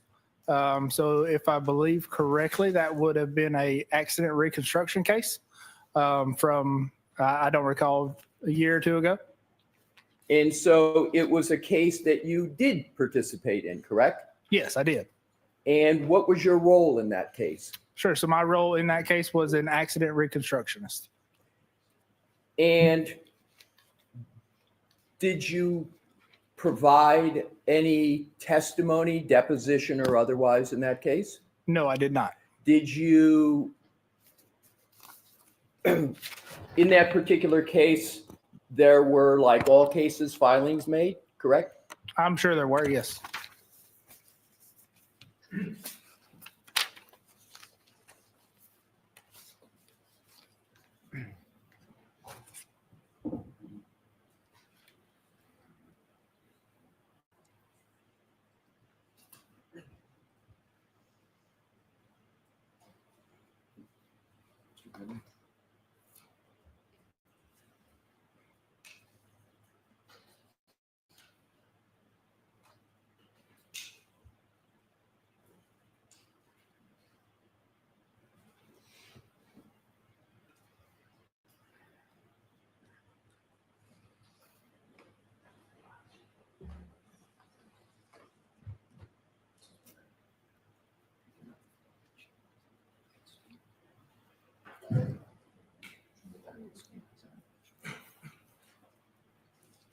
May I approach, Your Honor? Yes.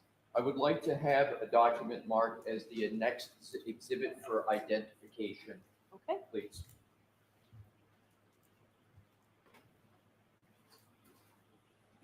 EEE for ID.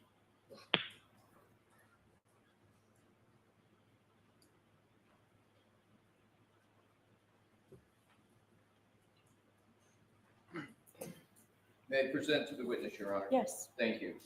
Mr. Burgess, I am showing you a document which has been marked as Exhibit EEE for identification, and I'd ask that you take a look at it, sir. Your Honor, may I remain here? Sure, as Thank long as you stand back a little bit. Exactly, yes. Thank you, Your Honor. I'll make it even farther.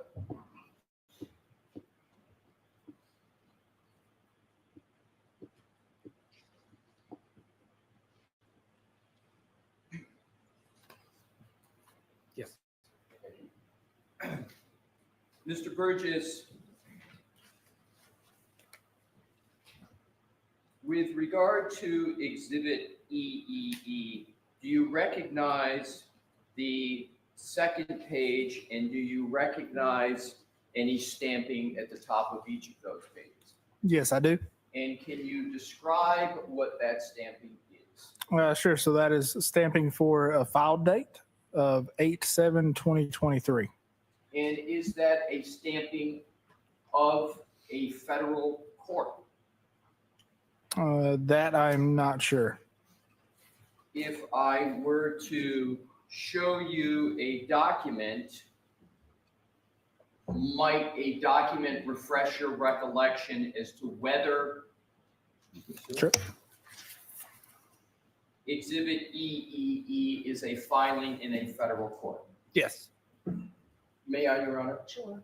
I am showing you, Did you show those to Mr. Brennan? thank you, Your Honor.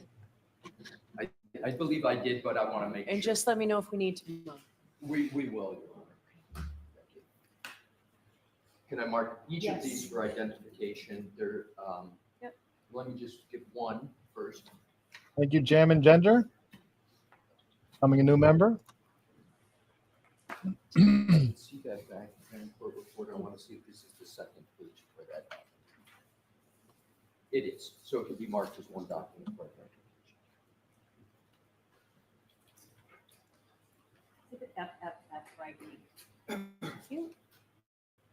I reach over you, sir. Yes. Thank you.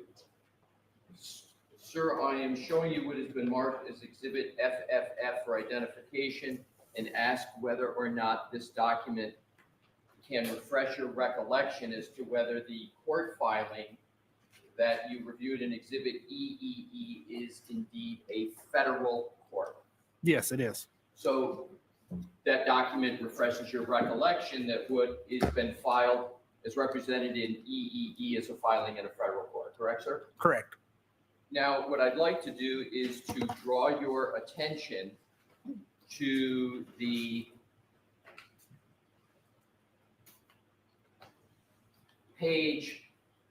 second page of this exhibit. Is that a curriculum vitae of you and a picture of you? Yes, it is. And sir, under education, Objection. I would, The objections stay. right. Do you, Do you want to bring it over? We can take I it will, over. Your Honor. I will. Jurors, feel free to stand up and stretch.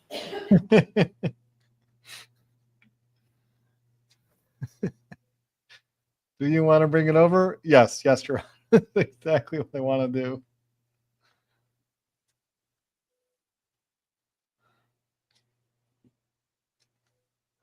It's exactly what he wanted to do. How could you tell?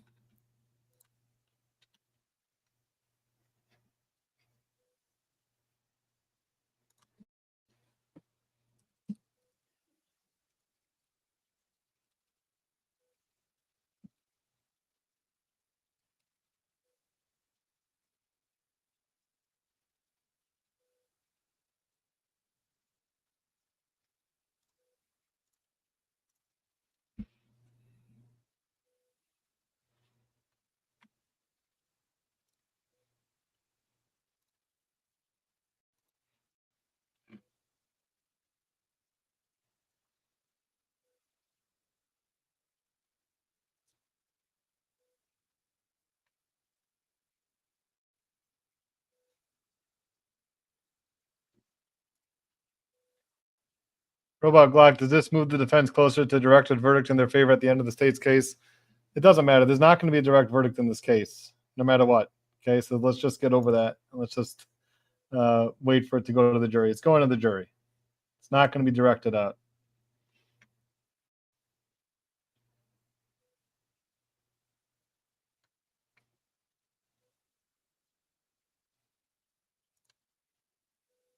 Victor Emerita says, I want to see BC add some Alessiisms to his upcoming cases. Well, the next trial that I have scheduled is, I think it might be August for the next trial. Although I'm not sure if it's going to go, like a lot of trials that I have. Sometimes they settle last minute, but this one has a pretty decent shot of going. So we'll see if I can add any of the Alessiisms to my upcoming cases. But you can be sure that it'll be in my head. It'll definitely be in my head. Whether I actually say them in court is another question, but I'll definitely have them in my head. I think a better challenge for me would be to somehow throw in Wisniewski in my next trial. Somehow. Opening statement, just throw it in there somehow. That would be a better challenge, I think I'll consider.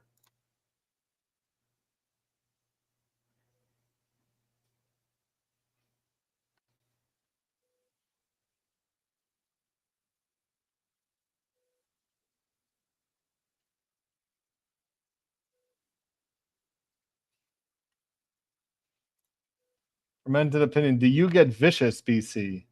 No, I try not to get vicious.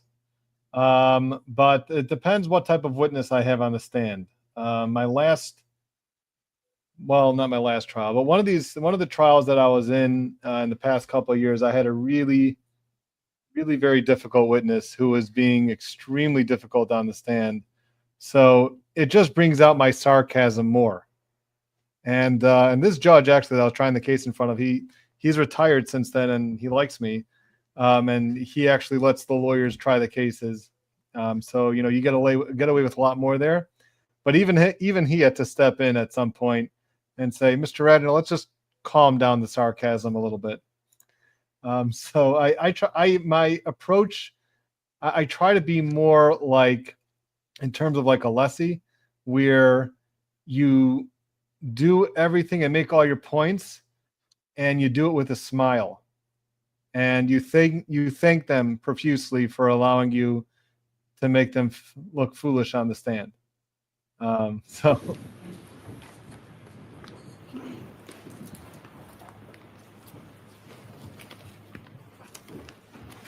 May I approach again, Your Honor? Yes. Thank you. By the way, I just want to point out this chat.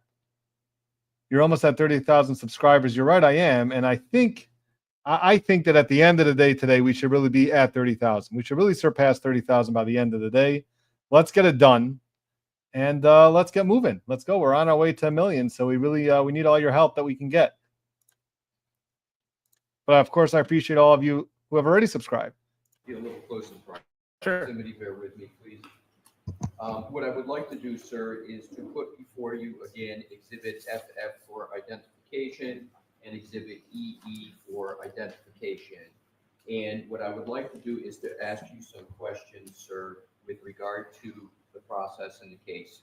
Okay. Are you aware, or do you recall in this litigation that, as typical in litigation, including federal courts, that as part of the litigation process, the parties have to designate. By the way, just to take this question, because I know I'm getting off tangent here, but it says, Brother Counsel, we need a link to a Zoom trial you did so we can see you in action. So there was actually a trial that I did right after COVID time when we were still operating under Zoom. Usually, obviously, my trials are not televised. I guess they're just not newsworthy most of the time. But there was a certain time where they were Zooming everything because they didn't allow there to be an open court. So you're supposed to have an open courtroom. So what they did was they would put everything on the website, on their specific court's website. And therefore, every single trial, everything that was going on in court was recorded and videoed, and it was on a website. But the issue with that is that they would take it down after whatever it is, 30 days, 60 days, 90 days. So it was up for a little while. You're able to actually see that trial, but now it's already down. So since then, I haven't had any trials that were televised. So I'm sorry to burst your bubble about that one. They're expert witnesses. Are you aware generally of that process? Generally, yes. Yes. And have you participated in the documents that need to be prepared for an attorney or a party to prepare documents and submit them to a court to establish the designation of expert witnesses? No, I have not. And so you have never participated or never been aware of a process like this? No, I'm aware of a process, and that process goes through other staff members Okay, so it goes through other staff members where? at Aperture. Right. Correct. Are you aware that that process is occurring, even though it may be done by other staff at Aperture? Yes, I am. And in this instance, you were aware in this litigation that staff at Aperture needed to submit documents in support of an expert witness designation, correct? Even though you may not have done it yourself, you were aware that some person or persons at Aperture were performing that process, correct? Correct. And they were performing that process so that you could be designated as an expert witness in that case, correct? Correct. And so you were aware of the process, you were aware they had to submit documents that would establish your qualifications as an expert in the case so that you could be designated as an expert witness, correct? Correct. And now specifically with regard to Exhibit EEE for identification with these court filings, etc., even though you may not have done it yourself, were you aware that this document, which is EEE, was submitted as part of the expert designation process we were talking about? Not this specific document, no. Were you aware that a CV was needed to be submitted on your behalf as part of the designation process? Yes. So you were aware a CV had to be submitted, but you're saying you don't recall this specific one being submitted? Correct. Does the timestamp up at the top of each page of Exhibit EEE, including this page that is your CV, match the timestamp, or is it different from the timestamp at the top of Exhibit FFF? No, that is the same. So it's exactly the same. Yes. And have you been involved in processes in courts where your qualifications, including your CV, have had to be submitted to courts to establish a designation as an expert witness? Yes. And can you conclude from these documents, including the timestamps, that the submission that was made to the court to establish your status as an expert witness consisted of Exhibits FFF and EEE? Objection. I'm going to allow that. Were you aware of that? Yes. Your Honor, at this point, I move EEE and FFF into evidence. You need one more step, Mr. And sir, do EEE and FFF fairly and accurately represent the submission of documents in support of a designation of expert witness in this case? Yes, as far as I can tell. Your Honor, I offer these two into evidence. I'm going to allow it. Can I have a briefing? Yes, come on up. Bring yours, please, Mr. Yes, Your Honor. All right, some more sidebars. Mm-mm-mm.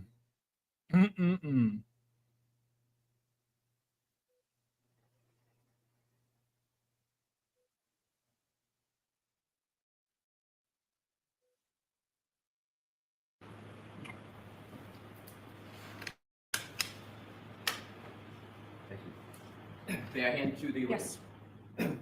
Mr. Burgess, I am handing you what is now in evidence as Exhibit 193. I would like to draw your attention to the fourth page, which is your CV, and further, if I could, sir, draw your attention to the category of education, where it says BGS. Is it correct that there you state Bachelor of General Science in Mathematics and Business Administration, University of Alabama - Birmingham, Alabama, comma, 2024? Did I read that correct? You did read that correctly. And this was filed in 2023. Understood. So now what I'd like to do, Your Honor, is to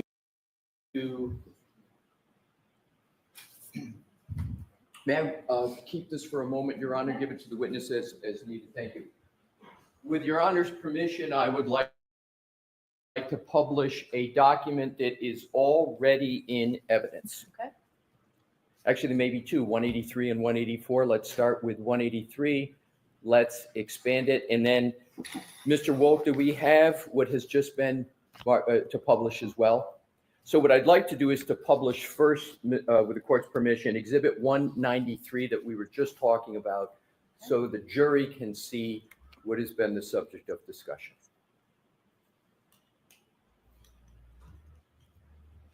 And sir, if you, Mr. Wolk, if you could just enlarge, all we need is the education section. Now, Mr. Burgess, as I heard it correctly in questions from Mr. Brennan, you answered the question that whether you had ever filed a document that misstated your educational background in a court. Do you recall that question asked of you? Yes, I did. And your answer was no, correct, sir? Correct. So let's look at this document, which we've just gone through, was filed in federal court in the United States District Court, Eastern District of Texas, Marshall Division, which is a federal court. And attached to it is your CV. And in the line of education, it lists under BGS, Bachelor of General Science in Mathematics and Business Administration, University of Alabama, Birmingham, Alabama, 2024. You see that, sir? I do, yes. Now, you stated, and now what I'd like to do is is there any qualification whatsoever in that line, that reference to BGS, qualifications at all, explanation, sir? Is there anything? I don't know what you mean. It's just a statement, right?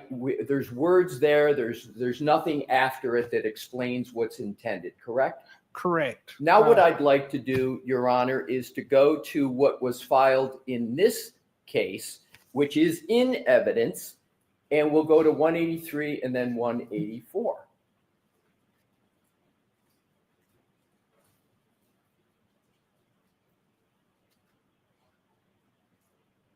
Now, in what has been filed in this case, there is a currently pursuing at the end after University of Alabama - Birmingham, Alabama, correct? Yes, that's correct. Let's go back, please, to Exhibit 193.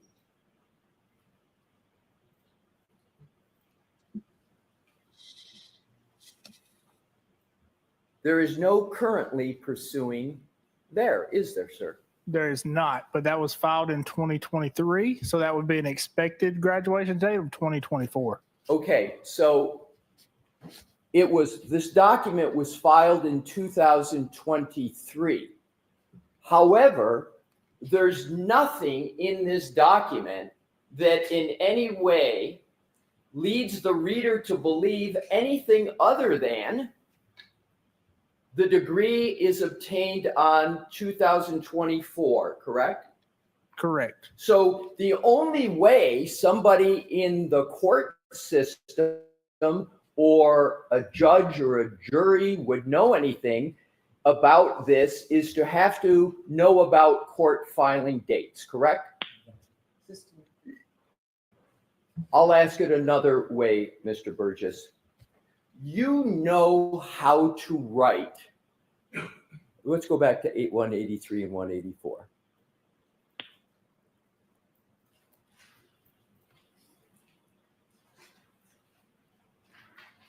You know how to write currently pursuing on your CV, correct? Correct. And writing currently pursuing lets the reader know that you don't have that degree, correct? Objection. In that form, it's a state. You intend by writing currently pursuing, don't you, sir, that anybody reads this to know that you do not have a bachelor degree, correct? Correct. Now let's go back to what you filed in what was filed in federal court in that case. And it does not have the words currently pursuing, correct? It does not. So the reader, so it doesn't have that verbiage, correct? Correct. So isn't it the correct answer that you did file a document, your CV, in this federal court case that misstates the status of a Bachelor of Science in Mathematics and Business Administration? Objection. Sustained. Excuse me, Your Honor.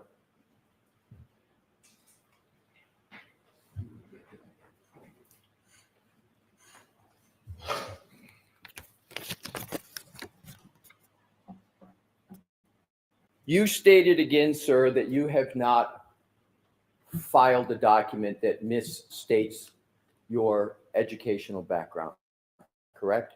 Correct. And the last time I'll cover it, you know how to put currently pursuing on anything to do with a Bachelor of Science, correct? Correct.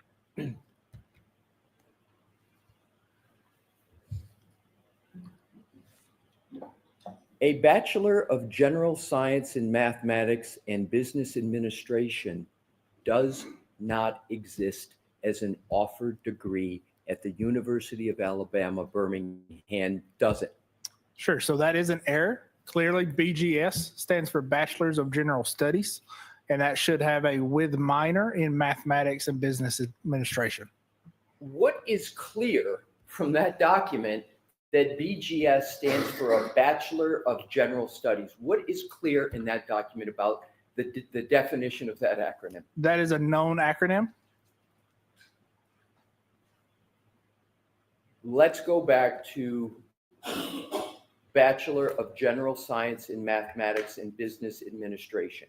That degree does not exist. It is not offered at the University of Alabama, Birmingham, correct? No, that is not. So therefore, an incorrect statement about your educational background was filed in a federal court in Texas, correct? Yes, it was.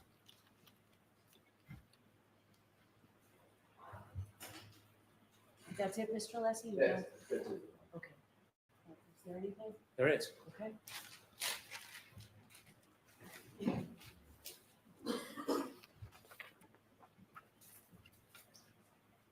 The document that the attorney just showed you, did you submit that to the federal court? No, I did not. Did you ever see that document before it was filed? No, I did not. The document says 2024 for a degree. Is there a presumption whether you had it or expected it if that document was filed in 2023? Yes, there is. And what is the presumption if it was The- filed in 2023? Objection, Your Honor. So presumption, Well, we'll strike that. okay. He asked if there was any designation to make it clear. If it says 2020, if it was filed in 2023 and it says 2024, what was your expectation at that time as far as your degree? That I would complete my degree in 2024. When you didn't complete your degree in 2024 as you expected, did you then change your CV Yes, I did. to accurately reflect the change in your status? Yes, I did. And what did you change it to? Currently pursuing. Why didn't you finish your degree in 2024? Sure. So No, I'm going to allow it. as most people can probably relate, work, family, and life many times get in the way. So as a personal objective, I would like to finish my bachelor's, but again, work and life gets in the way. Did you ever represent to a court that you had a degree that you didn't earn? No, I have not. He asked you a number of questions about this 2023 filing, but didn't ask you any questions about the data. Does your opinion regarding the data change in any way in light of his questions about a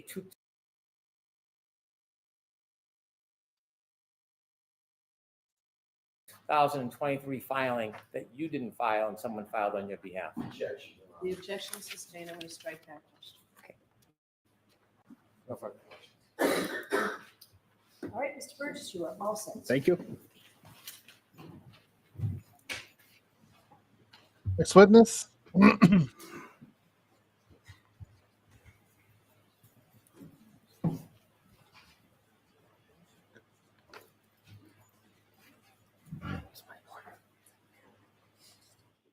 Brennan? All right, I'd like to play a number of clips.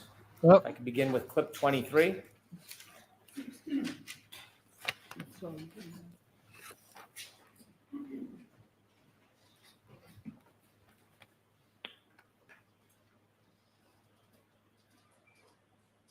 So we approach from the north, we actually missed the turn. And John says to me, it's Fairview, we just passed it, it's back there, it's on my left. I said, all right, so I pull nose into a driveway and back out onto the street, which I now own as Cedar Crest, and then come from the north onto Fairview. I'd like to next play clip 25.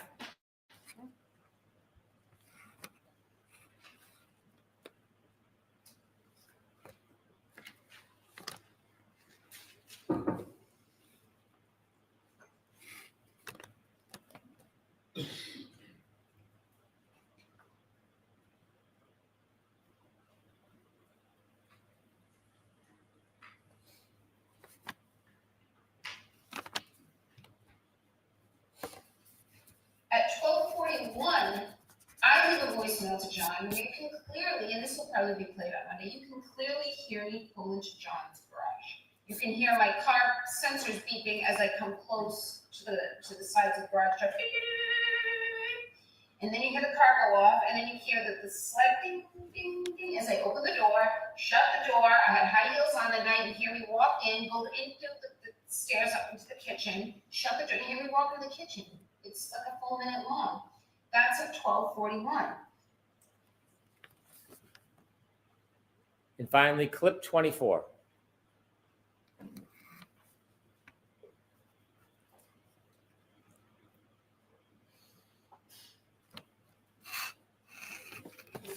I do. I mean, I'll tell you, John and I argued the morning of the 28th, Friday morning. So we think he died right around 12:25, 12:30 on the early morning of January 29th.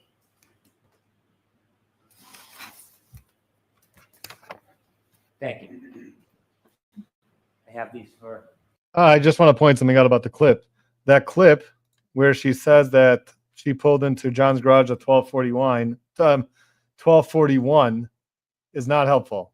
Very, very not helpful for Karen Reed. Why? Because everybody's been hearing and reporting, and we've heard from Tripagarino that she connected to the Wi-Fi at 12:36. So you assume that that's when she came into the house around that time, 12:36. Now, if she really connected to the Wi-Fi much earlier, then it will give her a few more minutes to get into the car, get into the garage. So, not so good for Karen Reed. In terms of the timeline, it gives her more time. If, according to the Commonwealth's theory, if she did this at 12:32, would give her some more time to get back home to John O'Keefe's home, and it would, that 6-minute drive, whatever it is, now you can account for it. Submission of evidence, right? 194. The next witness. Oh, Mr. Lally. Yes, sir. On call Miss Christina Hanley to the stand. All right, Christina.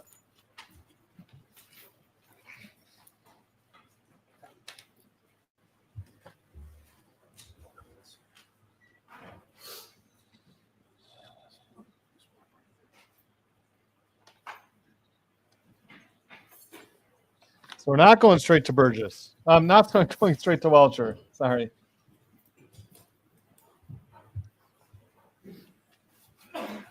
Step up, face the clerk, and raise your right hand.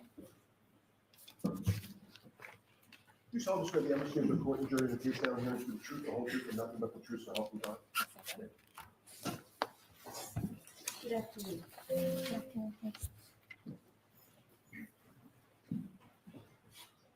All right, Mr. Lally, whenever you're ready. Thank you, Your Honor. Good afternoon, ma'am. Good afternoon. Could you please introduce yourself to the jury, spelling your last name for the court? Sure. I'm Christina Hanley. Hanley is Hanley. And Ms. Hanley, what do you do for work? I am a forensic scientist 3 at the Massachusetts State Police Crime Laboratory in the Trace, Arson, and Explosives Unit. And where did you go to school? I went to, I had received my Bachelor of Science in Chemistry with a concentration in forensics from Merrimack College. And do you have any other degrees? I do not. Now, following your education, where did you first go to work? I began working at the State Police Crime Lab in 2008 in the Drug Identification Unit. And in 2009, I transferred into the Trace Unit. And in 2017, I was promoted from a forensic scientist 2 to a forensic scientist 3 in the Trace, Arson, and Explosives Unit. Could I ask you please to speak up, please? Ms. Hanley, if it helps, that microphone is adjustable, so if you could get it as close to you as possible, that would be great. Thank you. The Massachusetts State Police Crime Laboratory where you work, is that accredited? Yes, it is. And by whom? We are accredited by ANAB. And what does ANAB stand for? ANAB stands for ANSI National Accreditation Board. And what does ANSI stand for? Sorry, I can't remember exactly what ANSI stands for. I apologize. That's okay. As part of that accreditation process, do you undergo any sort of proficiency testing? Yes, I do. And can you explain to the jury what that proficiency testing process consists of? Sure. So proficiency tests are a quality assurance measure that's used to monitor performance. And I'm required to complete at least one external proficiency test per year, where I'm authorized to do casework in multiple subdisciplines. In my unit, I typically complete more than one proficiency test per year. And what areas do you specifically undergo proficiency testing in? Sure. So I'm authorized to do casework in multiple subdisciplines in Trace. So I complete proficiency tests in the subdisciplines of hairs, paint, fibers, glass, tape, and serial number restorations and physical match examinations. And generally speaking, what is entailed in those proficiency testing that you're given multiple times a year? So it's provided by an external company that provides the proficiency test, and I'm required to successfully complete one of those proficiency tests per year. Now, have you successfully completed each of those proficiency tests that you've taken? Yes, I have. Now, what type of training or continuing education have you undergone at the State Police Crime Laboratory? Sure. So I had internal training as well as external training. The internal training consisted of I had to complete required readings. I was required to complete some laboratory exercises,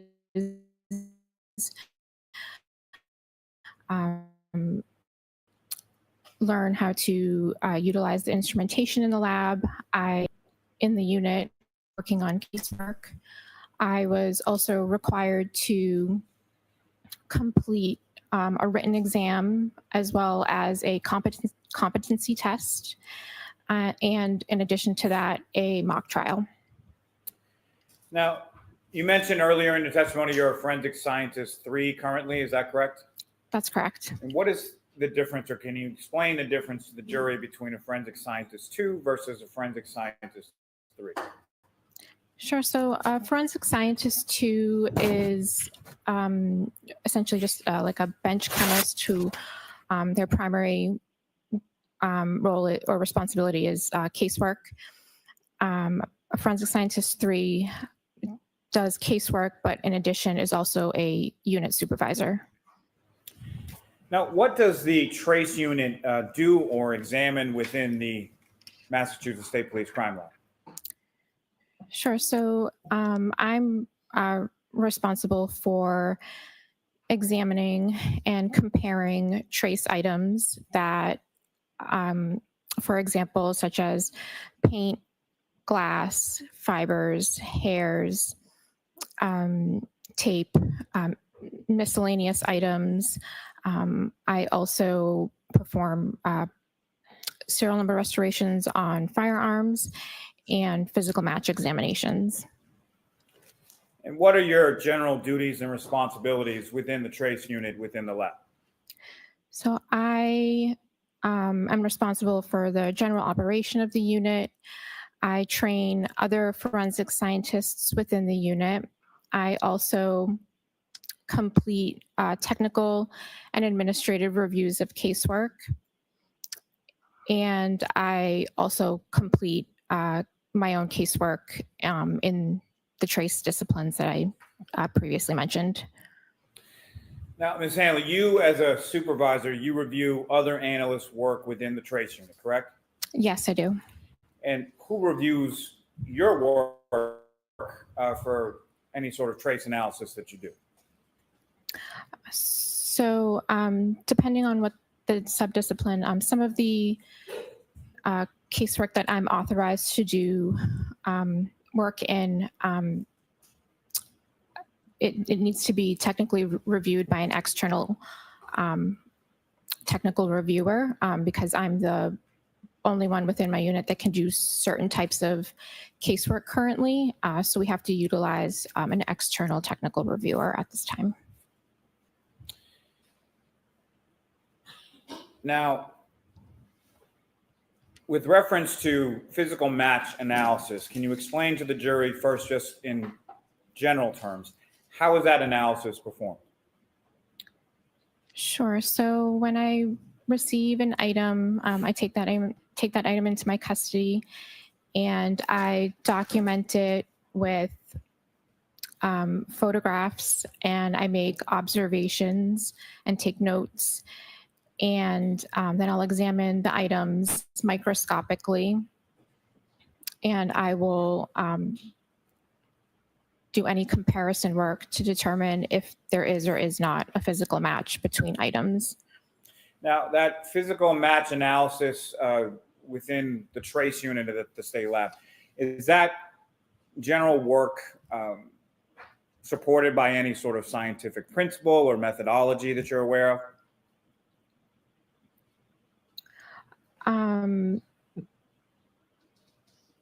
Yes. Let me ask you this. Are you familiar with something called the Lockhart exchange principle? Yes. So the Lockhart exchange principle, it's kind of the foundation or basis of trace analysis. It is a principle that states that when two objects or two items come into contact with each other, there is an exchange of material. Now, with reference to your workspace, what is it that you do to your bench between your examination of separately packaged items? Sure. So the benchtop as well as the tools that I'm going to use are all cleaned with a bleach solution. And once that's done, there's a clean piece of butcher paper that's put down on the bench, and that's done in between looking at different items. And why is it that you do that in between looking at different items? That's done to prevent any cross-contamination. Now, you've alluded a little bit earlier in your testimony, but on what types of evidence can you perform a physical match analysis? Sure. So physical match examination can be conducted with many different types of material. For example, plastics, glass, tape, etc. Now, when evidence is submitted to your lab, how is it kept track of throughout its stay at the lab? Sure. So when evidence is submitted to the laboratory, the case information is put into our LIMS system, which stands for Laboratory Information Management System. And once it's assigned that number, how is it sort of tracked as it progresses through the different units within the lab? Sure. So the unique case number that's assigned to the case is tracked within the system. It's referred to as the chain of custody. So items of evidence will get scanned depending on where their location is, and the LIMS system keeps track of all of that. So we know exactly where an item is. So when you take an item or you receive an item to be tested, can you explain to the jury what you do to begin your analysis? Sure. So when an item gets scanned into my custody, after I've prepped my area to examine the item, I scan that item into my custody, and I will document that item with photographs. I will make notes of my observations. I will examine the item microscopically. If needed, I'll proceed with sampling and possibly additional microscopic examination and instrumental analysis. Now, specifically starting with items of glass, when you take an item of glass to conduct a comparative analysis, generally speaking, what is the process for conducting such an examination of glass? So it'd be the same process that I just mentioned. I would take that item, take photos, make any observations. I would proceed with first I would check to see if there's any physical match comparisons, and then if needed, I would take any samples to examine it microscopically and or instrumentally. And that general process that you've just described is the items that you tested in reference to this case or analyzed in reference to this case. Is that the process that you followed in this case? Yes. Now, what kind of instruments do you use, starting off with items of glass, what kind of instruments do you use to conduct that analysis? Sure. So I'll use a stereo zoom microscope to initially examine it microscopically. If I take samples to do additional microscopic examination, I'll examine it under a polarized light microscope. And then if I need to take samples to do instrumental analysis, that would be using our, it's referred to as a GRIM, which stands for Glass Refractive Index Measurement. It's an instrument that measures the refractive index of glass. And if you could please explain to the jury, what is a refractive index? Sure. A refractive index is a measure of how light bends when it passes from one medium to another. And how are you viewing that utilizing the GRIM device when it comes to glass? So a sample is prepped on a slide and it is placed on a hot stage of the microscope of the instrument, and the oil that the sample is in it goes through a cooling and a heating phase, and as it's going through a cooling and a heating phase, it passes through what we refer to as a match point. So you can make that observation as the sample is running, and then when the sample is done running, it takes an average and it calculates the refractive index of the sample through the calibration data of the instrument. And what is an FTIR? So an FTIR is a Fourier transform infrared spectrometer, and it is an analytical tool that we use to analyze certain types of samples. Essentially, a sample is exposed to infrared light, and your sample reacts in a certain way to it, and it produces a spectrum or a graph of peaks and valleys, and it is representative of your sample. And how is that FTIR instrument, how is that used in this type of physical match analysis? So actually, the FTIR was not used for physical match examination. Now, you mentioned it a little bit earlier in your testimony. What is a polarized light microscope? So polarized light microscope it's a microscope that just has a couple of filters in it that we use to look at samples at a higher magnification and make observations of certain optical properties of samples. And how are you utilizing that instrument in your analysis in the lab? So it's used to examine various different types of samples, paint, fiber. We can also look at glass. Now, do you document your work as you perform your analysis in the lab? Yes, I do. Now, Ms. Hanley, at some point were you assigned to perform some work on a lab case number 22-02184 pertaining to this defendant, Karen Reed? Yes, I was. And what type of work were you assigned to do in this case? So I was given items for physical match comparison of some glass items, as well as some instrumental analysis of the glass. And I was also given items for some items of plastic for comparison. Now, starting with glass pieces, do you recall what item numbers you analyzed pertaining to the glass pieces? Yes, so I examined items 3-2, which was a clear glass cup with broken irregular edges. I was also given item 3-3, which was 5 pieces of clear glass with broken irregular edges from the bumper of the vehicle. And then I was also given item 7-12, which were clear and glass pieces recovered from the road. And I was given also 7-14, which was a clear piece of glass recovered from the road. And now if we could, Ms. Hanley, just break those down sort of one by one. So starting with item 3-2, what was provided to you in reference to a description of what that item was?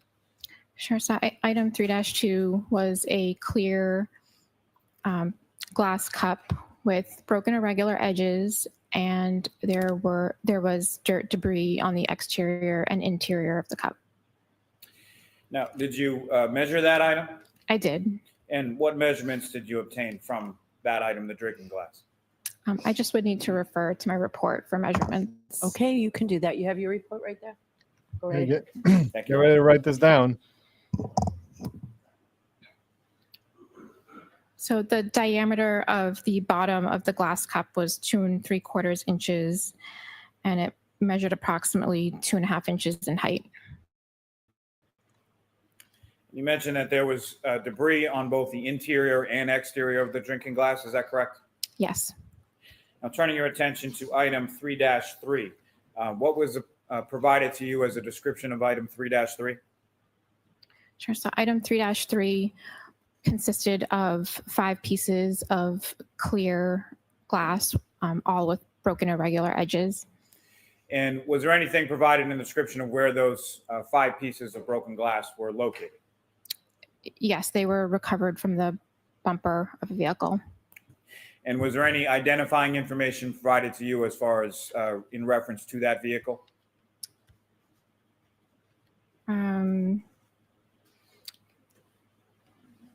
The only other description of The item is the license plate of the vehicle. What was the license plate that was provided? So it was MA3GC684.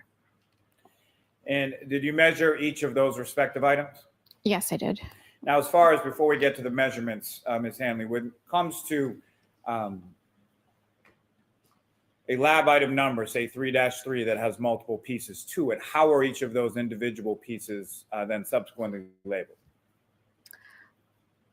So sometimes we'll subsequently label them with a lettering system. And as far as these particular pieces contained within item 3-3, the pieces of glass from the bumper of the defendant's vehicle, how are they labeled? So these were labeled A through E. And with reference to the measurements, what measurements did you obtain from the pieces within item 3-3? Sure. So I measured the largest and the smallest, and the largest measured approximately 7/8 of an inch by 5/16 of an inch, and the smallest measured approximately 3/16 of an inch by 1/8 of an inch. Now, with reference to the drinking glass, you examined that microscopically, is that correct? I did, yes. And with reference to these items from item 3-3 from the bumper, you examined those microscopically as well, is that correct? Correct. And was there a particular piece from the pieces from the bumper that you did any additional examination of? Yes, I did. And what instruments did you use in which piece? Sure. So there was one piece, I sampled a piece E that I had labeled as piece E. And I took a sample for examination under the polarized light microscope and a sample to analyze it instrumentally on the Grimm instrument. Now, turning your attention to item 7-12, what was provided to you as a description for item 7-12? Sure. So item 7-12, that consisted of 5 pieces of clear apparent plastic and 9 pieces of clear apparent glass with all with broken irregular edges. Now, the 9 apparent pieces, well, let me ask you this first. As far as the description that you were provided, was there any description as far as where those items were recovered from? Yes. Those items were recovered from 34 Fairview Road. And is it your understanding they were recovered from the street or the roadway outside of that residence? It just says recovered from 34 Fairview Road. Now, as far as the 9 pieces of clear apparent glass from item 7-12, were those similarly sub-labeled as the previous item 3-3? Yes, I received those labeled with the lettering system. They were labeled A, B, C, D, E, F, I, K, and L. And with reference to those 9 pieces of glass, did you examine those microscopically as well? I did, yes. Now, turning your attention to item 7-14, what were you provided with as far as a description of that item 7-14? So this item consisted of 1 piece of clear glass with broken irregular edges. And similarly, was there any description provided as to where that item was recovered from? Yes, it was recovered from 34 Fairview Road as well. And again, how many pieces were contained within that item 7-14? 7-14 was just 1 piece of glass. And did you measure that item as well? That item, I do not have the measurement of. It was examined by a previous analyst within the unit. So that measurement was taken at that time. And that other analyst would be Mix Valier, is that correct? Yes. Okay. And as far as your examination of that item 7-14, what type of instruments did you use to examine 7-14? So I sampled 7-14 to examine it under the polarized light microscope, as well as to analyze it instrumentally using the GRIM instrument. Are you familiar with a term called a class characteristic? Yes. Can you explain to the jury what that is? Sure. So a class characteristic is when a material can be associated with a group of items that share characteristics. And what is an individual characteristic?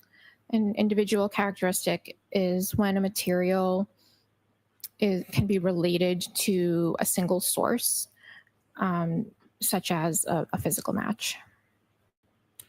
And so what is the difference between a class characteristic versus an individual characteristic? So class characteristic is that it can be associated with a group of items that share characteristics, versus the individual characteristic. It's more individualizing. It can be related to a single source, just in the case of like a physical match. And what is a physical match? So a physical match is if an item is broken and those pieces are compared to each other, and they're broken irregular edges fit back together, and they have a jigsaw fit, that would be considered a physical match. Now, can you please explain to the jury the steps and the process that you undertook in your comparative analysis of items, specifically of glass in this case? Sure. So I first did a comparison of all of the glass pieces and the glass cup that were recovered from the road. So those were items 3-2, 7-12, and 7-14. So I examined all of those to determine if there was a physical match between any of those items first.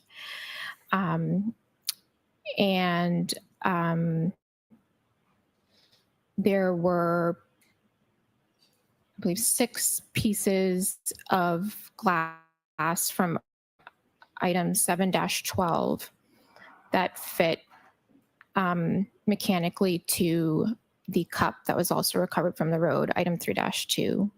After I completed that examination, I then did a comparison to see if there was a physical match to some of the 2 of the glass pieces from the bumper. And there were 5 total from the bumper. 2 of them I used for physical match comparison. And there was no physical match comparison between those 2 pieces from the bumper, item 3-3, compared to the glass pieces and the cup that were recovered from the road. And then I sampled, as I had mentioned earlier, one of the pieces from the bumper to do further microscopic and analytical analysis on, and did a comparison with one of the pieces from the road. Can I see counsel at sidebar for just a minute, please? Scheduling.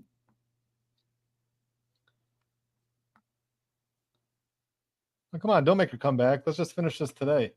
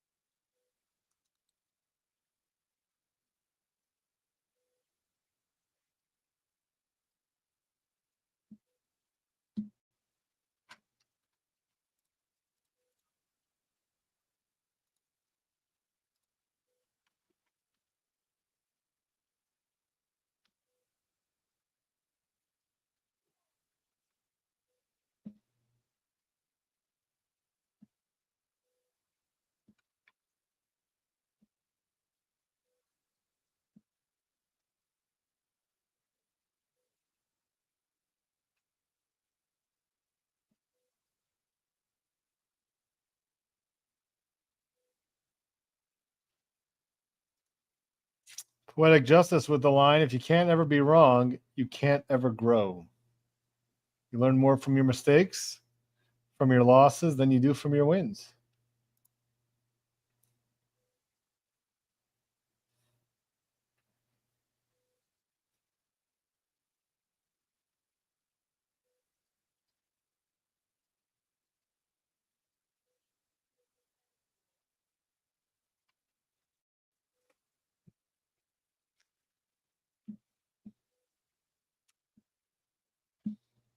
I mean, you couldn't go a full day with exciting testimony. You always have to have a little bit of testimony that kind of puts you to sleep. Otherwise, it's not a real day in trial.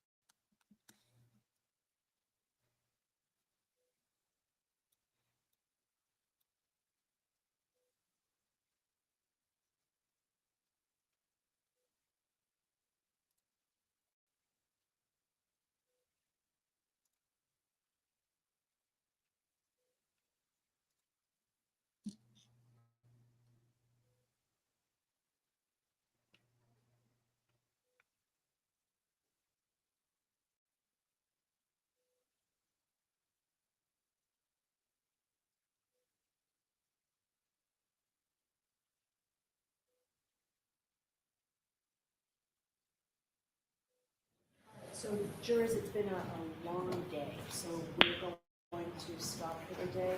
Ms. Hanley, I'm going to ask you to come back tomorrow, but a little bit later in the day, and we'll get to next person can tell you the time. All right, so folks, we're gonna end for today. Please do not discuss this case with anyone. Don't do any independent research or investigation into the case. If you happen to see, hear, or read anything about the case, please disregard it and let us know, and watch your social media use. Thank you. So Ms. Hanley, after the jury trials. All rise to the court, please. Oh, let's see why this is. Maybe they have something to talk about on the record. And let's see what time they start tomorrow. Did she say something about starting later tomorrow? Or she just said that you can come back tomorrow? I thought she said later.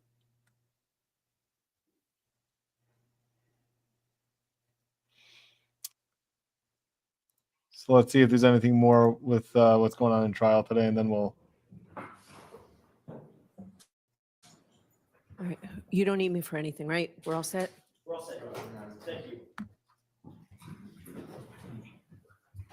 Oh, yeah, I thought she did say later, but I guess not. Yeah, I mean, she said later, but maybe that was a flip. I'm sure we'll get the report from the people that are in the courtroom. But yeah, that's it. So, I mean, most of the day spent on Burgess. And then we just had some Christina Hanley at the end of the day. And of course, like we said, some of the pieces match, some of the pieces of glass match, and some of them don't. So where do those other pieces of glass that don't match come from? Where do they come from? How do they get there? It's a good question to ask. Or maybe they'll argue, well, she just couldn't make a match herself, but potentially they could have matched. She just couldn't tell you definitely that they did match. So we'll see more Christina Hanley tomorrow. In terms of the clips, so the first clip that Hank Brennan played was the fact that she admitted doing the 3-point turn. So that was Karen Reed admitting to, which I don't think they're disputing in this case. So she did do the 3-point turn. And then we're going to have to figure out about this 1241 where she's saying that that's when she left the voicemail. That's when she pulled up into John's garage. So that 1241 mark, how much before that did she how close to the house was she before that? And between 1236 and 1241, is this just a slip by Karen Reed? I mean, the Wi-Fi, like you say, the Wi-Fi don't lie. So it had to have connected at 1236. So if you had to go with one, you'd have to say 1236. But how far away already was she able to connect her Wi-Fi to John O'Keefe's home, her phone to the Wi-Fi? So yeah, I know it takes time to get there. I know that. I know it takes, I think the estimates were between 6 and 8 minutes maybe. So on a good day. So yeah, it's going to be it's really tight. The timeline is really tight. So every extra minute that you can add to it, where she's saying 1241, where the Commonwealth can argue that she didn't get back to 1240, 1241, well then, it'll make it a little bit more easier to argue that to the jury. And then she also says that she and John argued in the morning of the 28th, which you all heard about already. And that, according to Karen Reed, she said that John dies around 12:25 and 12:30. So that was the extent of the clips. So that was an exciting day today. And we'll have probably an exciting day tomorrow, hopefully. And thank you all for joining us today. We got to get to 30,000 subscribers today at least. I wouldn't mind more. We can hit the 35,000. But thank you all for joining us today. We had a good time. The chat's always awesome. And make sure to check out the recap, which should be posted in another hour or two. And then we'll see you back here tomorrow. I'm assuming 9 a.m., unless I hear something different was being reported on Twitter or something. People are in the courtroom. Then maybe we'll change the time. But other than that, I'm assuming we're going to start 9 a.m. sharp tomorrow. Although the truth of the matter is, I got to tell you, the truth is that I wouldn't mind starting a little bit later tomorrow because I have a court hearing at 9 a.m., a Zoom hearing. So I'll start the live. Don't worry, I'll start it. If the court's starting at 9, we'll start at 9. But I have to bow out a little bit at around 9 whenever my case gets called, and I'll excuse myself until I finish arguing the motion and hopefully winning it, because it's actually a very important motion in one of my cases, very important motion, and I have to win it. So hopefully we'll win that motion tomorrow. Obviously, I'll let you know when I come back into the trial, let you know whether I won or not, and we'll continue with the Karen Reed stuff, Karen Reed trial. So again, thank you all, and we'll see you tomorrow. Have a great night.